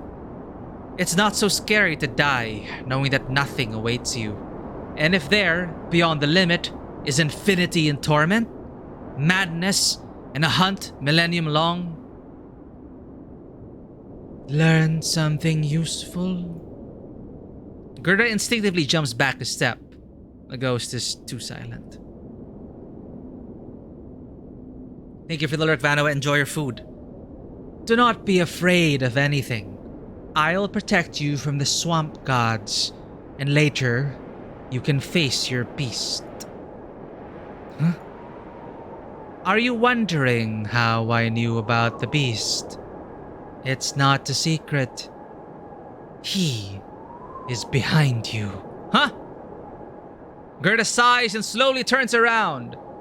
There is no monster behind her, of course. She's hunted him for too long, and if he were around, she'd sense him. It is not so difficult to guess. Did the saint tell you about the darkness? Everyone who comes here has some kind of problem. His task was to learn to understand people in order to manipulate their feelings. Although, I admit, due to my situation, I can see a little more than him. Are you ready? No, she's not ready, but Gerda nods. They stop in an already familiar cave. At first, Gerda sleeps restlessly.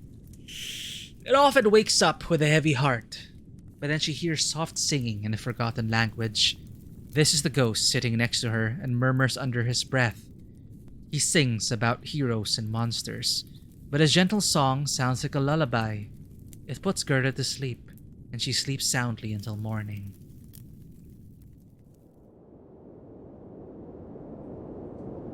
The snow is getting stronger.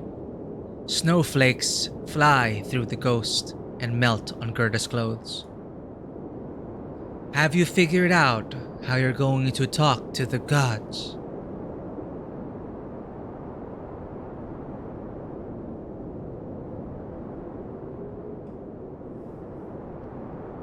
Shake head.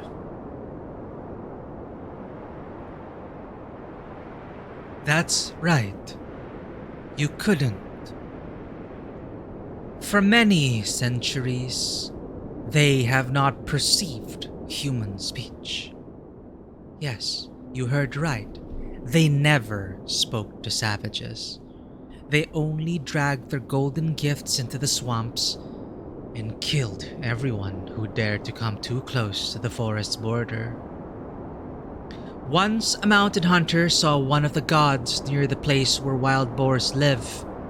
A little later, another warrior from the mountains plucked up the courage to follow the god and stumbled upon the forest's edge where many berries grow in summer.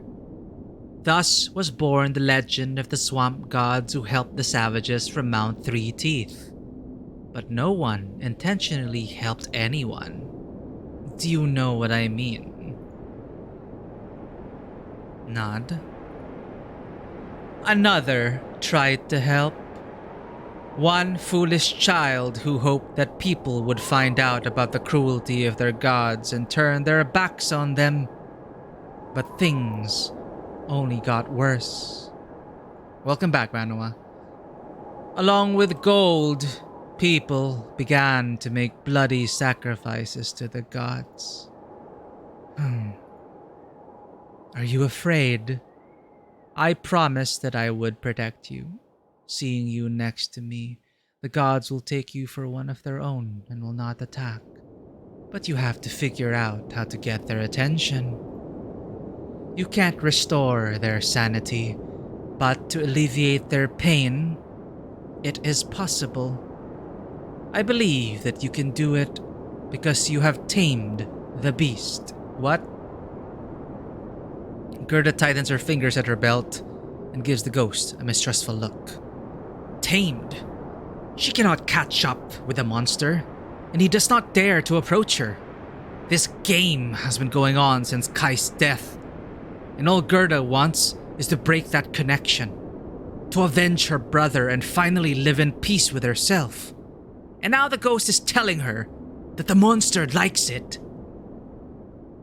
You like it too, don't you?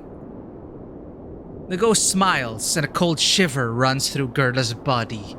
She remembers the days spent in the chase, sleepless nights in the woods, sharp arrows that always overtook the game but never hurt the monster. She remembers her dreams full of scarlet skies and realizes that she is tired. I'm just tired. The ghost nods as if to himself. Gerda looks at him, narrowing her eyes suspiciously. If he can't read minds, how does he know what he's thinking, what she's thinking? Your beast whispers in my ear. He smiles again. Gerda closes her eyes. She wants to run away. Let's go. You've already done so much. Don't stop right before the end. Gerda gathers her courage and nods. They come to the borders of the swamps. Gerda does not see the surface of the water, only wild thickets. The smell of rot hits the nostrils. Dragonflies sing in the reeds. Follow my footsteps. One careless step, and you're dead. I can protect you from the fury of the gods, but not from the apathetic swamps. Gerda freezes and listens. From a distance, a barely distinguishable, a quiet song is heard, similar to a woman's cry. The ghost, hovering next to the Huntress, smiles faintly. Do not pay attention. She is not dangerous. You will meet later. He flies forward, leading Gerda along the islands of solid land. The dim light from the fireflies dancing above the swamps changes with every step. The ghost stops and puts a finger to his lips, urging Gerda not to make noise. The huntress catches with her sharp eyes the outlines of a human figure. She blinks a few times, peering. Fireflies circle around an invisible creature, illuminating it from all sides, and it saturates with their light. And finally, Gerda sees. This is a human, a man. He's wearing an expensive patterned cloak, which he holds with his hand like a nobleman. He takes a step forward, turns around, steps forward again, and turns around again. He walks in circles and mumbles. Forgot everything. Who? No, we should have given the potion to this guy. Wait, no, but he's a ghost. He can't drink the potion. Gerda holds back a shudder when the spirit notices her. The cold look of his shining, indifferent eyes chills the blood, but the next moment, he turns away, continuing to wander around the trodden place. She turns back where the ghost of a young man hid behind spruce. He is hiding from the god. Why? This is the counselor's phantom. He sees you, but he doesn't care. It is unlikely that you will be able to make him wake up, but you can direct his sleep. Help him find peace. What kind of place is this? Is it? Where is the stable and my faithful horse? What was his name? Everything is so strange. Did I live here? I think I had an estate and children? Or it was someone else's life. Forgot. Who? He freezes, glancing at Gerda, and again wanders in circles. Shit. Approach him carefully. With each step of Gerda, the phantom wanders more and more lazily, and when she comes close to him, he completely freezes. He looks into her eyes for several long moments and stays silent. Suddenly, his gaze softens. How wonderful! He bows lightly with the skill of a man who has done it thousands of times and looks at Gerda enticingly. It seems he mistook her for someone else. I have been going to balls for many years, but this is the first time I see such a beauty here. Where are you from? What is your name? Will you dance with me? Without waiting for her answer, the phantom holds out his hand to Gerda in an inviting gesture and begins to hum a rhythmic melody as if he is about to start dancing. The huntress looks at the ghost of a young man peeking out from behind spruce. He just smiles and shrugs. Agree to dance. Gerda cautiously holds out her hand in response. Of course, her fingers go through the fingers of the phantom, so she tries to keep her hand in line with his hand. The counselor's phantom grabs her by the waist, and she doesn't feel it. She has to foresee his movements, following him in the dance. Now I'm reminded of the movie Anastasia. They circle slowly, elegantly, like nobles at a boring ball. But the phantom smiles, and his smile sparkles with happiness. What's that song again? Ta-da-dan, ta-da-dan, something, something. Remember? What's that?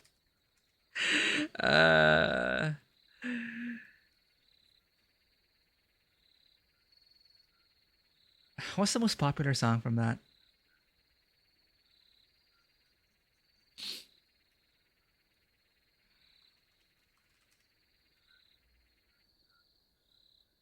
Basically the one where she's reminiscing of the ball and dancing with the ghosts and everything.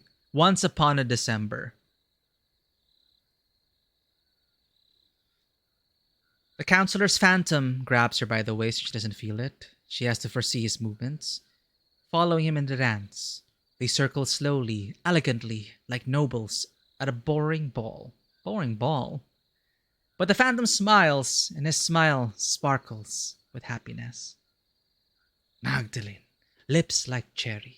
Magdalene, like rowan berry. He sings softly under his breath and raises smiling eyes at Gerda.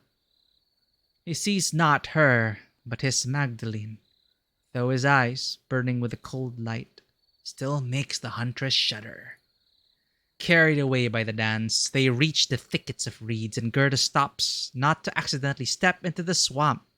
She immediately checks the phantom to see if she has destroyed his illusion, and is surprised at what she sees.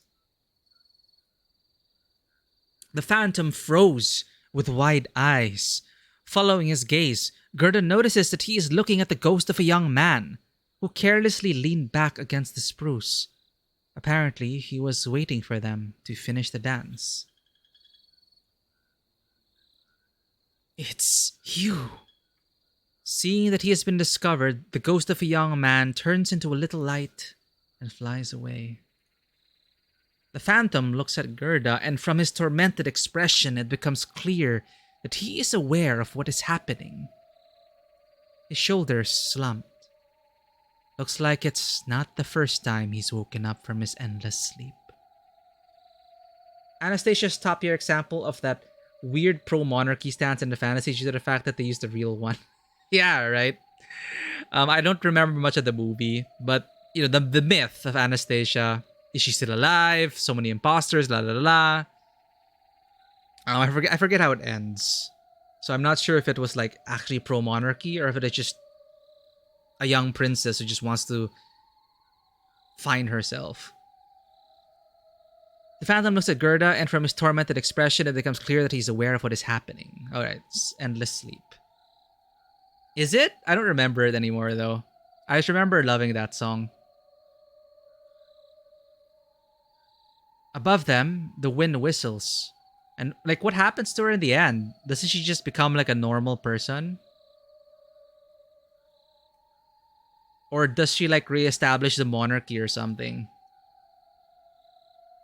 Above them, the wind whistles, and forest birds rustle in the branches.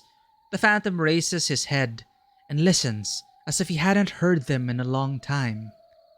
He looks reverent. When the elements subside, the phantom turns away and looks toward the swamps for a long time. He stands with his back to Gerda, bowing with his head, as if gathering his strength. When you're dead, no one will hear you. I did not deserve this fate. But does it matter now? How it started, on the other hand? Oh, you mean about like the murder of her family and all that? Everything was good and nice until Rasputin summoned the demons and made the people very angry with the nice royal family. Okay. Well.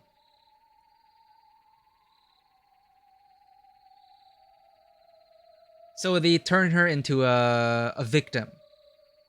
With that, based on how I understand that beginning.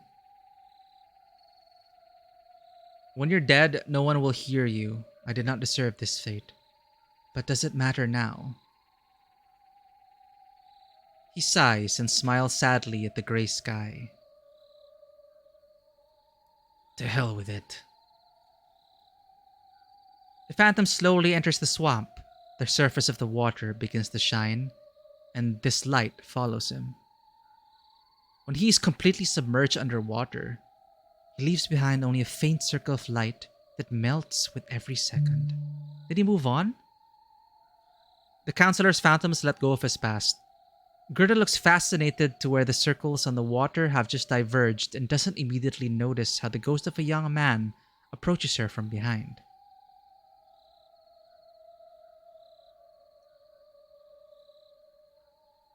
How interesting. You made him throw off the shackles of dream. Too bad no one has tried this before. Maybe people would have overcome the gods a long time ago, if they dared.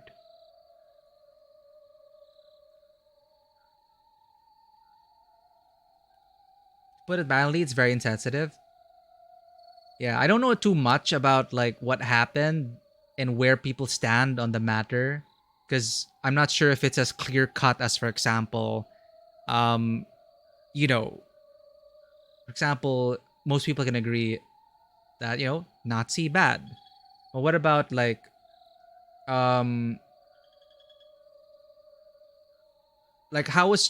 what's the perception of Rasputin, for example? Like me, I'm not familiar with it. So, like, what is the common perception of, yes, what happened there? Basically the royal family, they were in house arrest, and then eventually they were executed. So the Russian monarchy indeed had it coming. So for sure, yeah, that's why they were taken off. They were replaced and they were stuffed in the house arrest, right? But then it wasn't just house arrest, they had them all executed. And then the legend is that one of them supposedly survived, which is supposedly Anastasia. So the perspective of the movie paints this as an evil. I understand now. Yeah. Because yeah, we can agree that monarchies do have to fall. But for the cartoon, for the animated film, to paint them as devils and demons, well, I guess you could say it about the execution. Like in that moment, maybe they did go too far. Because the monarchy was already gone. They were already imprisoned. They had no more power. Maybe they were just focusing on the part when they were all just gunned down in the execution. I don't know. How do people, how would you perceive the execution? Was that going too far? Or was that, yeah, they deserved it. They all just deserve to be shot like that. Like, I'm just curious. Like, I don't want to, like, I don't have enough information. I'm not off that region as well, so I can't really say. All here are like the stories. And you know how biased history can be, depending on who writes it and the perspective of it. The last thing I read about it was that, oh, for sure, the monarchy had it coming. But the tragedy is still in that they were already dethroned, but then they were all just lined up and massacred. Tribunal would have probably decided the same. Okay. So I guess that's what we'll never know. They never had a trial, right? So maybe that's what they were saying. But yeah, colonization, ethnic cleansing, you're right. So if they probably had a tribunal, they probably would have been executed anyway because of all the crimes that they did before. That makes sense. But I think people are jumping at the fact that they were never given that tribunal, maybe. Maybe that's why they were saying, oh, they're the devil. They didn't even get a fair trial, even if the fair trial would have ended with their execution. They just sped things up and did it extrajudicially, which, yeah, I guess you could frown at that, but you also have to understand about the history of what they did and why that happened in the first place. Like, if it was all, if they were doing good and everyone was happy, that wouldn't have happened in the first place. There's a reason why there was a revolt and why they were dethroned. So yeah, usual monarchy thing with purging the peasant rebellion, that too, right? So I guess that's why the movie started like that, but I don't know how it ends. I think it's just Anastasia cutting ties with her past or whatever. I guess you could say that you could feel sorry for that character whose family was massacred, but it's also not a good thing to sugarcoat it and absolve her family of the crimes. And it's difficult as well because Anastasia was a baby. Anastasia was a child. So for her to inherit the sins of her family as well, that's also a complicated issue, right? Let's say Anastasia did escape and survived, and she grew up on the streets, and we get the movie, right? Then it's up to the authors to depict, did their family deserve it? But for Anastasia, who was a child and fled, what is she supposed to do now? I should watch the movie again. I'm interested to see what they did with her at the end. But beginning like that is a clear stance. For them, painting like Rasputin summoning demons, that is a clear stance they took about it being a tragedy. But it's not even a Disney film, is it? No, it's not a Disney film. Very complicated. And that's what we get, the sugar-coated version. And people are... I mean, I love the animation. I love the story itself. I didn't really think much of the past because I'm not of that region. It's sadly logical and they were in the dead end because of their own system, even losing the throne. Simple and anyone... Yep. It's just that. It's just... I would say even like their fate or destiny. It caught up with them. As it caught up with a lot of other monarchs. Like in France. I bet we all know what happened there. His smile is carefree, but his eyes shine with a cold light, and it seems to Gerda that he's been being cunning. I don't know what this guy wants. Does he? Maybe he just wants us to dispel or help all these ghosts. Maybe. After all, the counselor's phantom woke up only when he saw the ghost of the young man. He always looked like a poisonous snake to me. Even now, I can't get rid of this feeling. What about you, huh? I don't know. I barely knew the dude. Shake head.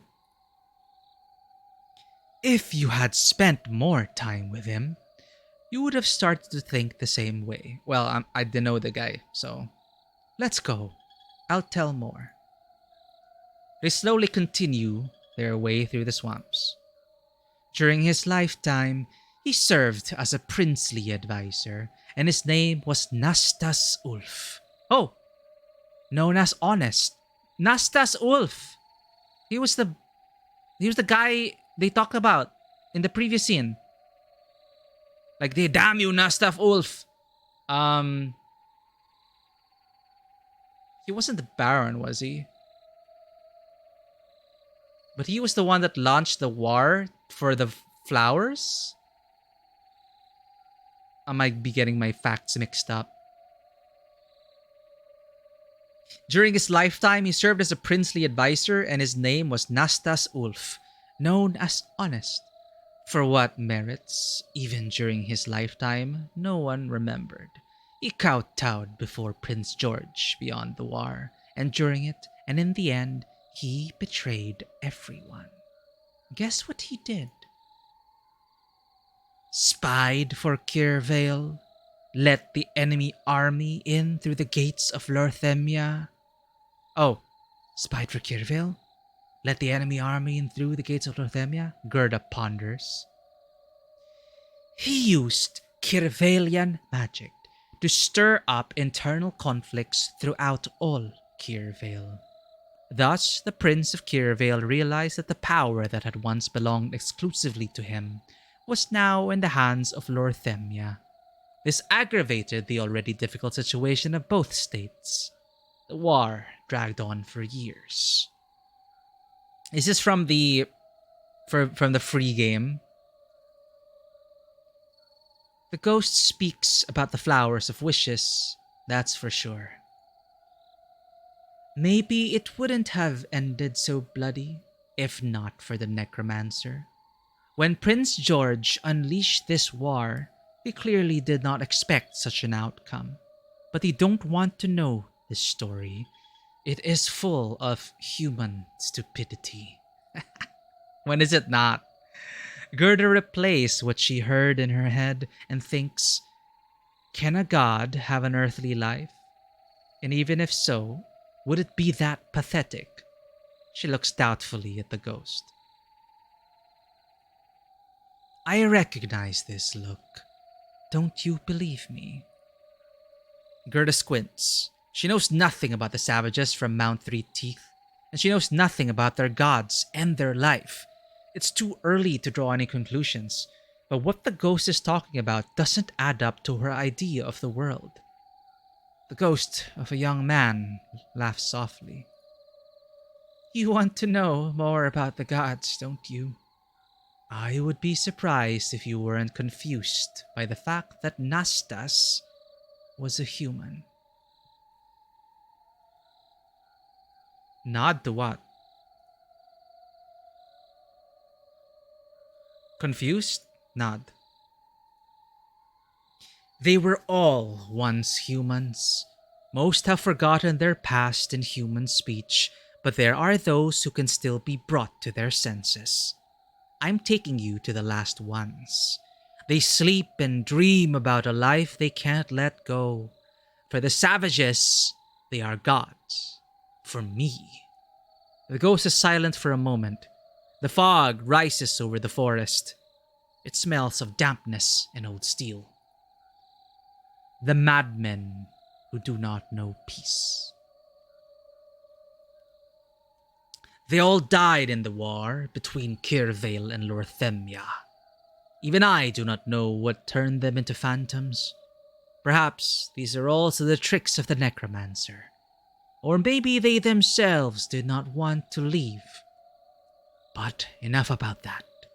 We have arrived. The light from the marshes is altering. The ghost stands next to Gerda. Do you hear? Gerda listens, but even with her hunting hearing, she cannot distinguish anything except the cries of small marsh animals. She notices something unusual. This part of the swamp is quieter than the whole forest. The ghost nods.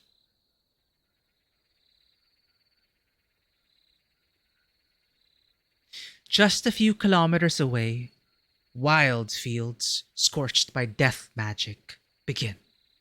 The living dead roam there. These swamps are the only thing holding back the dead in the west of Lorthemia. The gods cannot only take life from the living, but also repose the dead. They are the last stronghold of humanity before the invasion of the army of the dead. Gerda thinks something doesn't add up here. What am I not getting? Check the map. If the cursed lands are beyond this forest, why did she see the sentient dead men in the abandoned mansion?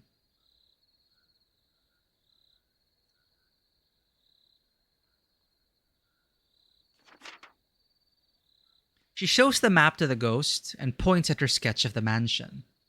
He looks at her carefully, immediately understanding what she means. How many did you see there?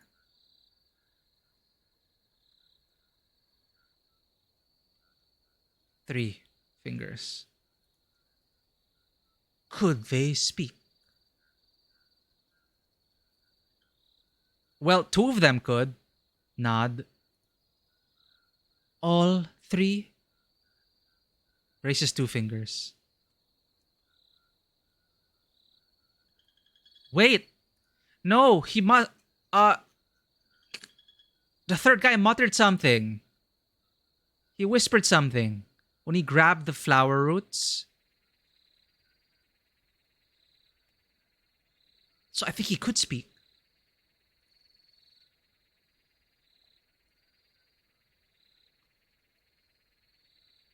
I think he whispered, so...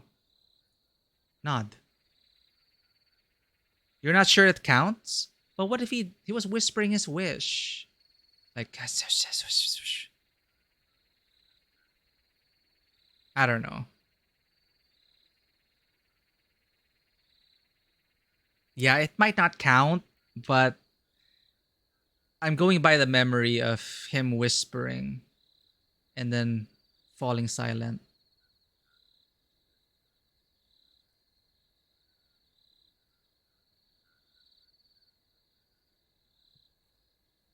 Nod. That's strange.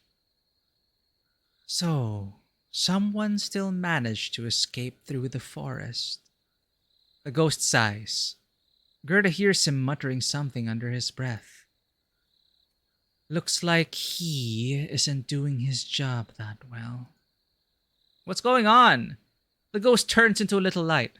The air around Gerda thickens. She feels an unnatural rush of cold and clenches her fists tightly. Leather gloves creak softly. He has heard us, but I still cannot see him. Huntress, make him show up. Take 1 step. Take a step. Gerda listens carefully. Nothing happens.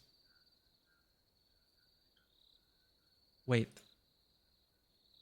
Ahead, slowly, as the sky changes under the wind, a blurry image begins to appear. Gerda sees only a cloud of fog in front of her, but immediately understands. It is a god. She should be more careful. Move forward a little.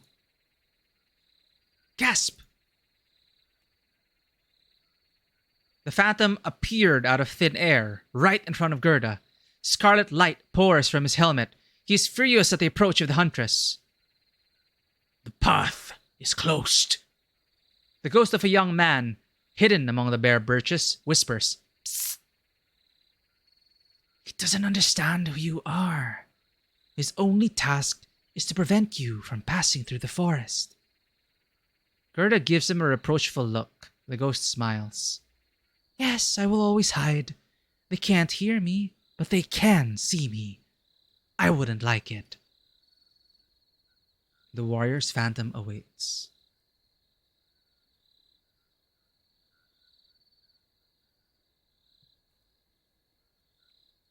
Return to the ghost and inquire about the warrior's phantom. "Is there something you are interested in?" Gerda nods hastily. "What do you want to know? The story of the phantom? His purpose? Or maybe you need my advice? You can ask on your fingers in the same order." The phantom story. I remember his name very well. Simon, the son of Winter. He was one of the few warriors of the elite princely guard, which was subordinate only to the princely family and their proxies. Each of the warriors was brave and cold-blooded because they were all born in misfortune. That doesn't mean that you would grow up cold-blooded. Anyway, the prince took in a pack of homeless children and raised them, training them for loyalty like wild dogs. Simon had no one at all, no friends, no love, and he was left alone when the curse overtook the lands of Lorthemia and destroyed them all, those who are now called gods. There is nothing more to talk about. He was the only good man in the guard. There were so many things to talk about with him. The ghost stutters as if he has said too much and immediately puts on a skillful smile that feels lifeless. "So I heard." The Phantom's goal. Bonus point, work on the movie started in 1994. It is released in 1997. You know what was happening in 1994 to 1996? First Russo-Chechen War. Basically, Russia wanted to reclaim former colony via brutal war, so they made a movie with glorification of the Russian Empire at the same time and was waging imperialistic war. What? But this wasn't even done by... That's so surprising because, as far as I know, the movie wasn't even done by Russians. It is done by enemies of Russia. Ditzy, how's it going? Welcome in. We're just playing a visual novel today. This is called The Silent Huntress. It is a Ukrainian written and developed game. And we are in chapter 5 right now. It follows the story of the titular Silent Huntress, Gerda, as we seek out the monster who we believe killed our brother and we want to seek revenge. But this journey in this dark fantasy story has given us much to think about. Our purpose of revenge, who we are, do we really still want to kill the monster? What is the monster really? And now we're helping this ghost. It wasn't. That's the shittiest part. They just don't care. So they weren't even very... Like, they didn't even think about, like... Oh, okay, wait. It started in 1994. And then probably the middle of it, war was happening. But they still didn't even adjust it. That's a shame. It's like they had time to adjust it, but they were probably like, nah, it's gonna cost too much. Let's just pretend that they didn't want to go to war. That's probably what happened because they already had like, since they started in 1994, they probably already had like the story and everything done, and it would have cost too much for them, which is a shame. So I don't know how it affected people at the time. Because I was only, 5 years old when Anastasia was released? That's why I don't even remember it. But thankfully, I never saw it as, at least my innocent senses. I was too young to really think that, yay, Russia imperialism. Never. I never approached that. For me, it was just, oh, this sad girl's trying to find her way home. That is me. But for someone who might understand the movie better, like not innocent, they would probably get the wrong message. Me as a kid, all I got was like, I just wanted her to be happy. Like I didn't know anything about Russia or the royal family or anything. So that is just my innocence shielding me from what is actually a movie in bad taste. I see, I see. The last order of the prince's son for him was, at the cost of his own life, to protect the borders of the tarred forest which separates the west of Lorthemia from its east.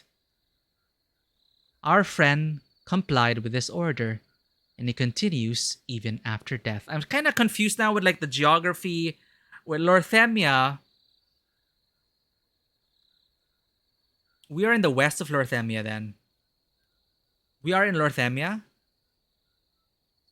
And foreigners came to take the Lorthemia wishing flowers. Okay. If I watch Anastasia again, I won't be able to look at it the same way again. Because when we're young and innocent and not knowing anything about global politics, you're like, oh, pretty girl is sad. Oh no, she misses her papa and mama. Okay, she wants to be happy again. That's all I remember. The last order of the prince's son for him was cause of his own life. The prince's son knew that the curse, which at the time was already destroying Lorthemia, would sooner or later go beyond its borders. Partly thanks to this order, your home is not yet teeming with the dead. Oh, okay. I got another evidence of the old war. Advice. The ghost thinks for a while, staring aimlessly in front of him, and finally chuckles softly. You could try to lead the phantom out of the forest, return him to his native land. I wonder what he'll do when he sees what Lorthemia has become. Gerda looks at the ghost expectantly. After all, if he proposed such a plan, it means that he knows how to attract the attention of the phantom, lure him out of the forest, and not die in the process. But how could the ghost hurt us? If we... I don't know, it's incorporeal. But, ghosts can do ghostly things, I guess. Suck the life force out of us.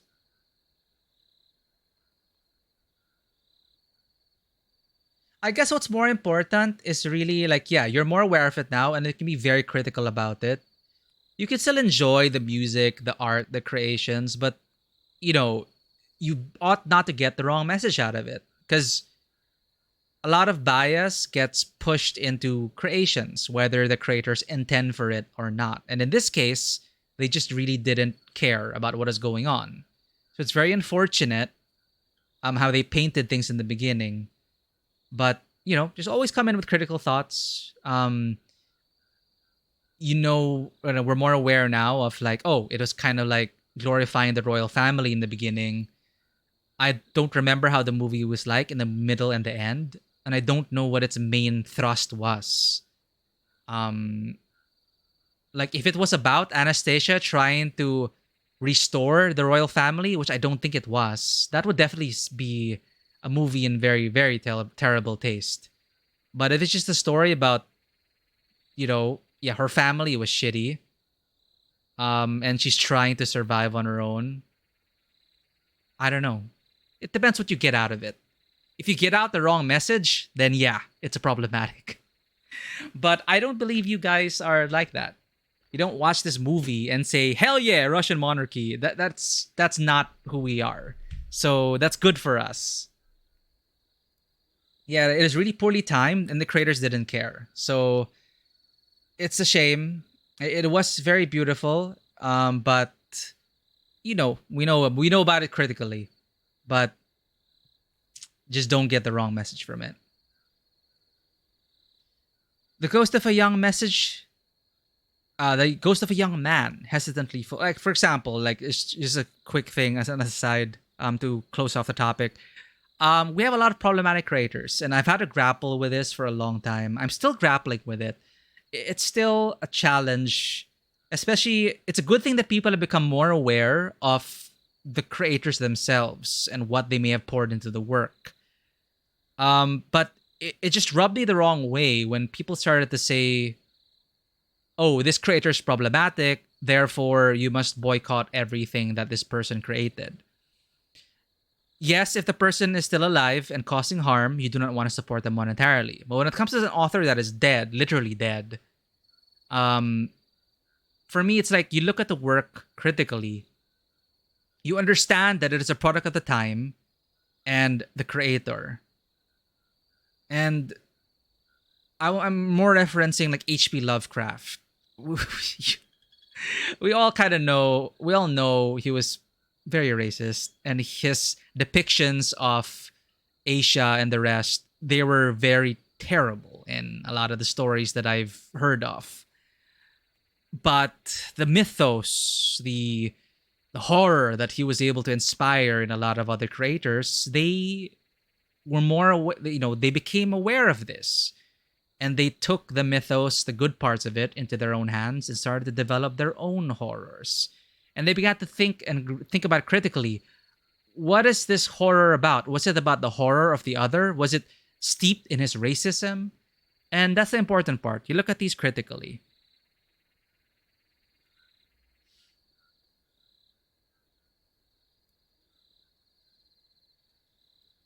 This awareness is sort of giving a pass. We know this and can approach critically. Yeah, it's all about approaching it critically. You think of, you consider, like, is this work actually problematic? You look at it critically. What is it trying to inspire? What could it inspire or engender in its audience? Is it sending the wrong message? Does it manifest, for example, if the creator was, let's say, pro-monarchy? Does it manifest in this creation? And it's a whole other story, of course, if the creator is still alive and profiting off the sales of this work. That is another whole thing to untangle. Because, in supporting the work and interpreting it yourself, which is totally valid, the author is dead, meaning that your interpretation is what matters. That's fine, but what happens if your money is still funding this person who's still causing harm? Like, does it really matter? It does. And then you all come into the whole thing about whether people, the lines and thresholds. Some people are, for example, not willing to buy the game. Some people are saying you shouldn't let the creator dictate what you believe about the work. Some people claim, like, the people who are supposed to be the victims in this case, I know some of them that say this problematic creator is not going to stop them from me creating my own stories in this universe, because it is mine now. It is not theirs. So you get these different perspectives, and it's really difficult to navigate sometimes.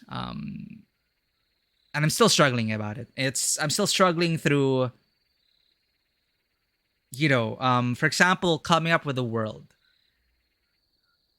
Privately, I'm sure it's fine. You can like brainstorm in a homebrew private game with friends. You can draw from all sorts of inspirations, whatever's cool, whatever you think is a good story.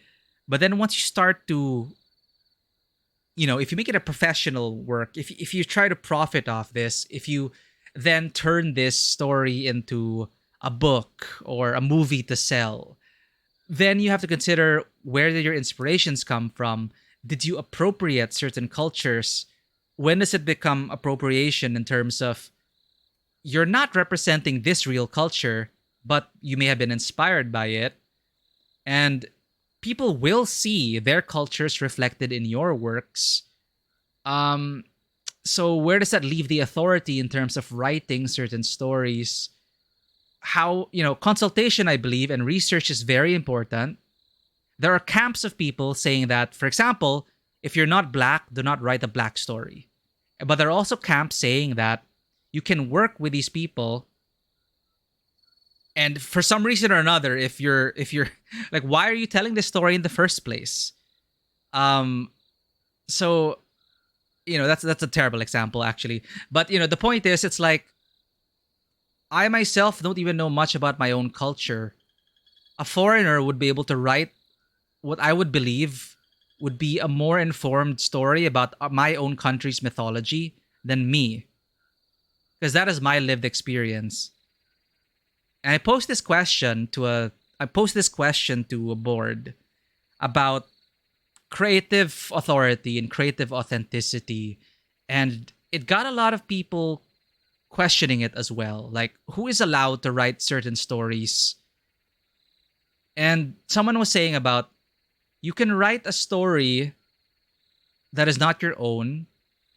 You can approach truth, but you cannot approach authenticity. And it's just, of course, more questions than answers, but you cannot invalidate someone's lived experience, but you can write a story that approaches the truth of the matter. But you cannot claim yourself that you are the authority over it if you are not of those people. And of course, consultation is very important. Sensitivity readers are important. And it's just, I'm sorry, why are you talking about this? But yeah, it's just hard as a creative to really figure out where it comes from. Like, you'll have people who will hang you for writing like, for example, Vanoa, let's say I wrote this story. People are gonna hang me because I am not of that region. I am not of your region. I'm not Ukrainian. My mythology is not Slavic mythology. But perhaps I consulted with, for example, if you're very more aware of the mythology. If I consulted you to write a story like this, and had you as a sensitivity reader, some people say, okay, cool. You consulted with a Ukrainian to write this story. But a lot of other people will say, why don't you just let Vanoa write it? Or why don't you just let the Ukrainian write it? Why did you have to write it? And I get that. It's valid. Like, we need better representation. It's better if someone with your lived experience wrote this and not me. I can write a story that is true, but it wouldn't be authentic.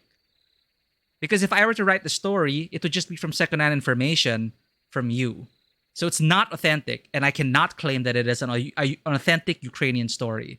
That would be folly. But to say that I created this fantasy story inspired by Slavic mythology, and I consulted, people off from the region, that might be a different story. Red Riding Hood and the Wolf? It is? Oh, okay. I did not even know that. Gerda and Kai? Is that this uses Western-based tale imagery and meme stories too? Actually, that came up. When it comes to a content creator, once viewed critically, it then comes down to personal judgment. It's a solid gray area that everyone personally navigates. Yeah. It's really a complicated topic to get through. The silver lining, the great thing about it is that people are, at least the circles I'm in, are definitely more aware of it. We've become more, like, there's a lot of push.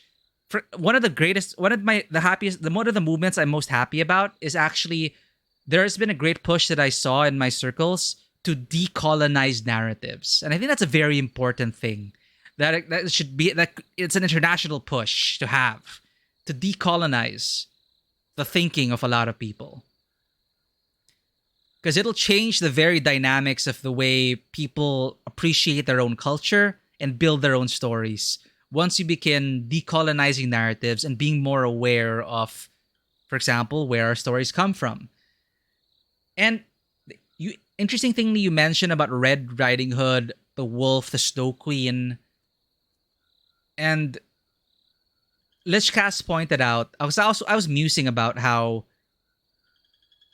on colonizing narratives, it's in a lot of our heads that the default of, like, it's a shame that a lot of people's default image of medieval fantasy is like European.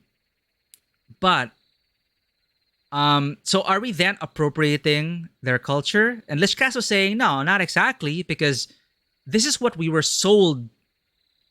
This is what our colonizers sold to us. They sold us this fantasy world and a depiction of that. And therefore, it's okay to, like, set your Dungeons and Dragons story in a roughly European inspired world. It's like that. It's like, who has the power, really? Like, who's holding the power in terms of that narrative? And it gets really messy. Anyway, Tale about tales, it uses different tales, but ours and foreign ones, but it creates its own tale with this imagery. And like something like Red Riding Hood and stuff, those are another thing entirely where I feel like, it's not really appropriating anything. Where was it written? Was it written by was it a Brothers Grimm tale? And were the Brothers Grimm German? I don't even remember.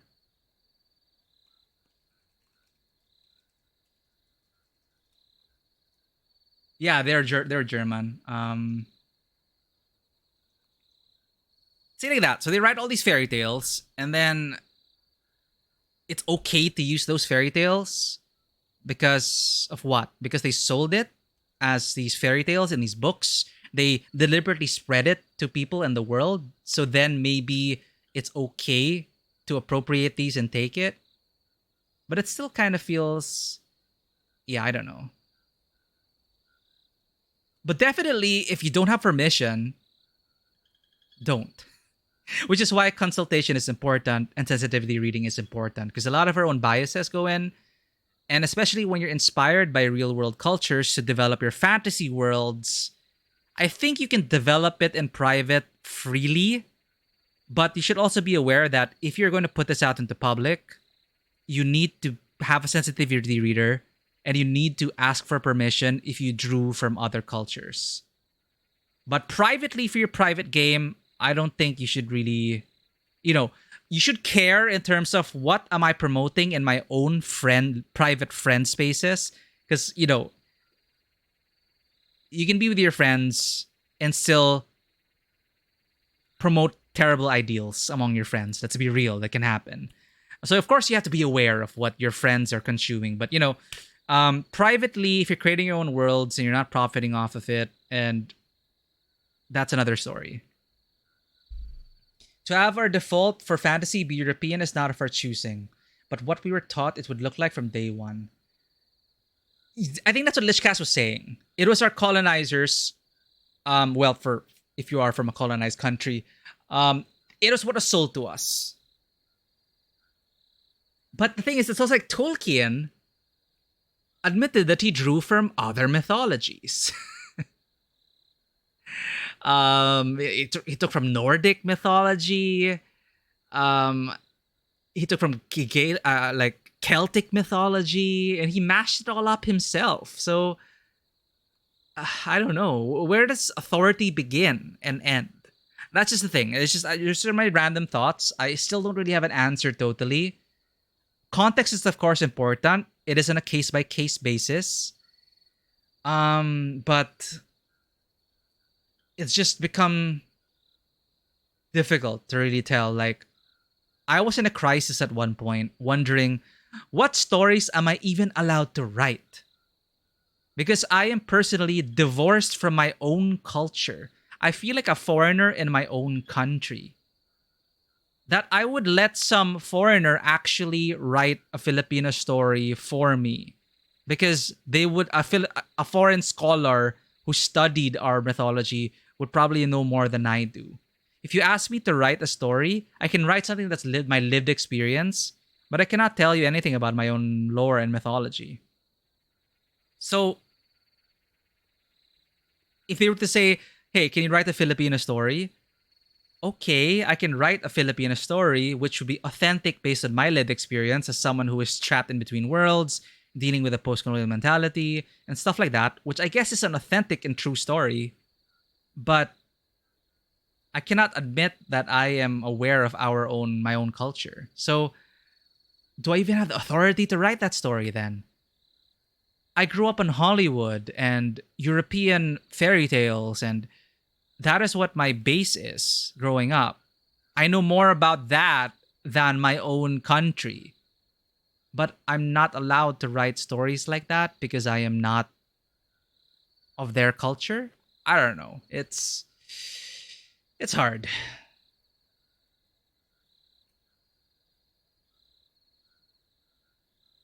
Anyway, those are just rambling thoughts. Let's continue with this.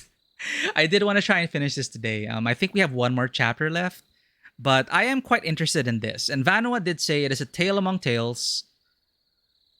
I didn't realize it was Red Riding Hood, Gerda and Kai. I didn't even realize that's Red Riding Hood and the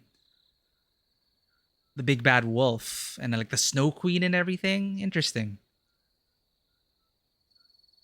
The ghost of a young man hesitantly folds his hands behind his back and turns his head towards the forest. He doubts for a long time, admiring the lush crown of pines. But soon he sighs, resigned. I can distract him until you get to the edge of the forest. But if you have your own plan, you're always free to act in your own way.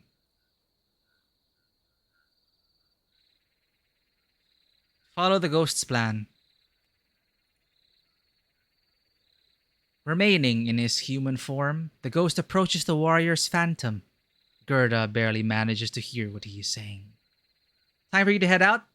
Thank you for the awesome rant. It was really yeah, sorry for I was just rambling. But thank you for dropping by, Ditzy. You take care. Have a great rest of the day. And this game is quite interesting. It is Ukrainian written and developed. And Vanua really loves this game. So we're giving it a shot. It is called The Silent Huntress. You can pick it up on Steam if you want the visual novel to play. There are different choices and consequences. You can die in the game. So if you like a choose your own adventure kind of experience, do go check it out. But do take care, Ditzy. Thank you for being here and listening to me ramble on. I don't even know if I made any points. I'm just more confused now than ever. Anyway, thanks for listening to that. Remaining in his human form, the ghost approaches the warrior's phantom. Gerda barely manages to hear what he is saying. Simon, long time no see. The warrior turns to him with his whole body, raises his sword in front of him by the hilt with both hands, and makes a slight bow with his head. Seizing the opportunity, Gerda runs along the edge of the swamps to the west. Daylight shines through the thick pines ahead. She runs out of the forest and squints at the dark sky. Before her stretches fields, scorched by the sun and fire, the ghosts of overgrown roads and ruined stone buildings on the horizon. From the forest, a clang of metal is heard, similar to an echo. Gerda turns around and sees the warrior's phantom. He floats above the ground, although his legs do not move. He puts his sword aside, ready to attack. He goes after Gerda. Uh-oh. The huntress draws a dagger, ready to defend herself. At the same moment, the phantom freezes. He shakes his head absently from side to side, trying to figure out where he is. He sees burned fields, overgrown roads, and ruined buildings and lowers his sword. Anyone else in his place would have wept like a child. But the warrior's phantom only bows his head helplessly. Maybe, for a long time, he couldn't cry anymore. Death. Death. Death. He whispers indifferently, slowly raising his sword above him. Death to those who did not fulfill the last duty. Remember the prince's words. He thrusts his sword into his chest, and a silhouette glows from within. The warrior's phantom has let go of his past. A bright flash of light makes the huntress squint. When she opens her eyes, she no longer sees the warrior's phantom in front of her, only the ghost of a young man. His face is expressionless as usual. Each guardsman understood that they were simply being used. But how could he betray the prince who took him from the rotting barn and gave him a life filled with meaning? Maybe that were his reasons. I will never understand this. But I didn't live like them. Let's go back to the forest. Gerda can't figure out if he's pleased or upset, but one thing is clear to her. The ghost wants all this to end as soon as possible. We'd better move further slowly. Follow my footsteps and don't make any abrupt moves. The mist-drenched forest falls silent. The cold touches the skin. Gerda feels their approach, phantoms without mercy and consciousness, spirits that have not found peace, the same as the advisor and warrior she met. But apparently not interested in the ghost of a young man at all. He walks past them relaxed, looking straight ahead, hands clasped behind his back. Gerda follows him, step by step. A puff of mist touches her elbow, and she yanks her arm back, momentarily meeting an expressionless face. The image slowly blurs into shadows, and the phantom floats on. Above the swamps, there are tens and hundreds of them. Some mutter under their breath, some cry, but most remain silent. Their swaying outlines resemble candles burning with a cold fire. After passing through the ghostly forest, Gerda stumbles upon a lone phantom who is dressed in a rich fur cloak. On the top of his head, she can discern the teeth of a skillful crown. He is different from all phantoms encountered by the Huntress before. Looking around, she notices that the ghost of a young man has already hidden behind the tree, as usual. "A prince," he whispers with a smile. "Try to be more respectful." "Oh, what?" Gerda thinks warily. This is a rhetorical question. Glance provocatively. Make a curtsy. The prince's phantom examines Gerda from head to toe, lifting his chin and turns away. Who does he see in her place? Does he see anyone at all? Humph! Peasants. He turns and walks away slowly. Gerda follows on his heels as she recently followed the ghost of a young man. There are only liars and traitors around. Even Baron Mercer, whom I considered my best friend, at the last moment refused to provide men. Well, did you protect your family? Did you protect the estate? Pathetic traitor.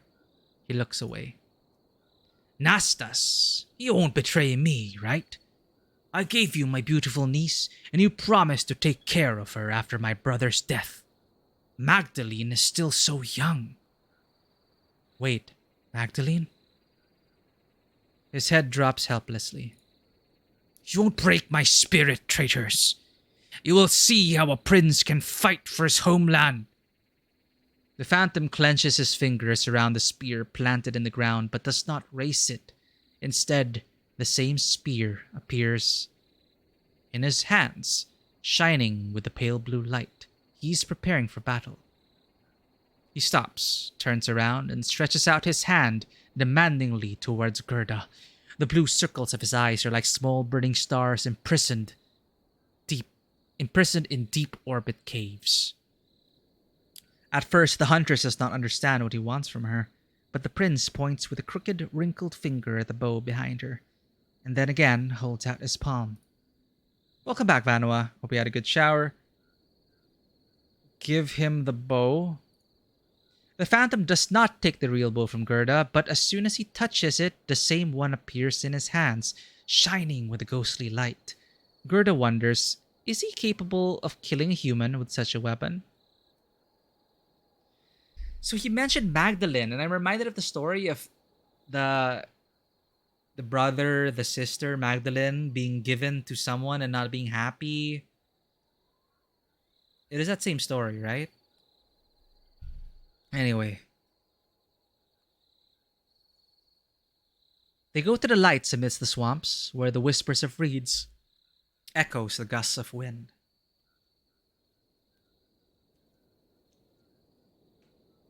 Gerda turns around to check where is the ghost of the young man and sees him cautiously following them. He gives her a short wave to let her know that everything is fine. Countless silhouettes of sleeping gods froze over the swamps like thin lights. Gerda again hears someone's desperate crying. Before she can realize it, the prince's phantom raises a spear over one of the silhouettes and pierces his heart with a ghostly point. The white flashes like a lightning bolt. How many of yours have already died? Have you come for revenge? A human dared to speak out against the swamp gods finally? Or do you dream of a blessing? You won't get it. He's talking to Gerda. They are already dead. Did you know this? But still, I will continue to kill them time after time until they stop coming back, until I cleanse Lorthemia of the monsters they have become. It is impossible to understand whether he considers his victims ghosts or wandering dead, but one thing is clear. He, like the rest of the phantoms, does not realize that he himself is dead. Why then does he see Gerda? The prince, with fervor, pierces the hearts of phantoms with a ghostly spear. In the darkness of the swamps, flashes of white light up and instantly melt away. One after another. Phantoms do not beg for mercy, do not utter their last breaths. They sleep with their eyes open and meet oblivion with a smile. My son gave his life in this senseless war. I thought I was doing my royal duty, looking for a better life for Lorthemia. So many deaths caused by the flowers. How stupid. He draws the ghostly bow and aims. A fired arrow flies through the head of a phantom kneeling in silent prayer nearby. The prince smiles, and in his smile, one can distinguish contentment in half with sadness. The body still remembers. While he freezes in thought, Gerda turns to the hiding ghost of a young man. He calls her with his hand. The huntress takes a few steps towards him, trying not to make any noise. Of all the phantoms, he is the only one who can hear me, the ghost of a young man whispers. I don't want him to kill me thinking I'm... He observes the swamp that shimmers with unfortunate souls. One of them. What are you planning to do? Kill him or wake him up? I don't know if I can help you this time. Gerda checks the prince.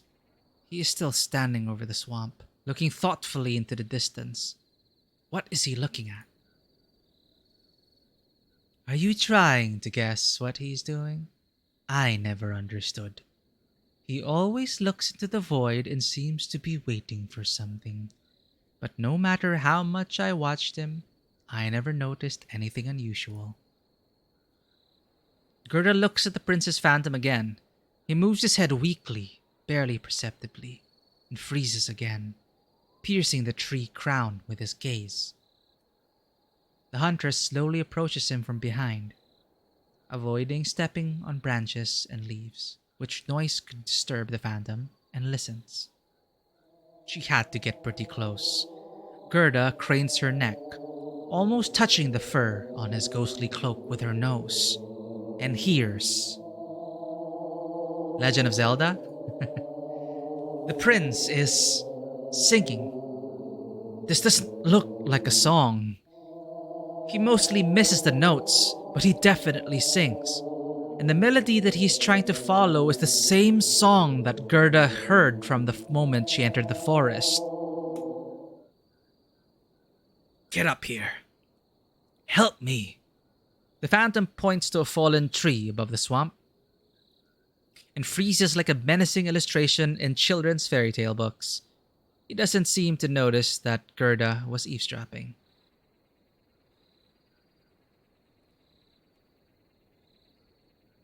Help him. Climb up the tree. See the black dove on the pine branch? This is the messenger for Kirvale's spies. These demons need the blood of the Lothremians even now. Kill him with your bow. There are no birds on the branches. They would not escape the sharp sight of the huntress. The phantom imagines the past. He sleeps more soundly than others. He can see, unlike them, but does not want it. Wait, what?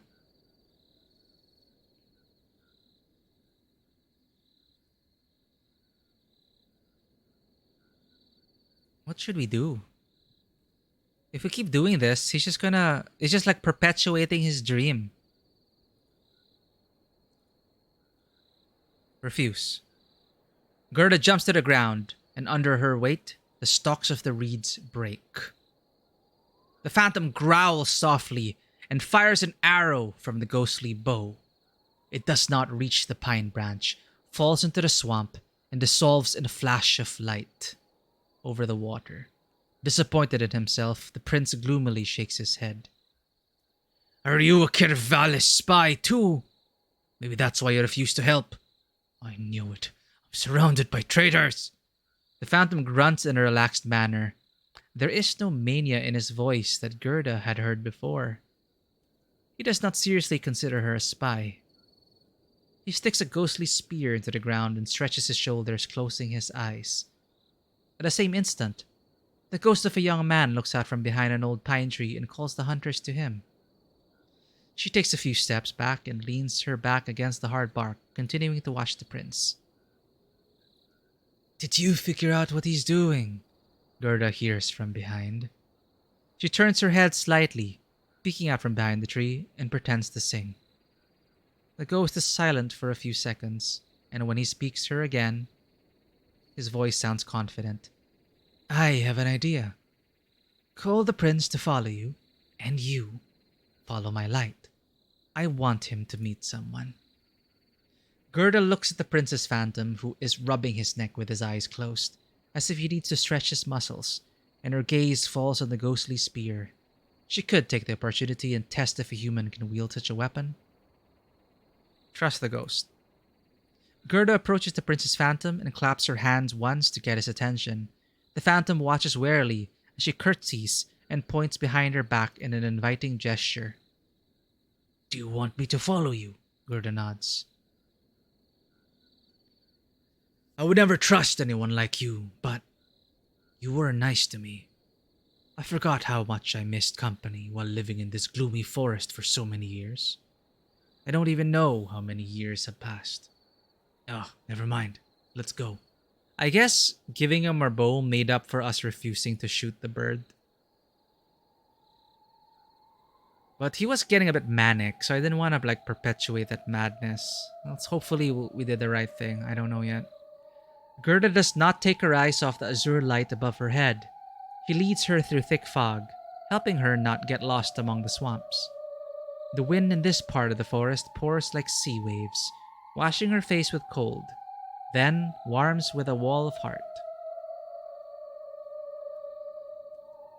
Washing her face with cold, then warms with a wall of heat. The song that Gerda heard from the very beginning, as she descended from the mountains, becomes louder with each step. The prince's phantom picks up the melody and mumbles its fragments under his breath. His wide open eyes are riveted to something ahead of them. Suddenly, he overtakes the Huntress and freezes. The forest is brightening. Old oak trees creak in the wind. The ghost of a young man hides in a tree crown, and Gerda looks for what he led her to. The prince falls helplessly to his knees and covers his face with his hands. Maybe he remembers the past. Maybe he cries. The Huntress does not disturb him. She counts rare snowflakes falling from high pine grounds. In the distance, a spruce branch shakes off under the weight of a snowdrift. Finally, the prince rises. Something has subtly changed in him, but Gerda would not dare to say what exactly. Maybe the look became a little softer. He tosses a ghostly spear to the ground, allowing it to dissolve inalterably into a vision of light, and looks down mournfully at the ground. The same happens with the ghostly bow. The prince does not want to leave behind anything at all. Now I remember. I was struck down by an enemy arrow on the walls of the Silver Keep. Because of my obsession, I sent too many people to their deaths and continued to kill even after. Who will forgive me something like this? Would you forgive me? I obtained evidence of the old war. Before Gerda can do anything, the ghost of a young man steps up beside her in his human form. The prince opens his eyes, opens his mouth in horror, and freezes without saying anything. Don't answer him. The prince lowers his head, and it seems that he has no longer the strength to raise it again. His crown has slid to the side, his shoulders drooping helplessly. Before Gerda stands not a ruler, but an ordinary old man. Don't seek someone else's indulgence, Your Majesty. You've got to go. The phantom sighs in confusion, as if holding back tears. He raises a hard look at Gerda. Take your bow. Pierce my heart with an arrow. I will trust it, and it will take me. I hope. We have no choice. Pull the string and shoot. The arrow passes through the prince's chest and gets stuck in the ground. He grabs his shining heart, swallows air with his mouth, and melts along with the falling snow. At the last moment, he remembers his death. Lazarus! You must save Lord Themia! The echo of his voice fades in the thick silence of the winter forest. The wind hums in the air, driving away the fog and making the weak snowflakes dance. The prince's phantom has let go of the past. The ghost of a young man looks at the emptiness in front of him and stays silent for a long time. Maybe he knew who Lazarus was, or maybe he remembered something from his life. Thanks to her subtle hunting ear, Gerda catches a whisper. Such cannot be forgiven. How dare you? Gerda stands quietly so as not to distract him from his thoughts, but suddenly the ghost himself turns to her. On his face, there is no longer that empty expression he had after the prince's death. How interesting. Look at her. Listen. Do you hear? He's talking about the woman. Gerda looks, listens, and hears nothing. Yes, she has stopped singing. This hasn't happened in a long time. Perhaps. He does not have time to finish. At the same moment, the phantom bows his head, and the quiet, dreary melody grows again. Okay, forget it. The ghost stands next to Gerda. She raises an eyebrow in surprise. Wasn't he going to hide all the time? It's all right. She can neither hear nor see even me. Her tears are dearer to her than anything else. You can get closer to her. She is completely harmless. I wonder how you will solve this riddle. Ah, yes. I think you've already figured it out. In front of you is the princess, Her Majesty the Heartless. Don't give in to her tears. He sighs wearily.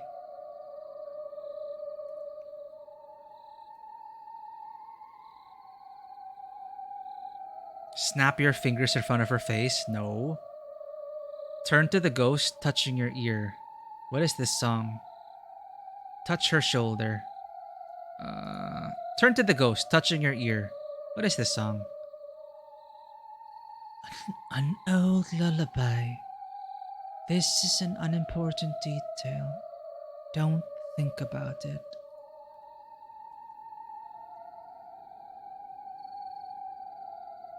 Throw snow with your foot on the hem of her dress. Aim the bow between her eyes. Memorize the song's tune and play along. Why is it yellow? Gerda claps her hands to the rhythm. For a moment, it seems to her that the princess lifts the corner of her lips in a smile. Smiled. You saw it too, didn't you? Fascinating. I did the same. Oh wait, don't worry. This is the ghost. He's not talking.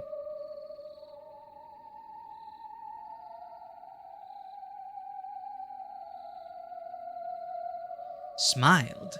You saw it too, didn't you? Fascinating.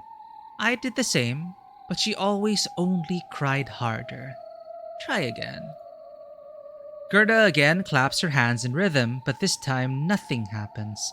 The princess's song is sad, and her face is frozen, as on marble sculptures in the houses of the rich. That won't work.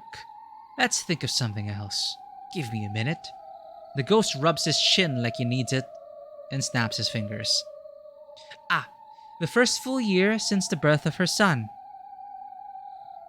I heard that he clapped his hands for the first time that day, and the prince, worried about the new illness that had made its way to Lorthemia, wished him a long life.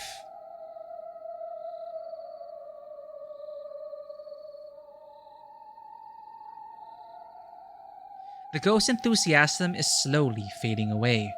He puts his hands behind his back and squints, looking coldly at the singing princess. As far as I know, the name of the prince's son was Lazarus. He was the hope of Lorthemia, but a disappointment for the prince and princess. Although only one person called him the hope of Lorthemia. Who knows? Maybe the prince's son was also miserable, befitting his parents. The princess's phantom. Lazarus? No, this can't be. He is dead, dead, dead. And only about him would I cry until the end of time. Gerda and the ghost of the young man look at each other. Where did the song that I just sang run away? Why did I forget its melody? I need to sing. When I don't sing, I can't hold back my tears. This is all I have left. The melody. What do you have behind your back? A bow. Are you a deity? Lady of the hunt and mother of the earth? I knew that one day I would meet you. Have you come to judge me? Then judge. Gerda and the ghost of the young man again exchange surprised glances. He is just as confused as she is. On his lips, the Huntress reads, "You can play along." When my son was born, Lorthemia was seized by illness, but I was still happy. This boy was my first child, and the only one. I took care of him more than my life. All the time I was afraid that the disease would take him away. Little boy, he always cried so quietly. In those years, many children died, and most of them were peasants who lived closely and could not protect themselves from the sick. I took advantage of my position, and during the first years of the prince's son's life, I kept him in the palace. Because of this, he grew up pensive and unsociable. I regret so much. I failed to use this time, the time he was growing up, properly. I could not teach him to earn someone else's trust and inspire respect, as a real prince should be able to. What is the use of a son who will not become a pride for his mother? Right, my lady? The voice of the princess trembles. She tries to sound dispassionately, but feelings take over.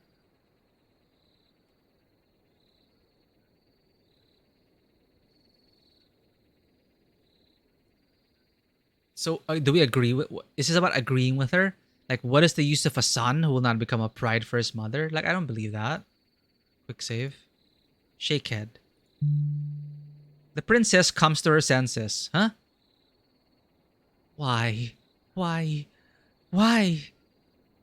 Lady of the hunt and mother of the earth, do you not turn away from your children when they torment your domain. Aren't you a sovereign too? I was a princess. My only duty was to raise a worthy heir, and I did it with all my might. I taught him to read and write, bought hundreds of books for him, and the prince assigned a mentor to him. The boy learned to hold a sword from an early age, but still, his gaze always strove for the sky. I hated it. After the end of the plague, the prince's son spent a lot of time with the son of Baron Mercer. I stopped giving him astronomical books when I realized that he had inherited his fantasies about the sky from him. I scolded him so much, reminded him of the responsibilities that lay on him. But he was just a child. Did I do the right thing? Shake head. The princess comes to her senses. The princess purses her lips sadly. Deep down in her heart, she herself understands this. She was too harsh. Instead of trying to understand her son, she turned him against herself. He said such crazy things. I will build an observatory together with Fabius, and everyone in the principality will be able to study the stars. Why did he take his position for granted, and with his heart sought for something else? Why didn't he care what kind of bride I chose for him? Why has he never spoken to me about anything that matters to him, except for those damn stars? Is this my fault too?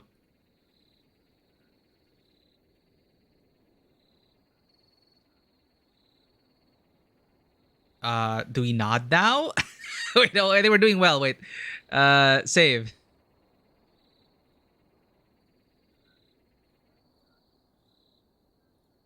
Nod.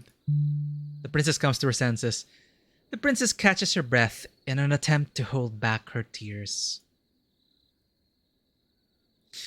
We had a fight, and the war was already on the threshold. Everyone felt the approach of death. On a chilly, quiet morning, I begged my husband to let me and my son go, to let us escape, to run away from the war. But he was ruthless. He reminded me of the princely duty to defend Lothemia with our life, not to fall with it. And my son, in addition to protecting the principality, he had another motive to stay. There was a name that I want to forget. Fabius. In my eyes, their friendship was poison to the princely family. Once I got furious and forbade the son of Baron Mercer to appear in the princely palace. I even ordered the servants to throw out all the new letters he sent to my son. And my son, preoccupied with the war, could not go to him. In the midst of the war, they could not meet, could not talk.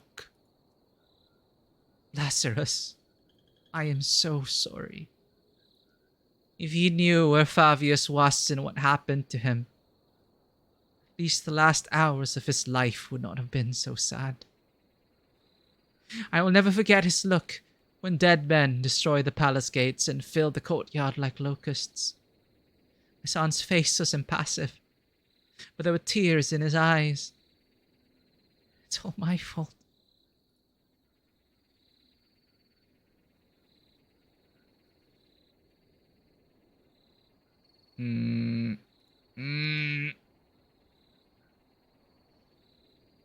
They were just good friends, just great pals, just great roommates.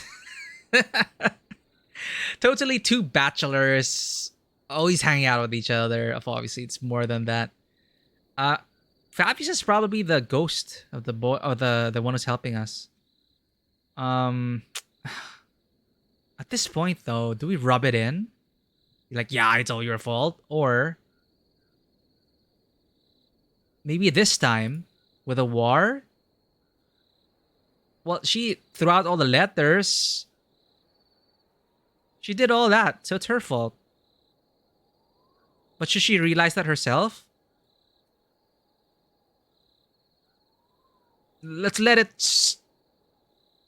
She has to decide for herself. Don't answer. The princess comes to her senses. The phantom groans plaintively. Her voice is deep. Her pain is immense. The princess would turn back time if she could, and send hundreds of her warriors to their deaths, if it would bring her son back to life. What I answered the prince that day was worse than his words to me. Her voice trembles and becomes louder with every word. I said that I no longer have a son. That he should go to war with his father and at least die in the battlefield like a man. As if a lord. The princess laughs rudely, and her laugh is like a desperate cry. Tell me it's not my fault my son was rebellious. Tell me that I'm not to blame for his death. Before Gerda can answer, the ghost turns to her and whispers so that the princess does not hear him. So far, to him, standing next to her, she has not paid any attention. The ghost. Our ghost friend, right? It is not her fault. But now, for her, you are a goddess that decides the fate of her soul before going to the afterlife. You could use this. What do you mean it's not her fault? Gerda catches sight of the weakness in his voice. But his face is an example of true self-control. He really means what he says.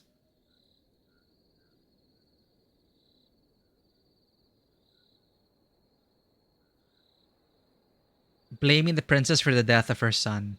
Well, she is responsible for treating him poorly and making him do rash decisions. And those final words, do we condemn her?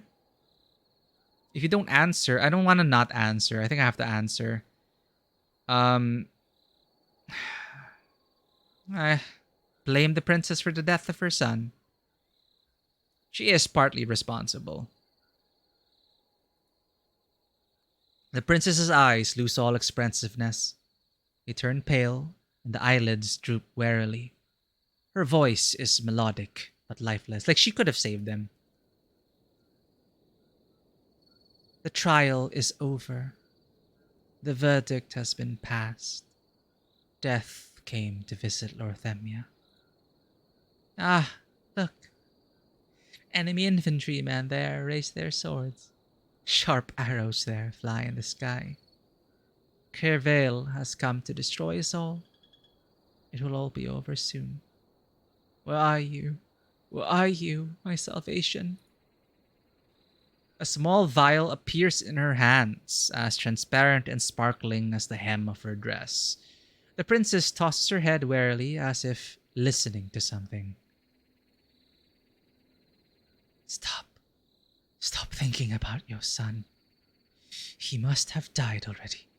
And for you, princess, it's time to follow him. And your prince. She opens the vial and is about to take a sip.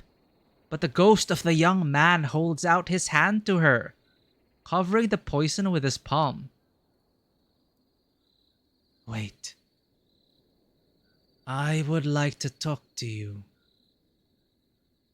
The princess looks at him as if he appeared from nowhere, magically embodied in front of her. And then she cries, bursting into tears. This time, happily. A blissful smile froze on her face. The princess's phantom let go of the past. Hide behind the tree and eavesdrop. I want to eavesdrop, but... Step back and let them talk alone.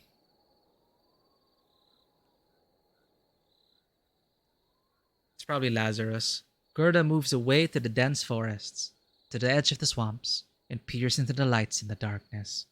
They twinkle like modest little stars, hundreds of ruined and desperate souls. The sky slowly begins to darken. The day tends to the evening. The Huntress wraps herself in a fur cloak and glances from time to time at the ghost of the young man in the distance. He and the princess are holding hands. Her stomach rumbles. Gerda takes a sack of dried meat out of her bag, puts it on a cracker, and chews loudly. Yum, I'm hungry. Snowflakes melt on her cheeks and burns with cold, and her back is slightly sweaty because of the fur cloak. Gerda smiles at the crunch of crackers breaking the silence of the forest. She feels alive. Soon the snow gets thicker. The ghost approaches the Huntress after half an hour. His smile looks tired. Yeah, burns with cold, right? It's so cold it burns. Thank you. We helped the princess leave on her own. Yes, she is dead. Drank poison as once during the war. But this time, not out of fear, but out of a desire not to hurt anyone again. You are probably already tired. We should return. Let's go.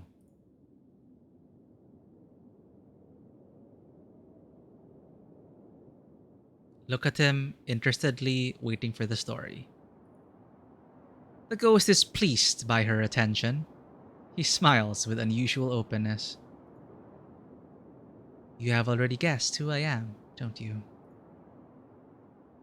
Nod. I think. Nod. The ghost jokingly bows, spreading his arms to the sides.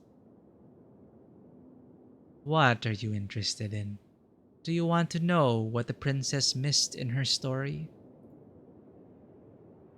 Nod. Not much, really.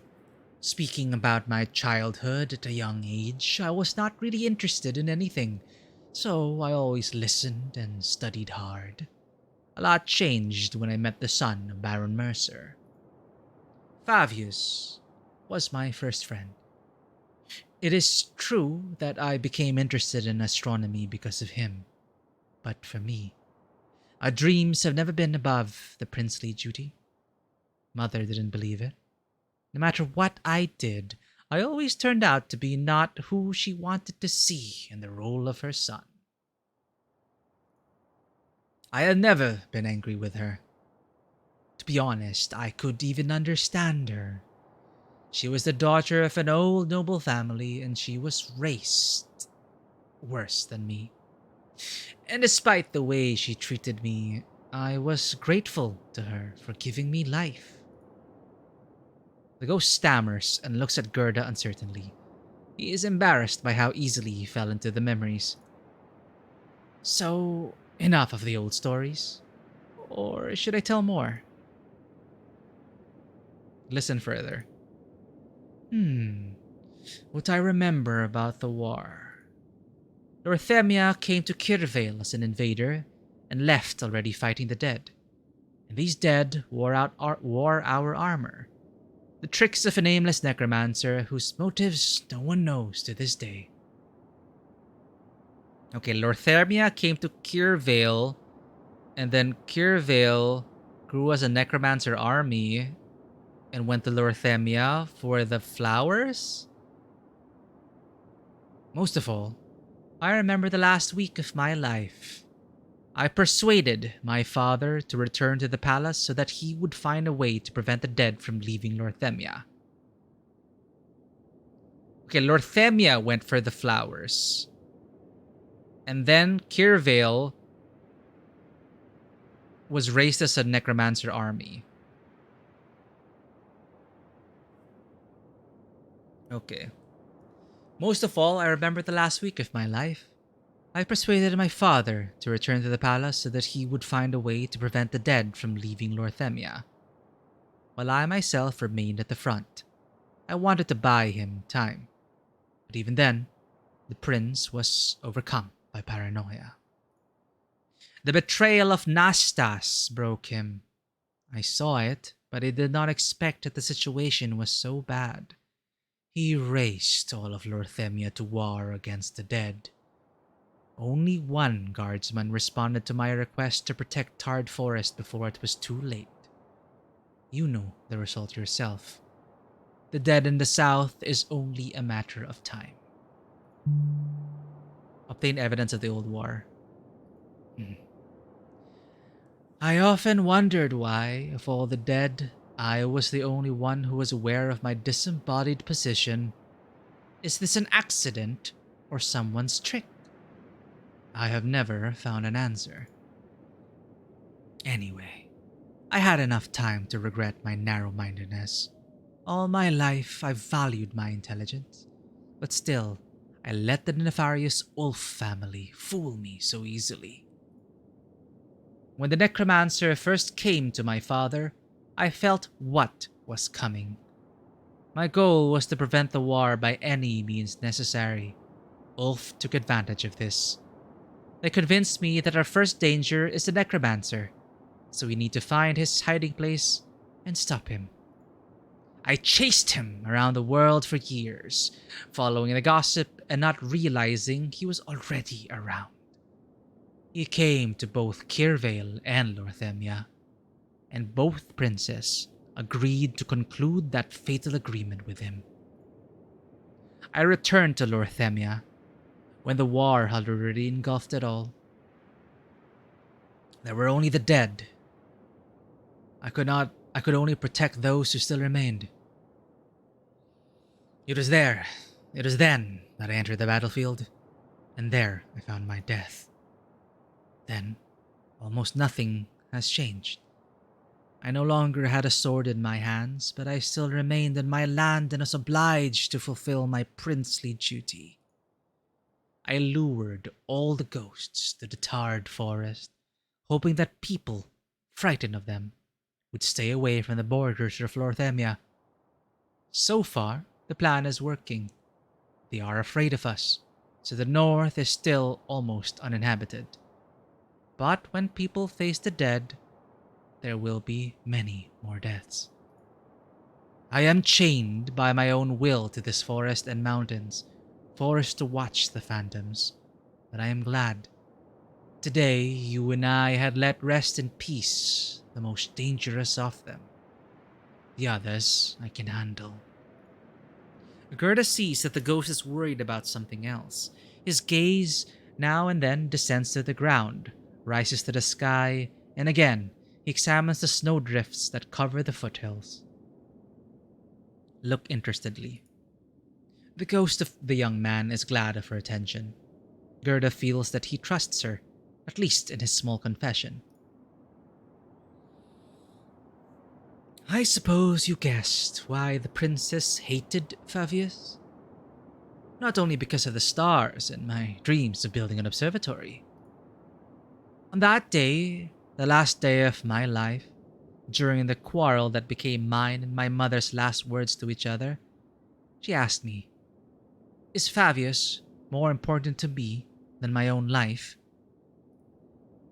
And I answered, "Yes." For the first time in my life, I was honest with her. I said that if the war had not started, sooner or later, I would have given her a grandson. But my wife would never have been dearer to me than the son of Baron Mercer. She couldn't accept it. For her, a dead son was better than the wrong one. I think you understand. Gerda remembers Agna and the warmth of her tender lips. The field wind plays with their hair and ruffles their cloaks. She does not know how Thaddeus would react to this. I am not sad either about my fate or even about my present position. I only regret one thing: having stayed at the front to buy the Lorthemians time. I couldn't save Fabius after all. Gerda recalls a note from Baroness Mercer. She wrote that she is taking Fabius with her and sailing across the sea as far as possible from the war. It is no longer possible to find out whether they succeeded in this, but still, this could please the ghost of the young man. Oh! Show Baroness Mercer's note. Thankfully, we looted shit. Gerda rummages in her bags, finds the right piece of paper, and shows it to the ghost. Look! Loot! He reads carefully, slowly, and when he finishes reading, he opens his eyes in amazement and laughs. So, at last, he lived a quiet life far away from this damned war. Thank you, Huntress. You have lifted a great burden from my soul. The ghost of a young man let go of the past. Oh no, he's the last one to go. I got an achievement. Return happiness to the ghost of a young man. Do not look, but listen. Quick save. Happy with the playthrough so far. Even with the mermaid action. I didn't want to murder them, but damn that riddle. And the ghosts and the wolves helped us, and we healed the wolves, so sad. I mean, this is dark fantasy, right? Attention pays off. Hopefully it is paying off more. We missed a few things though, but we missed one bedroom. Because we were low on time, but I think we wouldn't have been able to find out all the pieces anyway, because we would have been chased by the Baron. So we only could choose like 2 locations, I think, and we were rushed out of the third. When they got out into the foothills, the snow subsides for a while. The ghost looks thoughtfully into the distance, where snow-capped mountain peaks shine under the sun. Once I was convinced that it's better to forget everything. I envied the ghosts that fell into a deep sleep. They didn't have to face reality day after day, year after year. But still, the memories of people dear to us are too valuable to get rid of them, even if they bring pain. Don't you think so? Nod, thinking of Kai. Shake head. Revenge of the monster has long been an end in itself for the Huntress. So edgy. Nod, thinking of Kai. Gerda changes? I'm glad you understand. Here I say goodbye to you. It even makes me sad that we'll never see each other again. But it's for the best. The living deserve much more attention than the dead. I hope you achieve all your goals and one day be able to live in peace. You deserve it. Remember me kindly. He smiles in the end, turns into a little light, and flies away. And only the blowing wind reminds that someone was just there. Oh, that is nice. Oh, alright, we have to go back to these people. The savages follow Gerda with attentive glances. Some have hope in their eyes, others have fear. They are waiting for a savior, but do not believe in their own salvation. Gerda can understand them. Returned. The warriors who stood behind Gerda poked their spears into her back. On their knees. No need. The fate of the stranger is sealed. Follow me. The old man hunches over, looking at Gerda with confusion. He restlessly walks a few steps into the depths of the cave, returns, shifts from foot to foot. After making sure that no one is eavesdropping on them, the old man comes close to the Huntress. A yellow-toothed smile spreads across his face, and there is no joy in it at all. I sent a man to follow you. He arrived half an hour before you and told me something interesting. You have the blood of a god on your hands, figuratively speaking. His eyes sparkle eerily under thick brows. You made 4 of them wake up from their sleep. You are cunning enough. Maybe you can help me too. I am not a bad person. I take care of my people the best I can. And in gratitude, they share with me food, furs, jewelry. I want everything to continue like this. However, after what you have done, people will be much less often see the gods who can speak. I used to decipher their messages for my subjects, and they listened to me. But now, you are a smart young lady. Let us make a deal. I will go out to the savages and say that my connection with the gods has been strengthened. All you have to do is confirm my words. If you don't want to talk, just nod when all eyes are on you. Deal?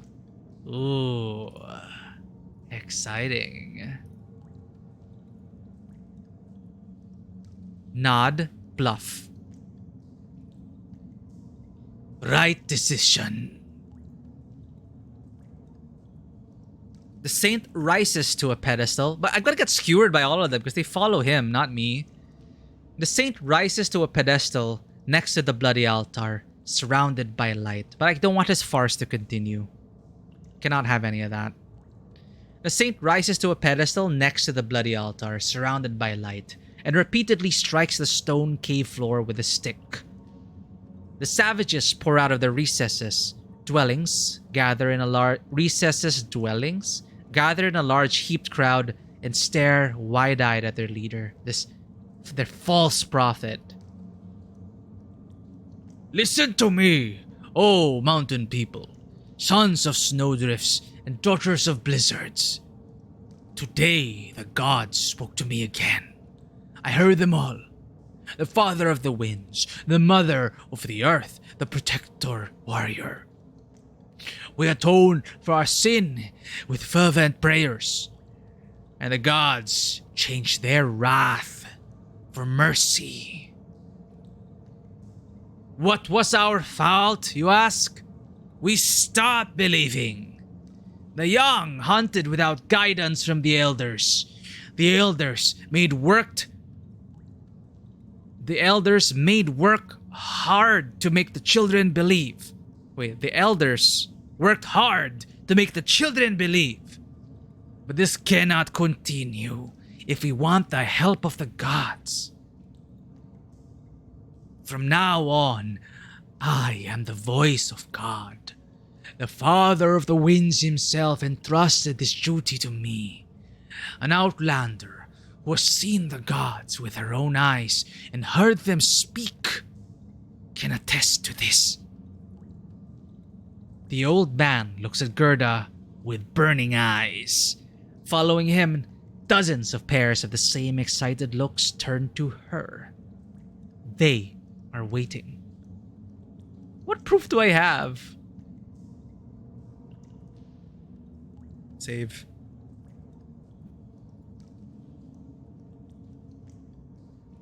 Shakehead. Before the Huntress can do anything, a blizzard bursts into the cave in a violent gust, forcing the savages to hide their faces behind their cloaks. A bright clot of light shoots like an arrow over their head and stops over the altar. The ghost of the young man, easily, like a feather, descends to the edge of the altar, touching its surface only with the toes of his shoes. A wave of sighs sweeps through the crowd.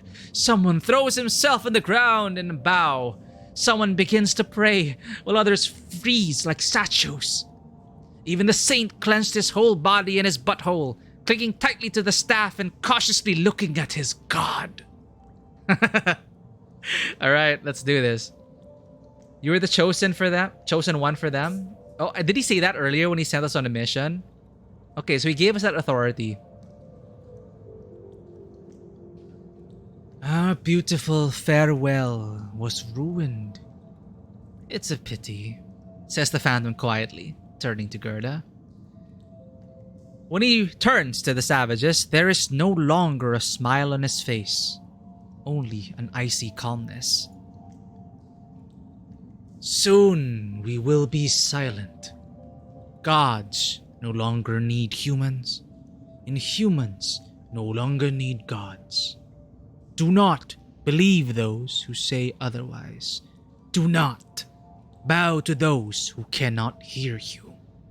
Do not encourage those who instill fear in you. Now, you are a free people. Achievement! All runes stayed intact. Huh? Cool. So we're good at role-playing a consistent character. He turns his head to the saint and pierces him with a lifeless gaze. The old man shudders in fright and looks back angrily from under his bushy eyebrows. The ghost smiles, takes off, and disappears into the wind flow. The little blue light carries away along with the blizzard, away from the caves. The warriors, holding the Huntress by the hand, immediately let her go. Dozens of discouraged faces froze in front of Gerda. The savages dare not speak or even move. Some turn to the saint with obvious displeasure. Timid whispers in an unfamiliar language reach the ears of the Huntress, at first bewildered, then accusatory. The saint stands in front of the altar, rubbing the staff with both hands. He switches to the language of savages. I really wonder what the term is. What is the term of, like, in Ukrainian? Like, because savages is very derogatory in, at least in, well, in English usage. Like, it's calling them barbarians, savages, right? Like, I don't know if this means them to be, like, lesser or lowly. I don't know what other word they could use for it, though. Sure, I'll switch.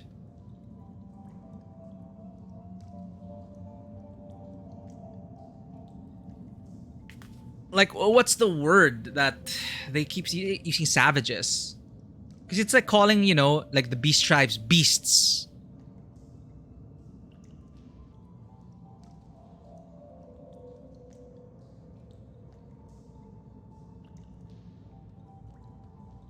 Wild men. Wild men. That's a less... Well, again, it's a matter of perspective, right? They are outsiders, wild men, something to Gerda. I think I'll go wild men. Because savages kind of implies more, well, literally like savagery. Like they're just mindless beasts, that they don't have their own culture or language, or they're not people, basically. But I guess wild men, maybe role-playing Ferda, yeah, I mean, maybe they may not have the same level of civilization, but, you know, they're not worse people for it. So I think wild men, from Ferda's perspective, is a bit less evil sounding than savages. But savages is more correct here, though. Okay, well, I'll of course I'm going to read this translation. He switches to the language of savages and reads them a monologue no less emotional than his previous one. One doesn't need to understand him to know. He was able to find the right words. The savages did not begin to beat on the shields, to raise a cry. On the contrary, many of them nodded, and soon the crowd began to disperse. What? This guy is like amazing persuasion. He's probably like a charisma character. Well, he wouldn't have lasted this long without a high deception score. Probably has like plus 20 deception. Gerda took the opportunity to slip to the cave's exit. For the first time in her entire stay in the north, she was stopped not by force, but by a request. Someone was calling a stranger from the depths of the caves. Huh? I haven't forgotten our agreement. The saint... He frowns, purses his lips, but forces himself to speak. I don't know how you did it, but since that unfortunate ghost interfered with my performance, I'll have to help you, despite the fact that you ruined all my plans. Follow me. Wait, The ghost appeared before we shook our heads. Right?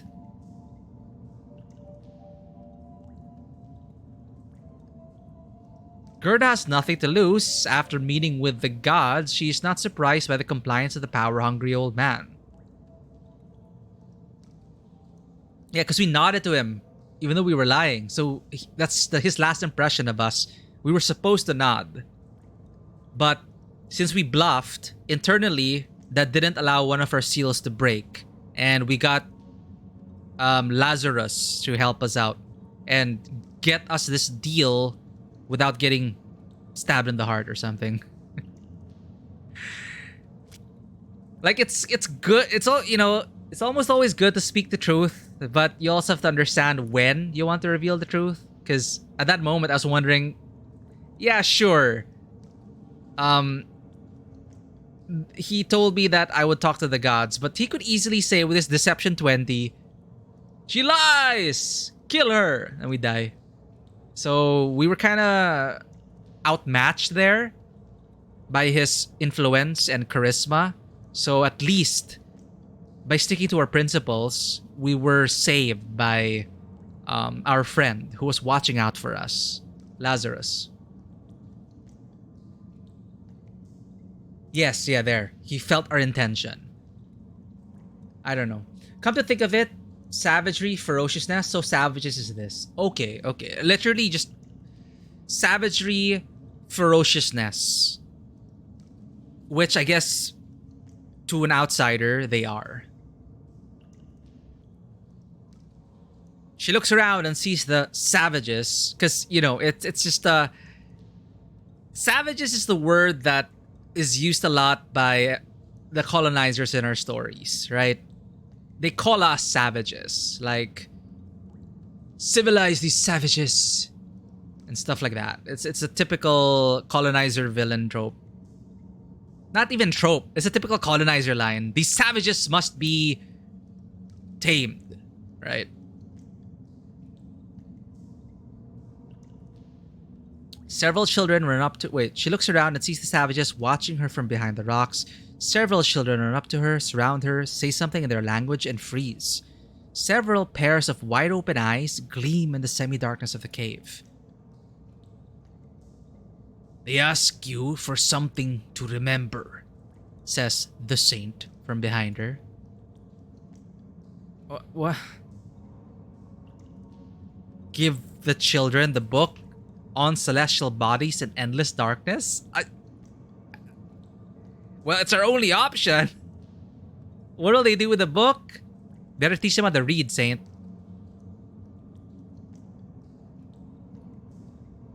They are fascinated looking at the cover.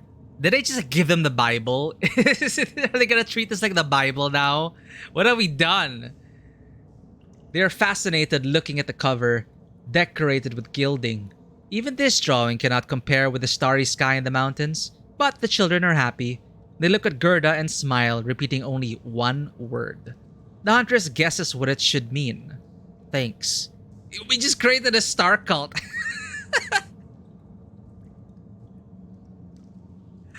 Oh no. They're gonna treat it as the Bible. Oh well, this is why in Star Trek it's very important to follow first contact protocols. We have basically influenced the direction of their development as a society. Children won't be able to read a single line from this book. It's in a dead foreign language. Oh. But even here, it is more useful than if it had remained in the damned estate. Well. The Huntress and the Saint walk up the path for a long time, accompanied by 3 warriors plunging their boots deep into the untouched snow. Here and there, of the snow drifts peek out broken spears and yellow bones of the unfortunates who got lost in the mountains. Gerda wraps herself in a scarf, catching the blizzard with her hardened palms. Snowflakes freeze on her skin for an elusive moment and melt from its heat. It's a nice image. The paths meander between rocks and gorges, then bend, then rise again, After some time, the Huntress begins to feel like they brought her here not with a noble purpose, but to kill her in the snow, away from many eyes. But soon, the saint stops. We have arrived. Sacred Valley, the mirror of the soul. He points to the magical light frozen between the rocks. Many meet their dead loved ones there. Many are gaining strength to accomplish what was inevitable, but was waiting for them in the future too distant. Those who are disturbed by an obsession also go to the mirror of the soul. There, you will find your beast. Where you go after passing through these gates is up to you. You probably won't come back from this side. But if you do return, good luck finding your way back. And stay yourself. He leaves with the soldiers, who do not even dare to look at Gerda for the last time. The Huntress enters a small cave nearby, builds a bonfire, and heats bread and meat at the fire. The night is coming soon. She needs to sleep, but her head is full of thoughts. Oh, about savages, it may or may not seeped here from the Soviet cultural legacy. They also did colonialism, just with a bit different methods. Brave and noble savages are still orientalizing. Okay, yeah. Yeah, it's what imperialists like to call people who are not like them. Who they believe are less intellectual, less cultured, and therefore they need to be enlightened. That kind of dangerous thinking, which, derailed so many cultures over centuries, millennia. And, it's nice to wonder what could have been.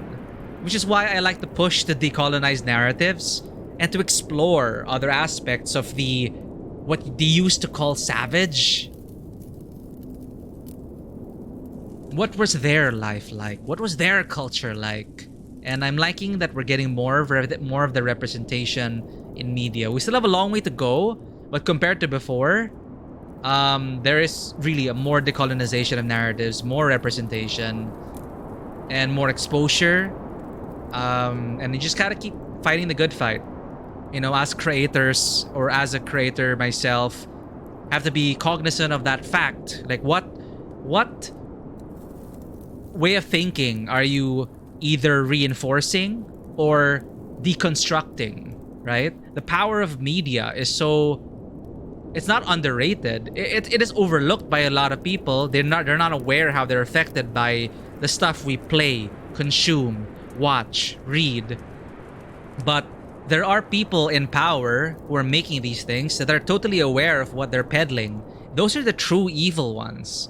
The ones who know what they're doing and yet still do it anyway, knowing that they're perpetuating a false truth, a terrible lie. Those are the people you need to fight against. Hence, the need for critical thinking, which admittedly a lot of people don't have the luxury to, because, we have a lot of people have a lot of other things to worry about. Which even more puts the responsibility upon the creators of mass media to chart it in the right direction. Can you blame the people for not critically thinking about something when they are starving to death? Which is why they consume this as an escape from reality oftentimes. I do not blame them for not thinking about it critically and seeing that, hey, this is perpetuating a bad narrative. I blame the people in charge of creating that shit and the people who air it.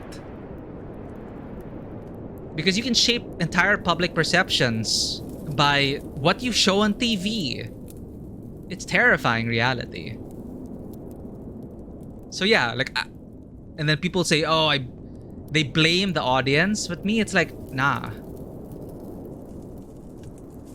You guys know what you're doing. You know you can change their perception by creating more of it. You think your excuses are, it's not gonna sell. They're not gonna like it. But those are growing pains. And it's a double-edged sword.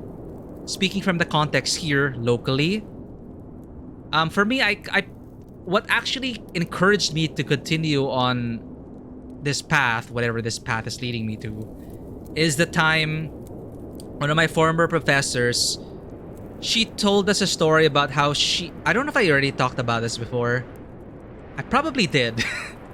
But basically, it is always on my mind. My former professor told us why she left one of the big production companies in the country. She left it because the producers told her that she was taking the role too seriously. It was too good. It is too smart for their audience. Dumb it down. Make it stupid. And that's what pushed her away. Because these people in charge, they're absolutely certain of what they are making. And they do not want to change the status quo because they can make the cheapest shit that still sells. And then they question why a lot of local audiences start gravitating towards Korean novellas. Did you know a senator here tried to ban Korean novellas because people would rather watch that than local media? I wonder why. Because your audience will know good quality if you give it to them. It's a double-edged sword. We are so insecure about our own countrymen's capabilities that we always say Koreans do it better than us. Americans do movies better than us. Koreans do music and TV shows better than us. Europeans do art and culture better than us. That is what's ingrained in us. And they perpetuate that reality by churning out the worst quality because people have accepted that, well, we can't do it anyway. We expect shitty quality from our local companies. And so they still consume it. But you can change that reality. But it's a systemic problem. It comes from the top, you know. That's why our indie movement was very strong here. But it's still an independent cinema. It's still not hitting the right markets. But you know, it's not all doom and gloom. I have seen shifts and changes and better support for it. And thanks to, I will say it, thanks to social media, thanks to the internet, thanks to Netflix and Disney Plus and other things being written, being part of someone's cellular subscription. So everyone has access to all of it now. They're more discerning now. Our audiences are more discerning now. They can look to Netflix. They can watch Korean novellas. I'd like to think that over time, they will take less bullshit from the local production houses because they're so exposed already internationally through Facebook, YouTube, and everything. Now they're gonna be like, yo, we could do better. So it's growing. We're getting there, I hope. Russia did it before. More or less the same aside from comedy. But recently it shifts to. Now you get reminded you need to watch Pamphir and Luxembourg. Pamphir and Luxembourg. Is that a series? Anyway, sorry, you mentioned this is the last chapter. Alright, let's get ready for that.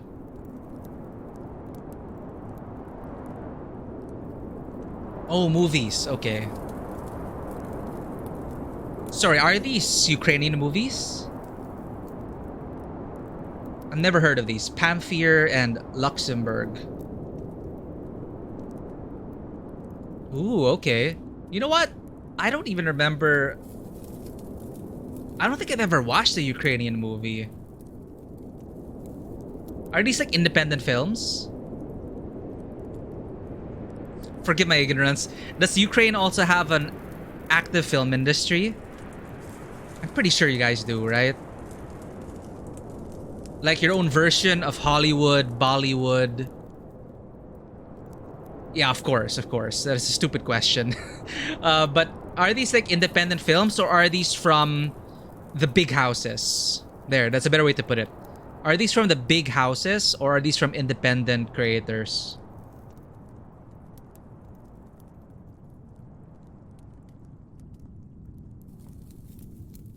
When reformed smuggler Pamfir returns home to his village on the Ukrainian border after working abroad for several years, he's determined to earn an honest living and sets a good example for his beloved teenage son Nazar.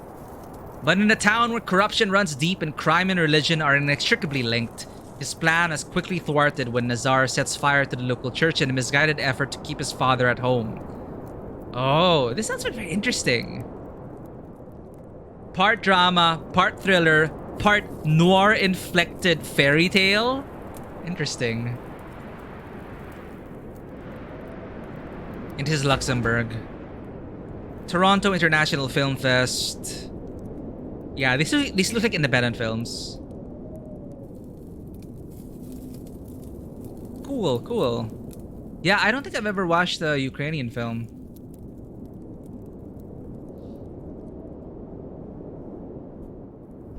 Thanks for sharing these. I loaded them up. Alright, I'm gonna use the bathroom, then we're gonna go into the final chapter. BRB.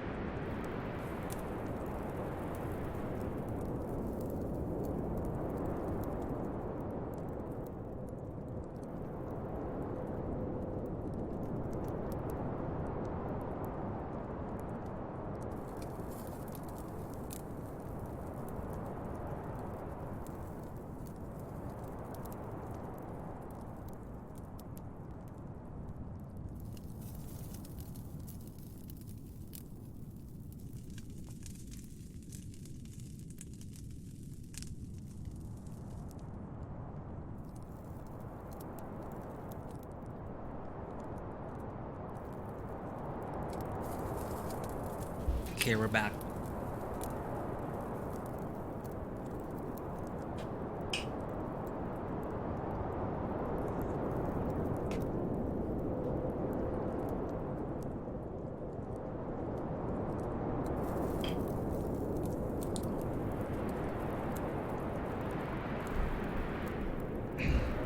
You mean he was like...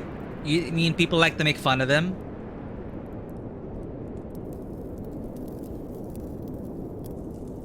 Make fun with him?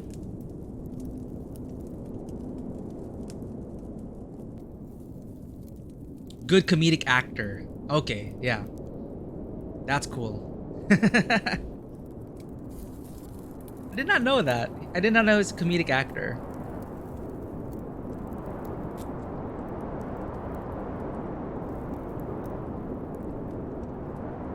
Oh shit, he was a comedian, actor, and screenwriter. Film producer and director. Okay. Interesting, interesting. And he made a bunch of stuff. Oh, actor. He acted in a bunch of stuff. Oh. Okay, I did not know that. Alright. What lies ahead? You know, I'm actually glad that you brought up that this is pretty much like Red Riding Hood and the Big Bad Wolf and everything, because... And now I'm excited to like meet the wolf and see how that goes. Because it's just coincidentally just so happened that like the first play I've ever written, it was actually about the relationship between Red Riding Hood and the wolf. So what lies ahead? Perhaps a battle. Or perhaps a returning home empty-handed. It seemed that the people from Mount Three Teeth were supposed to share a secret with Gerda to help her fight the monster, but in the end they just left her in the snow. Even the saints spoke about the Mirror of the Soul timidly, as if all his people were afraid of this place. What will happen when it's all over? If, Gerda corrects herself, if it all ends. And if it ends with the monster's death and not her death. She could go back to Tadeus, or try to live in some city among people. She had never allowed herself to think about it before. The hunt was all she had. The monster will come now? Here? Of all places? Gerda doesn't know. She has never seen him under the light.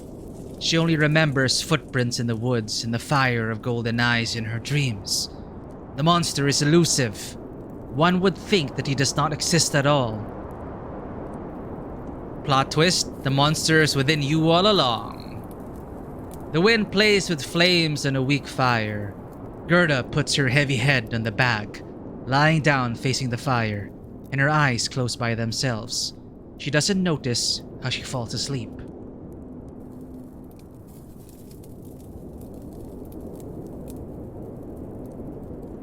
Oh, it reminds you of Torgal. Pet, pet, pet. Firewood crackles on a weak fire. Human bones crackles under the large paws of the monster. Wake up. His eyes are two suns full of wrath, and their cold shining can obscure even the sky.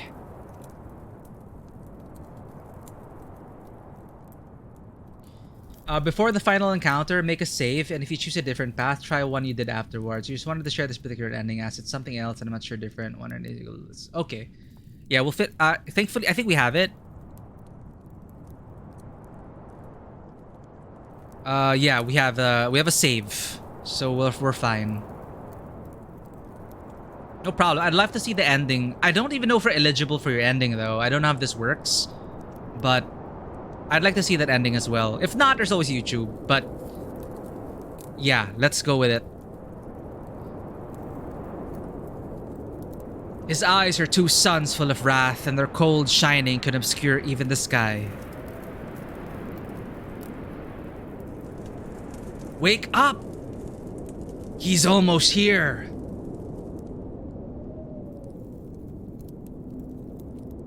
Gerda shakes off the remnants of sleep, eats cold hardened meat, drinks melt water, and leaves the cave.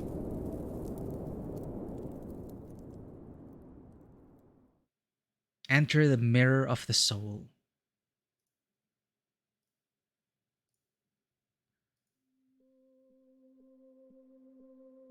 Gerda's body suddenly becomes light.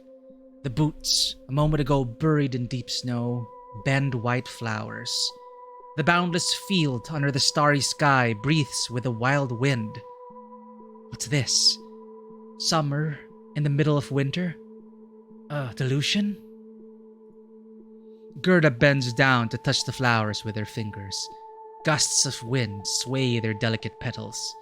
She runs her fingertips over the grass bedspread and remembers. It's almost like in childhood. She was a year older than Kai. They lived in a makeshift barn on the outskirts of the village. Kai liked to collect the clay and soot to make paints out of them. You haven't broken any runes? 99%? Okay, cool. So the runes were like a requirement. Nobody looked after them. Gerda's parents died when she was 10, and Kai showed up in the village without them at all. They left him.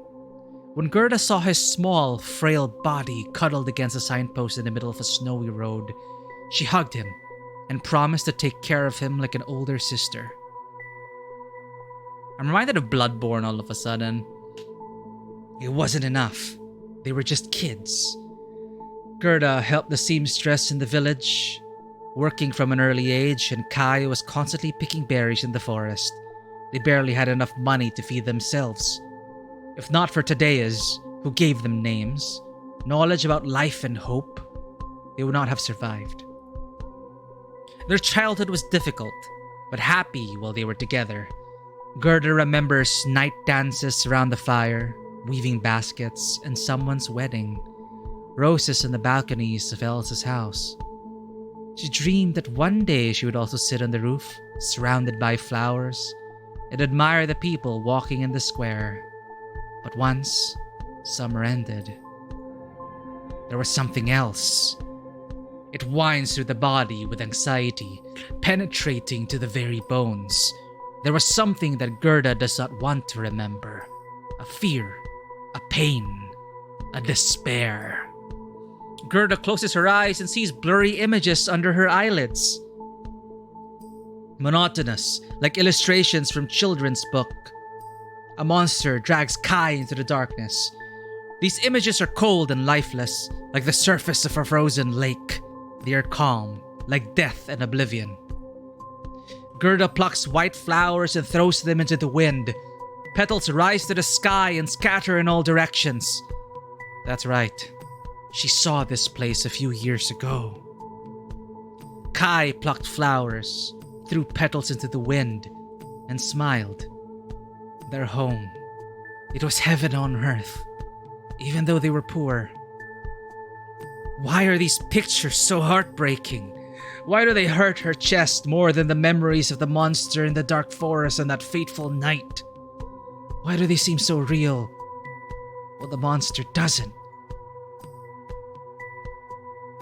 Remember? Of course we want to remember. All the fault is in dying summer. The winters were becoming unbearable, and the harvest was getting scarcer. Even the living creatures in the forest diminished. There was barely enough food, and the barn was falling apart. Because of the cold, Kai did not sleep at night, and at first cried a lot. But then stopped. He wanted to be strong for Gerda, but she still saw how hard it was for him. It was the same for her. One fateful night, everything changed.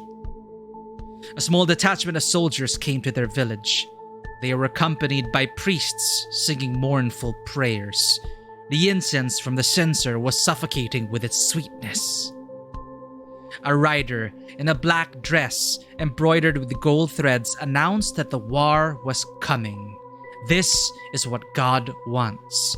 Therefore, the king calls to him all the men who were able to hold the sword. Everyone who went through the war will be knighted and rewarded with a secure future and a place in paradise after death. That sounds familiar. Kai clung desperately to Gerda, pulled by her hand, and whispered that they needed to run away as soon as possible. At the same moment, the horseman drew his sword from its scabbard. The blade glistened in the morning sun. He pointed to Kai. "Whose son is this?" No one answered.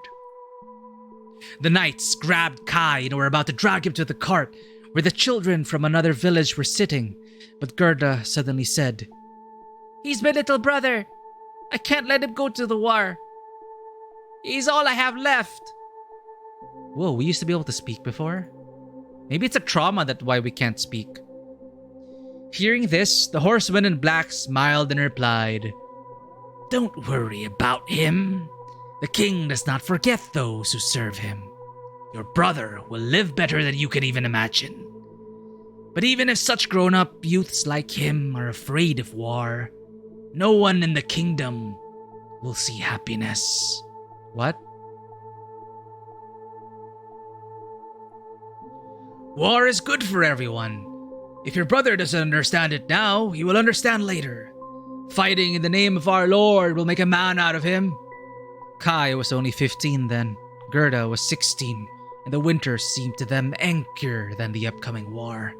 So the horseman's words did not convince them, but they understood that two children were powerless against an army of knights. Gerda squeezed Kai's hand in hers and looked into his eyes. If she doesn't let him go, the knights will take him away by force. All that remained was to convince him that all was well, so that they do not part with tears in their eyes. She hugged him and whispered in his ear, "Winter will not catch up with you in the war. And if you meet it there, run away. Come back to me, okay?"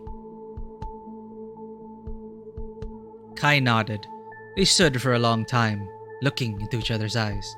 But then, one of the knights pushed Kai in the shoulder.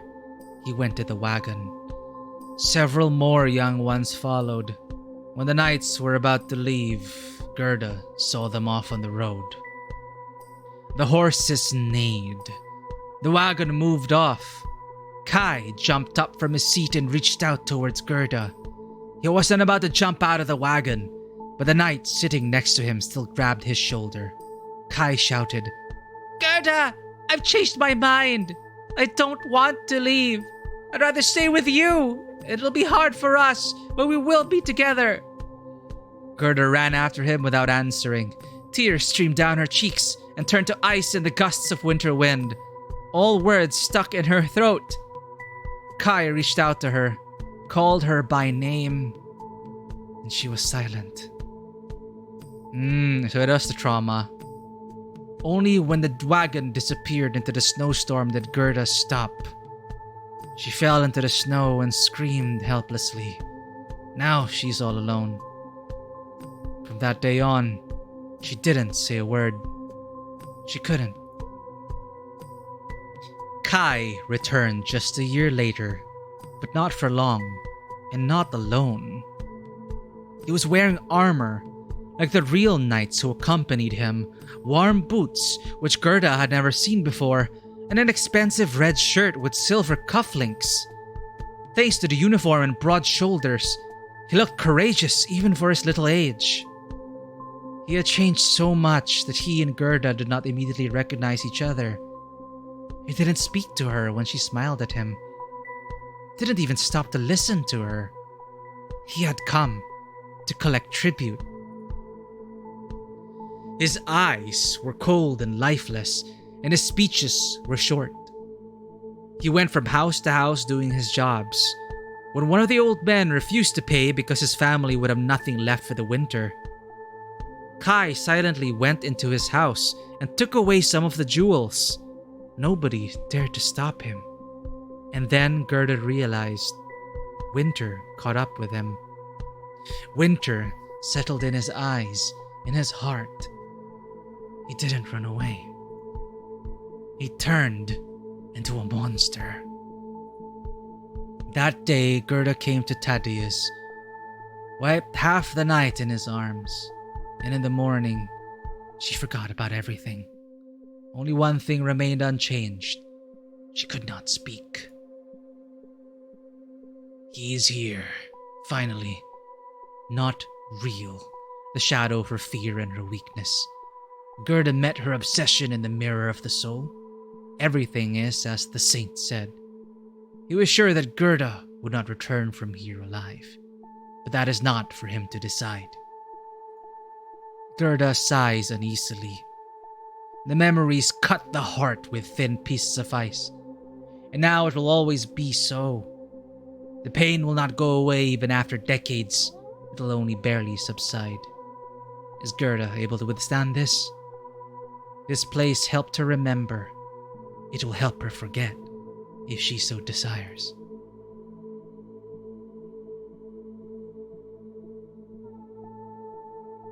Forgetting is pulling the string and shoot, I guess.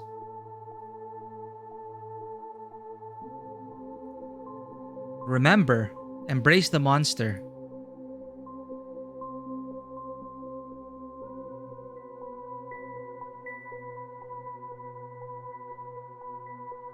Is it right to wish for oblivion? Is it right to keep the pain?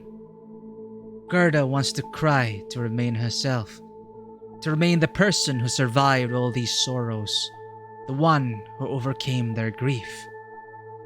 For the sake of her future, and for the sake of the people around her, she has enough strength. Should have enough.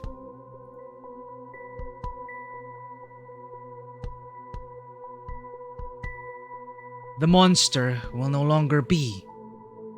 No sleepless nights, no eternal chase. 2 years have passed in a saving illusion, but now Gerda must face the hard truth. Kai is not the same as before. But he is still alive, which means that their journey is not over. She must see him. Find Kai. Huh? Gerda walks for several days and nights, passing mountains and rivers, fields and forests. The sense leads her. It beckons her like a light that tracks a moth. She senses Kai like she never sensed the monster, as if he laid out a path of breadcrumbs for her through the whole world. Who is he now? How does he live? What will he say to Gerda when he sees her after all this time? And will he say anything at all? What will Gerda do if she has to raise her hand against him? She does not want to answer this question to herself. The air is saturated with the smell of rain. The forest froze in silence. After countless nights spent under the roots of old trees, where the rain does not reach, Gerda finally notices signs of life. She sees the flames of a bonfire and hears men's laughter. Humans. And Kai is among them. She enters a clearing where a small nightly detachment locate in lines of tents. A sentry meets her with an outstretched sword and shouts, "Stop! Who goes?" Gerda is overwhelmed with excitement because her heart feels the presence of Kai. She turns her head, looking for him among the knights, but none of them look like him. But suddenly, one of them gets up from the fire, goes up to the sentry, and pats him on the shoulder soothingly. "Everything is fine. It's her." Gerda peers into his face. Kai. Shadow in the eyes, pressed lips, and rough hands. But it's him. A brave boy, not afraid of winter nor people. Her younger brother. She smiles involuntarily, sighing noisily and confusedly, and only tears she manages to hold back. The word by itself comes out of her mouth. Kai? No, you can talk. Gerda touches her throat, surprised at her own voice. She hasn't heard herself in such a long time. Even the echo of her thoughts, which sounded in the world of fairies, now seems to her an illusion. Her real voice is hoarse and strong. Almost like the one Kai has. Thaddeus told me that you decided to forget both me and human speech because it brought you too much pain. Did the old man lie?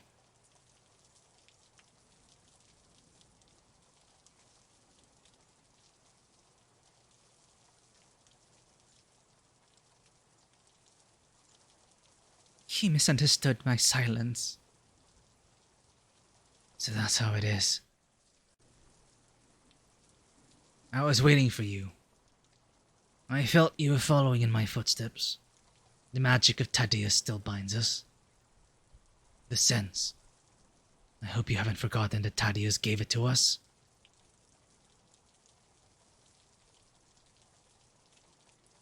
I don't remember.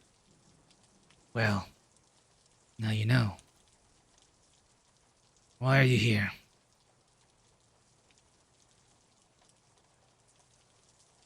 There's so much I want to tell you. Why do you think I want to listen?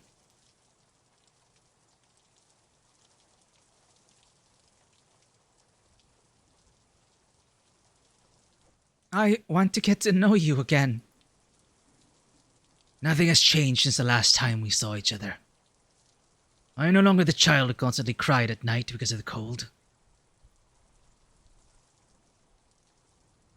Yes, but I'm still your sister.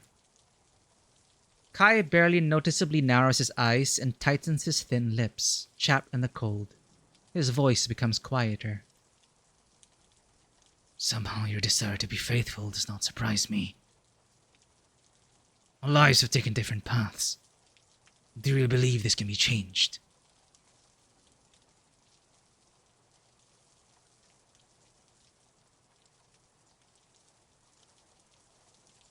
And what do you think?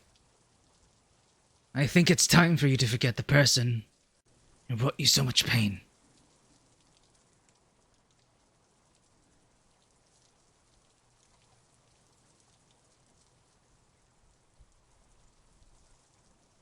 And why are you so sure that it was you who brought me pain?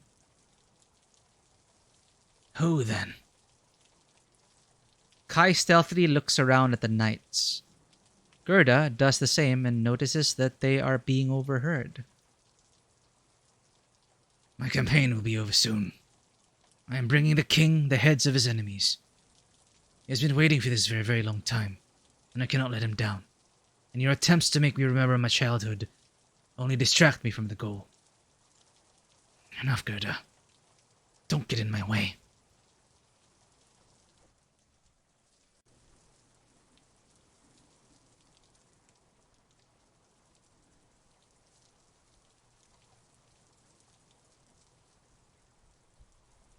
I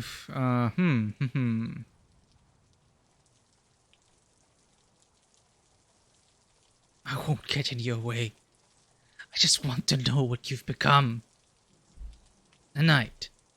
A warrior of light. An executioner for all the enemies of my king. What do you want to hear? Life stories are not told in one evening. Oh no, it's a Final Fantasy character.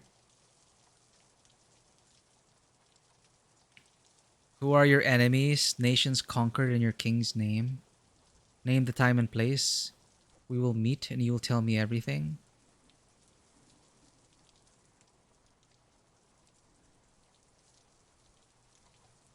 Name the time and place. We will meet and you will tell me everything. I don't think he's gonna say yes, but whatever. Kai's grin is bitter, unnatural. He expected these words and had already prepared a reply. Now, let me put it in words that you can understand. Everyone is fighting for survival. A hare values his life as much as a hungry hunter values his own. But there are also hunters who kill for fun. Or for beautiful furs. I'm sure you've met them. I would like to live with you in peace, as before. To create, not to destroy. To eulogize the life, not to kill. But I cannot. I saw things that have killed me, the remnants of pity for my enemies.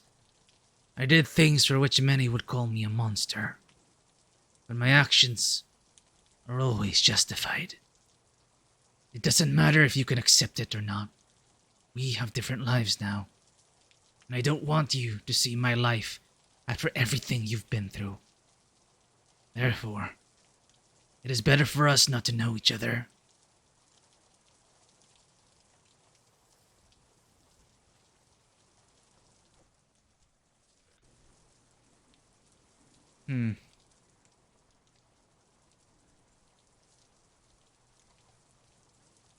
So he saw things, the wickedness of the enemy, and he, of course, answered back with the same wickedness. If you don't want to kill, don't kill. I don't know that. Do you consider yourself a hare or a hunter?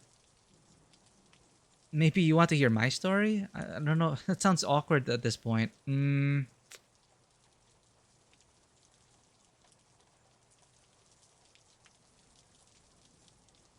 Now? I made multiple saves earlier. Okay.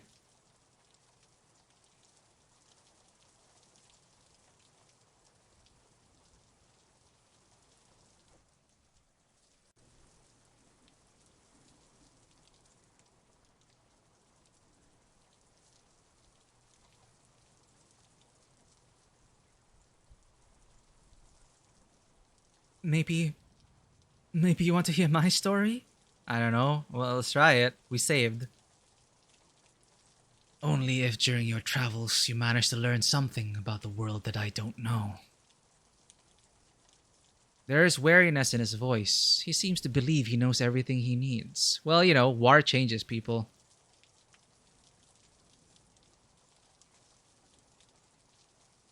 I know about the war between Northemia and Kirvale.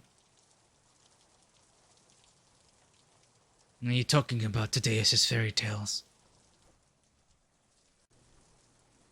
These are not fairy tales. The Prince of Lorthemia started the war because the Ulf family took advantage of his madness. Lorthemian troops came to the lands of Kirvale with a war of conquest and returned home, already fighting the living dead.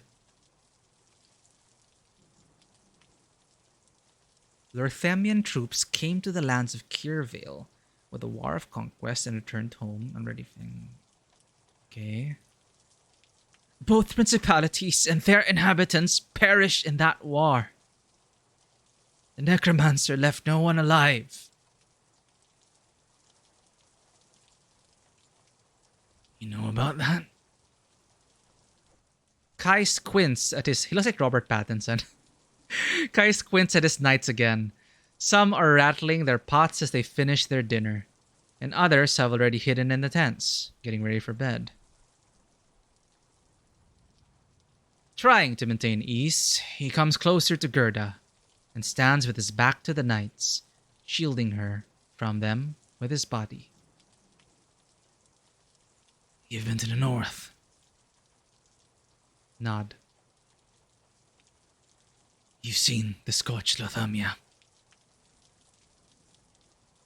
Nod.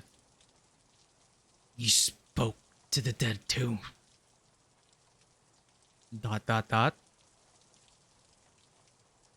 Who would have thought? Both of them had some adventures in their lives. They are brother and sister, though. I have underestimated you.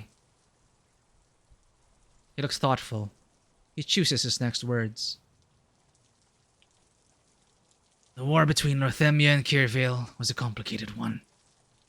Not only Lorthemia was unlucky with the prince at that time, also the necromancer. But today's war is different. It is black and white. I see that you know a lot about the past, but there are some things you don't know about the present. You never thought about what colors I'm wearing, have you? She hasn't. Only now Gerda realizes that, despite how much Thaddeus told her about the world, she knows almost nothing about current kings and wars, as if the old man deliberately avoided these topics. The colors I wear, blue and white, belong to Leonard, king of Vernland. The knights in red, who took me away from you as a child, from the principality of Skavia. They live with the idea of a bloodthirsty god who's never satisfied with the boundaries of his principality. We are fighting against them. I ran away from them. Deserted from the battlefield in my very first battle. Miraculously got to Vernland by sea. Long story. I got lucky.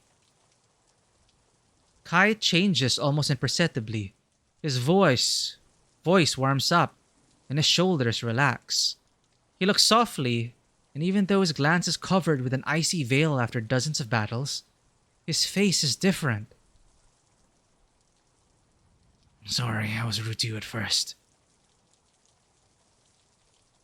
No needed? It's this path? Okay, we're getting the same ending as you are. Okay. I'm sorry I was rude to you at first. After our separation, you fell into a daydream about a monster, so I wanted to protect you from myself. But I see that you've shattered your illusions and returned your attention to the world around you. This changes a lot.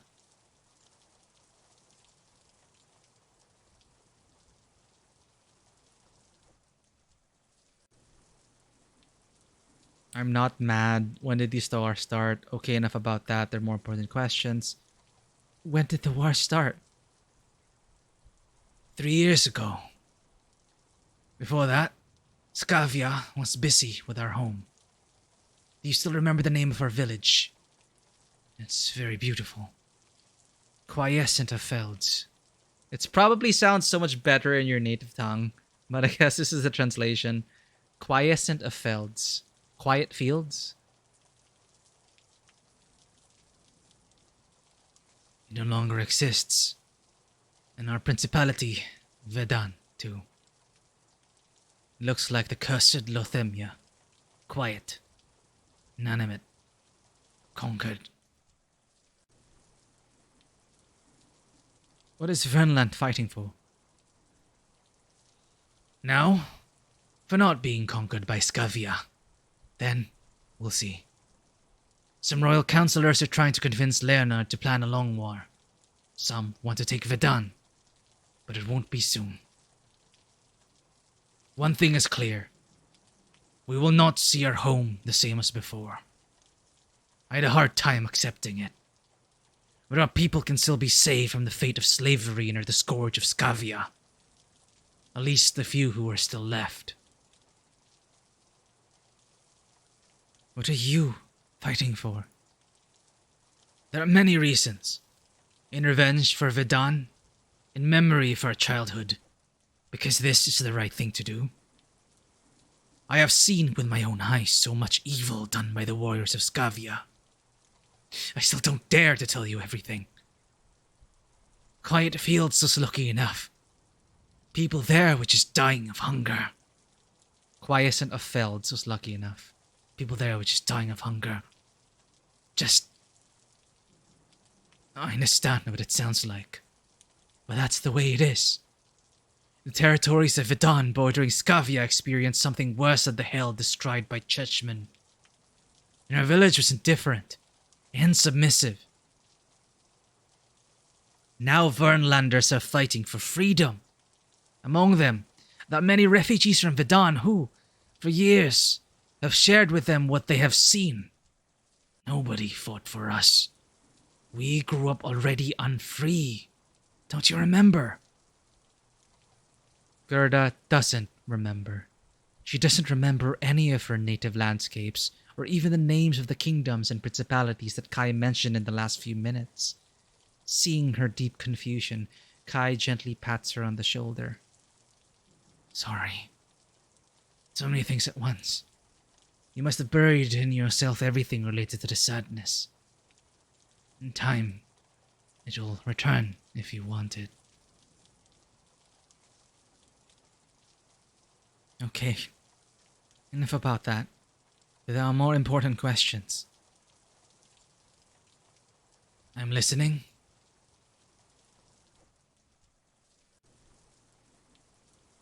Did you really think it would be better for me to remember you as a monster? Your dreams about the monster are an escape from reality. That's what children do. And I don't know how to explain a war to children. If you mistook me for a monster, you would try to forget about me and start a new life that wouldn't be so traumatic for you. Now, I think I may have been unfair. You could grow up without having to look for bits of history in the dead north, and I would not notice. Again, I'm sorry. The last years of my life are the war itself. And in war, there is no time for sentiment.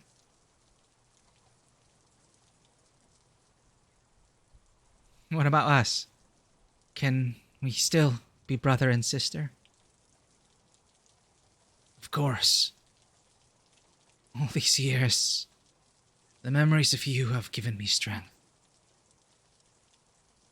I would like to make up for lost years. If you want this too.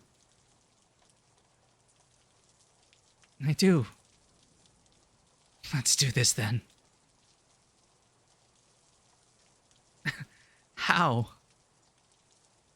My squad's combat mission will soon be done. I will have free time. We can meet, and then we'll see. How will you find me?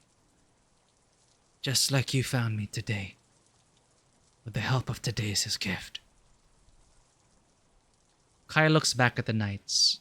They begin to get nervous. Many more often look back at them and Gerda. Gerda, we are in a military camp and the front is not that far away. It's not safe for you here. More than anything, Gerda wants to stay here now, talking to him until the dawn. But he is right. It's time for her to go. She hardly realizes the last minutes. Until recently, she considered Kai dead, and now he is finally with her. Truly. That's insane. After all, without knowing the truth, she could have killed him. Promise, we'll meet again. I promise. Secrets have their own secrets. He couldn't fool you. Achievement earned. It's starred. Not many people got that achievement. Hug him? But death flags of the one last mission. Nah, I hope he comes back to us. Hug him. Kai freezes for a moment. Uncertainly shrugs his shoulders and takes a breath as if fondness is a burden to him. But then, he timidly touches Gerda's shoulders and hugs her back. His embrace is timid, as if in his hands is not a person, but a crystal figurine. When he lowers his head, Gerda hears a quiet sigh. Light, like a snowflake that has fallen to the ground and is about to melt. He is almost a stranger to Gerda, but her heart trembles and beats louder than her own thoughts. A young brother, alive, safe, cherishes her no less than she cherishes him. Otherwise, he would not be standing in her arms now, in front of his knights, who look at them from under their brows. Gerda pulls away only to smile into his eyes. Kai smiles in response, out of the corner of his lips, clumsily, but for Gerda, it is more important that for the first time, his gaze warmed. Her dear little brother defeated the monster himself. Goodbye. Farewell.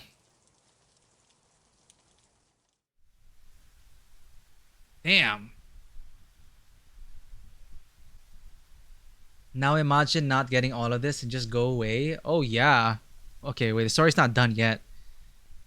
Inhaling the smell of the steppe, but that is a good scene. That is a great scene. I'm glad I got it in the first try. Inhaling the smell of the steppes, Gerda realizes that that here is the end of her long journey. There will be no more sleepless nights among the roots of trees and unfamiliar voices. There will be no more leftovers from small animals and hunger that haunts. There will be no more sad dreams about the monster. She feels it. Now, everything has changed. Now, her life is finally her own. There will be no more grief in Gerda's heart. It's time to go home.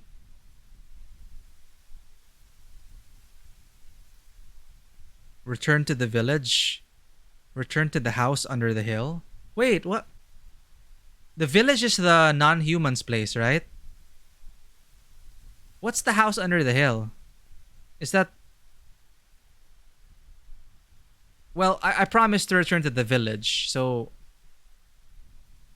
Can I pass by? Is house under the hill the scarecrow? Nathan?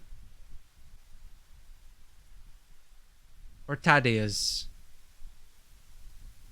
Because I'd like to think I go back to Thaddeus after passing by. Wait, it's Thaddeus? Well, it's not like I'm not going to see Thaddeus again. I promise to return to the village, I will. And then I'm going to introduce Thaddeus to my girlfriend. See what he says about that. Weren't we worried about what Thaddeus would think? I'm sure Thaddeus will be fine. A month flies by. The winter triumphs in the south, covers the forests with thick snow, walks through the fields with an icy wind. If it's Thaddeus, though, I want to, of course, go back to Thaddeus. They've started the journey. Gerda sees the familiar gate and sighs calmly. Finally, the living. She can finally say everything she feels, if she wants to. Hug Agna. Agnes smears her lips on Gerda's cheek and hugs her tightly. Her breath is hot on the Huntress's neck, and her hair tickles the chin. Hello? Your voice sounds so beautiful. Why didn't you speak before? I couldn't. I'm glad I could hear you at least now. Oh, here. I want to stay in the village, but I can't be with you. I came to say goodbye. I want to live with you in the village. Oh no, are we gonna break up already? Not. How about not? Can you come visit the house under the hill with me? I'm gonna assume this is Thaddeus. I hope it is.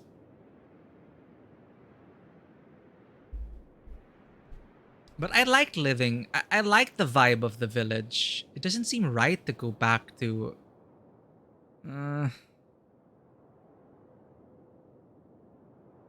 Damn it. This is a more difficult decision to make. This is too much. I just want to be like. I want to introduce you to my dad. Not live with me yet. Like, this is like too much right now. Like, I just want to introduce you to my dad. So I guess in the spirit of that, live with me in the house under the hill. She says she was very unhappy here. We can always visit the village again, right? Live with me in the house under the hill. Oh no. Agna turns away and looks at the gates of the village for a long time, as if trying to remember their appearance. But, turning to Gerda, she does not look confident. Sorry, I can't. Even if some in the village don't see me as one of their own, they are my people. The hunter is like an older brother to me and my father. Even if he is harsh, I know that he loves me and takes care of me, and he will be sad if I leave. Stay here, with me. Then I will stay with you. Well, you know, thematically, I would. Okay, my headcanon is I go to Thaddeus. I tell him I'm gonna live with Agnes. I introduce Agnes to my headcanon. I ask her to visit my dad because I met her dad already. Visit my dad, and then I move in here with her. And happy ending, right? I don't want to not see Thaddeus. That doesn't make sense.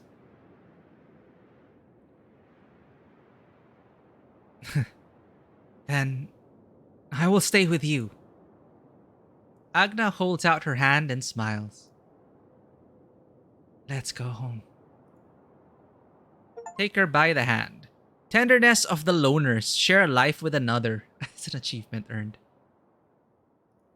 We gotta visit my dad though.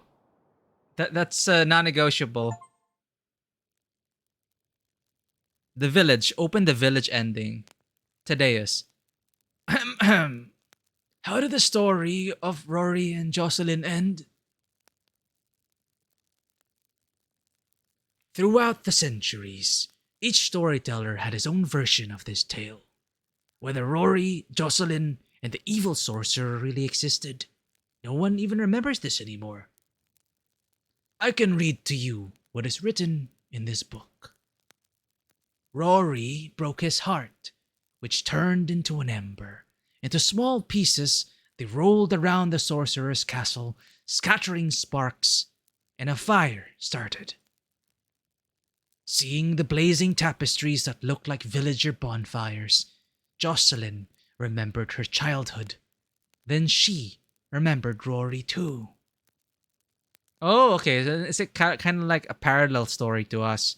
Like, we helped our brother remind her of who he of who he was.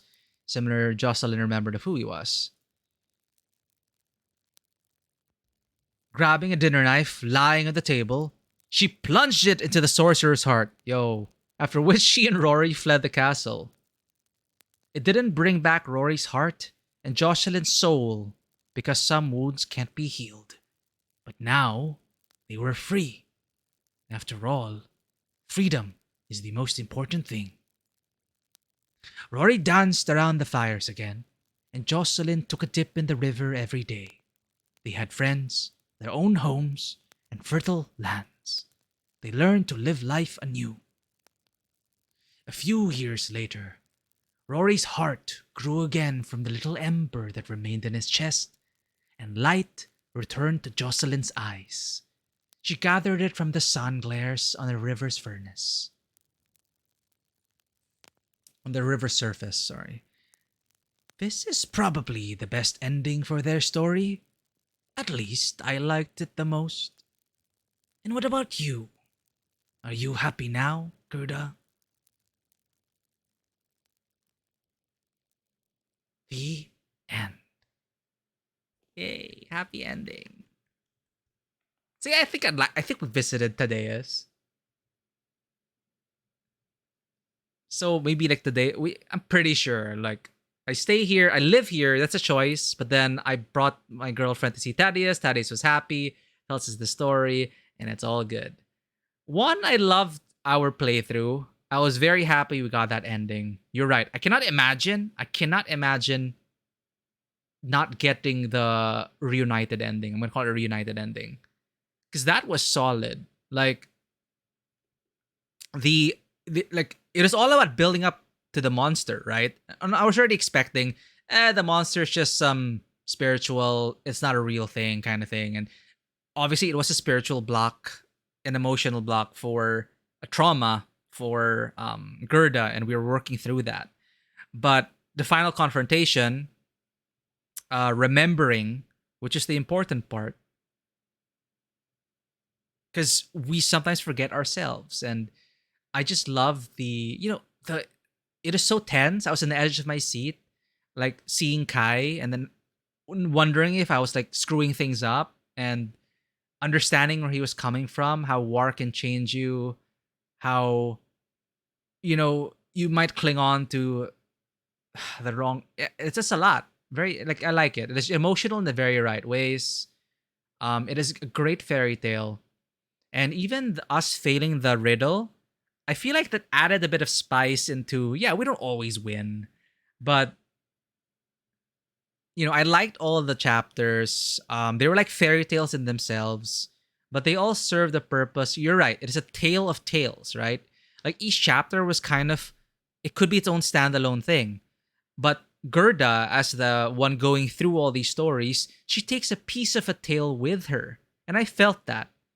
I felt it in our final confrontation with, I'm not going to call it, well, it was a confrontation with our brother, which turned into a clarification and communication and a reunion. So the whole journey, like going through each story, helping them willingly, Gerda opening herself up to helping these people, learning more about the history, the land, remembering these people, helping them remember, Gerda trusting in the kindness of these people, dispelling false gods and whatever. I could feel that each chapter was preparing her for that final moment. Even though I guess mostly it had to deal with us uncovering remnants of the like you discovered a part of the old war. Like I think that was key. So we got enough pieces, and I felt very rewarded. Like it wasn't just a linear. Well, more or less it's linear, right? But you could die, but you reload, you do it again. You have sometimes different endings depending on whether you have enough info or not. But I felt that I had enough agency here. It wasn't just and I felt like I feel like I earned this ending, and which is a very good feeling to have. Like, there are visual novels that just try to tell you a story. You just click, do some. It's a journey that really matters, but usually there's only like one ending or something, right? Like Coffee Talk. Yes, there's a true ending, but I don't know how. Well, you know what? There is a true ending to Coffee Talk, but more or less, it could be like you could just go through it and that's it. But attention to details are rewarded. Now, I will say though, yeah, it was really strong from it really solidified everything. The I was just kind of confused, of course, a bit with the who was at war, like the two nations, blah blah blah. But it all kind of came together in the end. Kai kind of explained it even more. When we were summarizing it for Kai, and okay, kind of makes more sense. It's just more, I guess, with some translations were rough. There's no getting around that. I didn't really have a problem with it. I understood it mostly. It's just I got kind of a bit confused with the political situation, but it wasn't enough to like detract from it. Um, aside because at the end of the day, that wasn't really what it is about. You didn't have to get into the nitty gritty of like the um whether the sorcerer was real or not, the necromancer and stuff like that. At its heart, it was really about you know um just the terrible nature of war, how it changes you, and how you might want to protect your family from it, but that might be doing worse than you think. Like Kai thought it'd be better if he just pretended to be the monster that he was, but I don't know, it's all wrapped up very nicely. Yeah, I really liked it. Like initial impressions are, I was gonna say that it seemed a bit too easy to get that ending because I think it's just more of how I am as a player. Because I like always clicking, I want to look at everything. Like it wasn't that hard to collect all the pieces we needed, but there were times with the encounters that I really felt like, oh shit, are we getting it wrong? But I just trusted in just role playing consistently, and I feel like we were really rewarded for that. And the sigils, as you said, that is a very interesting thing. So we role played consistently. I like that. It's like if we broke a seal, we would have kind of gone against our who we were. So if you broke the seal, you wouldn't be able to reunite. Yeah, it's like even though like it was easy to collect it down to when it mattered, I wasn't sure. Like, oh shit, should I give the bow? Should I not? And what I think really was good about overall, what I really loved about this is the overall impression I got was just to really, huh, how do I put this? It sounds super cheesy, but they might call it like a very dark fantasy. Yeah, there were ghosts, there's a war and everything, but it's actually full of heart. It is so full of heart, and it rewards kindness to others, and it encourages, you know, to give to give people a chance, to treat them with kindness, to of course communicate with your siblings. Because communication can be a very important thing, but it's easier said than done. Overall, it's just dispelling. It is just really about that, dispelling the darkness brought about by um the darkness brought about by terrible people like the necromancer who played and exploited these people just for the wishing flowers and everything. Um, Dispelling the delusions of, like the horrors of war and the necessity of it to fight against tyranny. Um, like it is all about that. Like the brother also willing to take upon the role of the monster because at the time he thought that he didn't want to quote unquote you know, corrupt his sister with that, but you just had to understand and trust in each other and believe in it. He's fighting the good fight against the enemy, and you can't keep running away. You need to look at the present. You need to look at the colors that he was wearing, and it is also that it's like his is a good fight.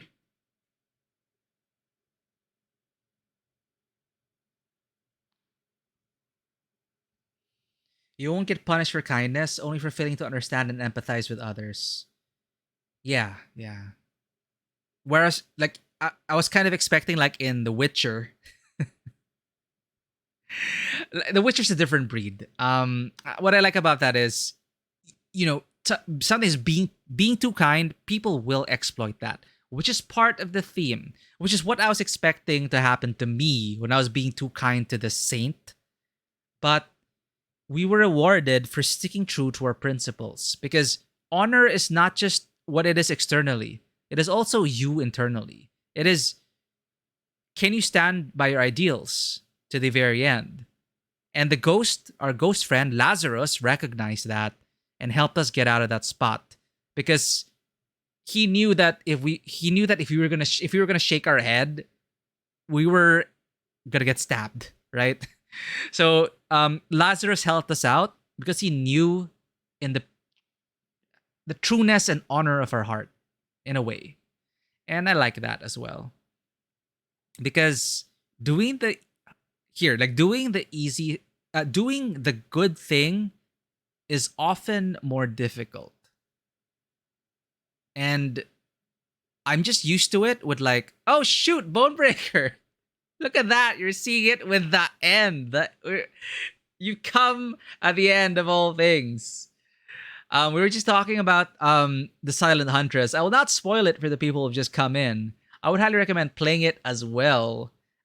It's we finished it in one sitting. I was reading everything and we finished it in 7 hours. So if you don't read out everything out loud, you should be able to finish it in one sitting. I highly recommend it. Vano recommended it. It's such a great fairy tale story. Um, it's just like it's just I don't know. It's like it's just good. I liked it. It felt like I got this ending, and we were rewarded for it, and it is very satisfying. So, like in summary, like spoiler-free review, that is great. But welcome in Bonebreaker. Thank you for choosing us to raid despite us being done already. You did a short stream today because you were so exhausted. Yep, you gotta rest first. Let me give you a shout out over here though. When you do get back to it, though, everyone, Bonebreaker is currently streaming Final Fantasy 16. I don't know if you're done with it yet. We're gonna be finishing it this weekend.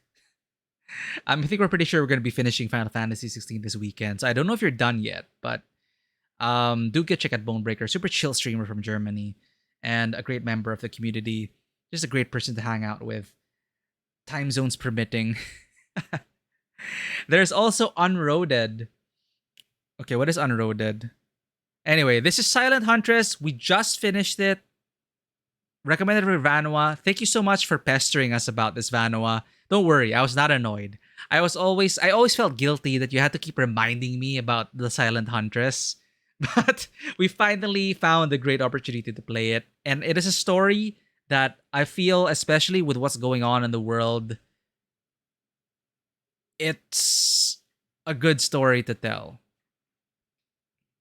And especially when we were talking to her brother about the war and everything, I just like can't imagine being in a situation. But in reality, you guys over there in Ukraine, you are going through that every day right now.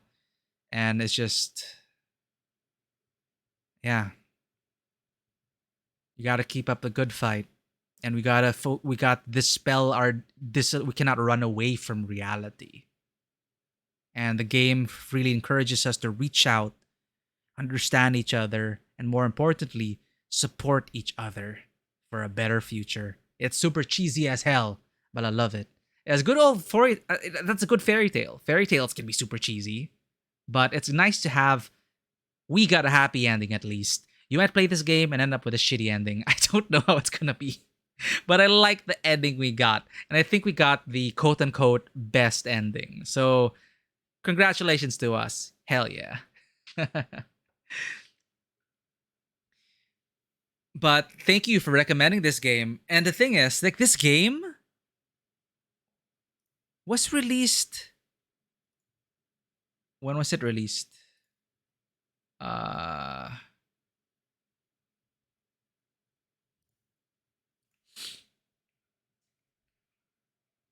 Oh, okay, 2022. I thought it was released before the war, but no. So yeah, it is topical. It is a universal story that can be told. And we were just talking about the power of media and stories in order to shape perceptions and to either reinforce or to like dismantle terrible ones. And this just hits all the right notes. It is just such a well made story and a very meaningful one in many ways. You can like relate to it on a brother sister level, found family. You have your glimpses of, dark fantasy in there, which of course is fun. But all of it is wrapped up by the true nature of what's happening in the world right now and what we ought to remember about, you know, keeping our family close and fighting the good fight. So, yeah.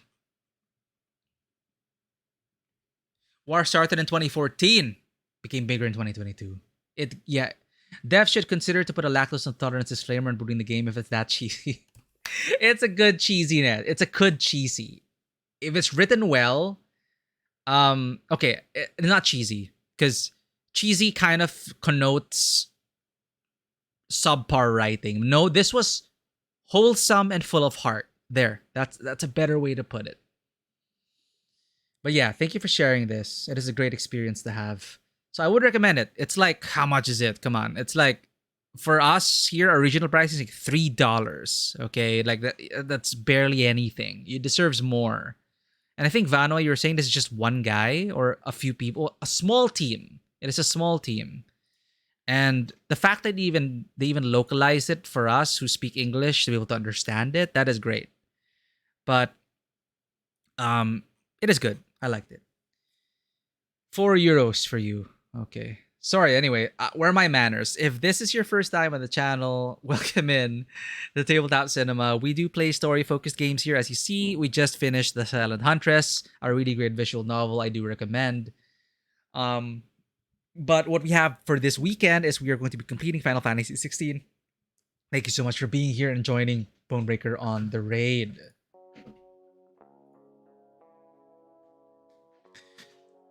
But while you're here, Bonebreaker, wait, are you sure you're not done with FF16 yet? I'm assuming because you just had a short stream. So I don't know if whoever will finish first, but if I finish first, of course, I'd love to see you do the ending. But we'll see what happens. But for now, I highly recommend Silent Huntress. Wishlist it, add it, buy it, experience this really heartfelt story. It's just right. It is just right. It's like it's just 5-6 hours of your time. And it's just a great visual novel. So this weekend, Thursday, Friday, Saturday, Sunday, we will be playing Final Fantasy 16 to conclusion. Next Tuesday, since we finished the Silent Huntress, right now, I do feel like I want to dive into Oxenfree 2. We'll play more narrative games. Oxenfree 2 is on the docket, is on next for Tuesdays. But since we will be finishing Final Fantasy 16 this weekend, we're going to be able to play even more games. Vano, you mentioned Unroaded, which is free. I added it to the library already. They say it's a short, free visual novel about the living dead man who, instead of in action, chooses the road. So it'll be nice to see Ben and what's that? Gorav and Ben, whoever his real name was. Interesting. So this is it. You finished it in 10 minutes? Oh man. You should probably play it now, but it's almost 5 a.m. at my time. Are you suggesting you should take your time with it? No, enjoy it at your own pace, Bonebreaker. You love Oxenfree? I really enjoyed it. I really enjoyed Oxenfree 1. I only played it this year, actually. So I have the sequel lined up. But I also want to play the demo of On Guard. On Guard is like a swashbuckling, cartoony adventure. Let me just play that trailer for you.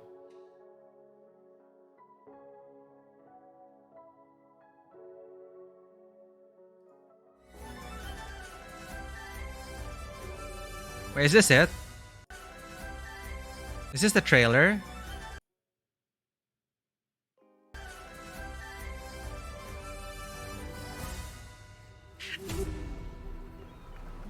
This is the last time she ruins my plan. I just love swashbuckling adventure. A challenge. I like that. Adalia the Volador! Seize her! Come at me. How is she doing that? Let's finish this. Catch this. Ha! Show me what you do! Get up, you are imbecile! Maybe next time. Come, Duke. Stop this nonsense now. Come on, amigo. Try to fight me at least. This is an ambush, Volador! On guard. Like a Puss in Boots. Zorro. Am I the only one who's never heard of her? You seen this somewhere else? It looks entertaining. You can do all sorts of wacky stuff. Oh, well, For Honor. I enjoyed For Honor. But this one is super, like, I just love this thing. Like, because one of my OCs is literally a swashbuckler in D&D. I just love it. You know, like Pirates of the Caribbean, the action there, like, I love that kind of action. Using the environment, witty one-liners back and forth, and just good old pulpy adventure, swashbuckling adventure. I love it. So yeah, in that vein, I like that. That's On Guard. That's coming out August 16. So I do want to stream that. There's a demo available if you guys want to try that out. But there's so many things to play. Baldur's Gate 3. I don't know why people are streaming it already. I don't know if your progress will carry over in Baldur's Gate 3. Like I have Baldur's Gate 3 already. I'll just wait for the release. October 7. Well, no, the release is October 7. When's the actual release? Next month, right? Anywho, we'll be playing Baldur's Gate 3 next month. So that's all the other stuff we have lined up. Silent Huntress, super great. Unroaded. It's 10 minutes. I'm gonna just play that. I never got to play After Party, which was the game by the Oxenfree developers. That same universe, but different characters, I think. So I don't know. It wasn't as well received. I never got to play it. I don't know if I should play this before Oxenfree 2 or if I just jump into Oxenfree 2. What else is there? Scarlet Hollow. I'm still waiting for episode 5. What is this? Limited edition stabby charms? What are stabby charms? Here, Oxenfree 2, ready for next week. Road Warden, I haven't been able to continue it off stream, but it is just a lot of reading. But yeah, we are going to play next Tuesday. We have Oxenfree 2 lined up. This Thursday, Friday, Saturday, and Sunday, we're gonna see you for the finale of Final Fantasy 16. I think that's all I got for you all today. Thank you, Raiders, for coming in despite us like oh, that's us. We're basically done. We are done at the ending. But thank you for choosing us anyway, Bonebreaker. Hopefully we'll see you next time on your stream or here or wherever. It's great to see you all here and see familiar faces. For anyone who may be lurking, if you did enjoy this content, please do consider hitting that follow button and checking us out on Twitter, Instagram, and YouTube. Our Discord is also open 24/7 in case you want to talk about more stories and anything under the sun. I would really appreciate your presence there. Thanks, everyone. That's all I got for you today. I'll see you on Thursday for Final Fantasy 16 finale. Take care. As always, welcome to the table. Have a great one. Bye-bye. And get some rest, Bonebreaker. We streamers need some rest, despite us streaming for like 12 freaking hours once in a while, because games are so fun. But we also have to take a break once in a while. So don't burn out before it's all over. Bye, everyone. Take care.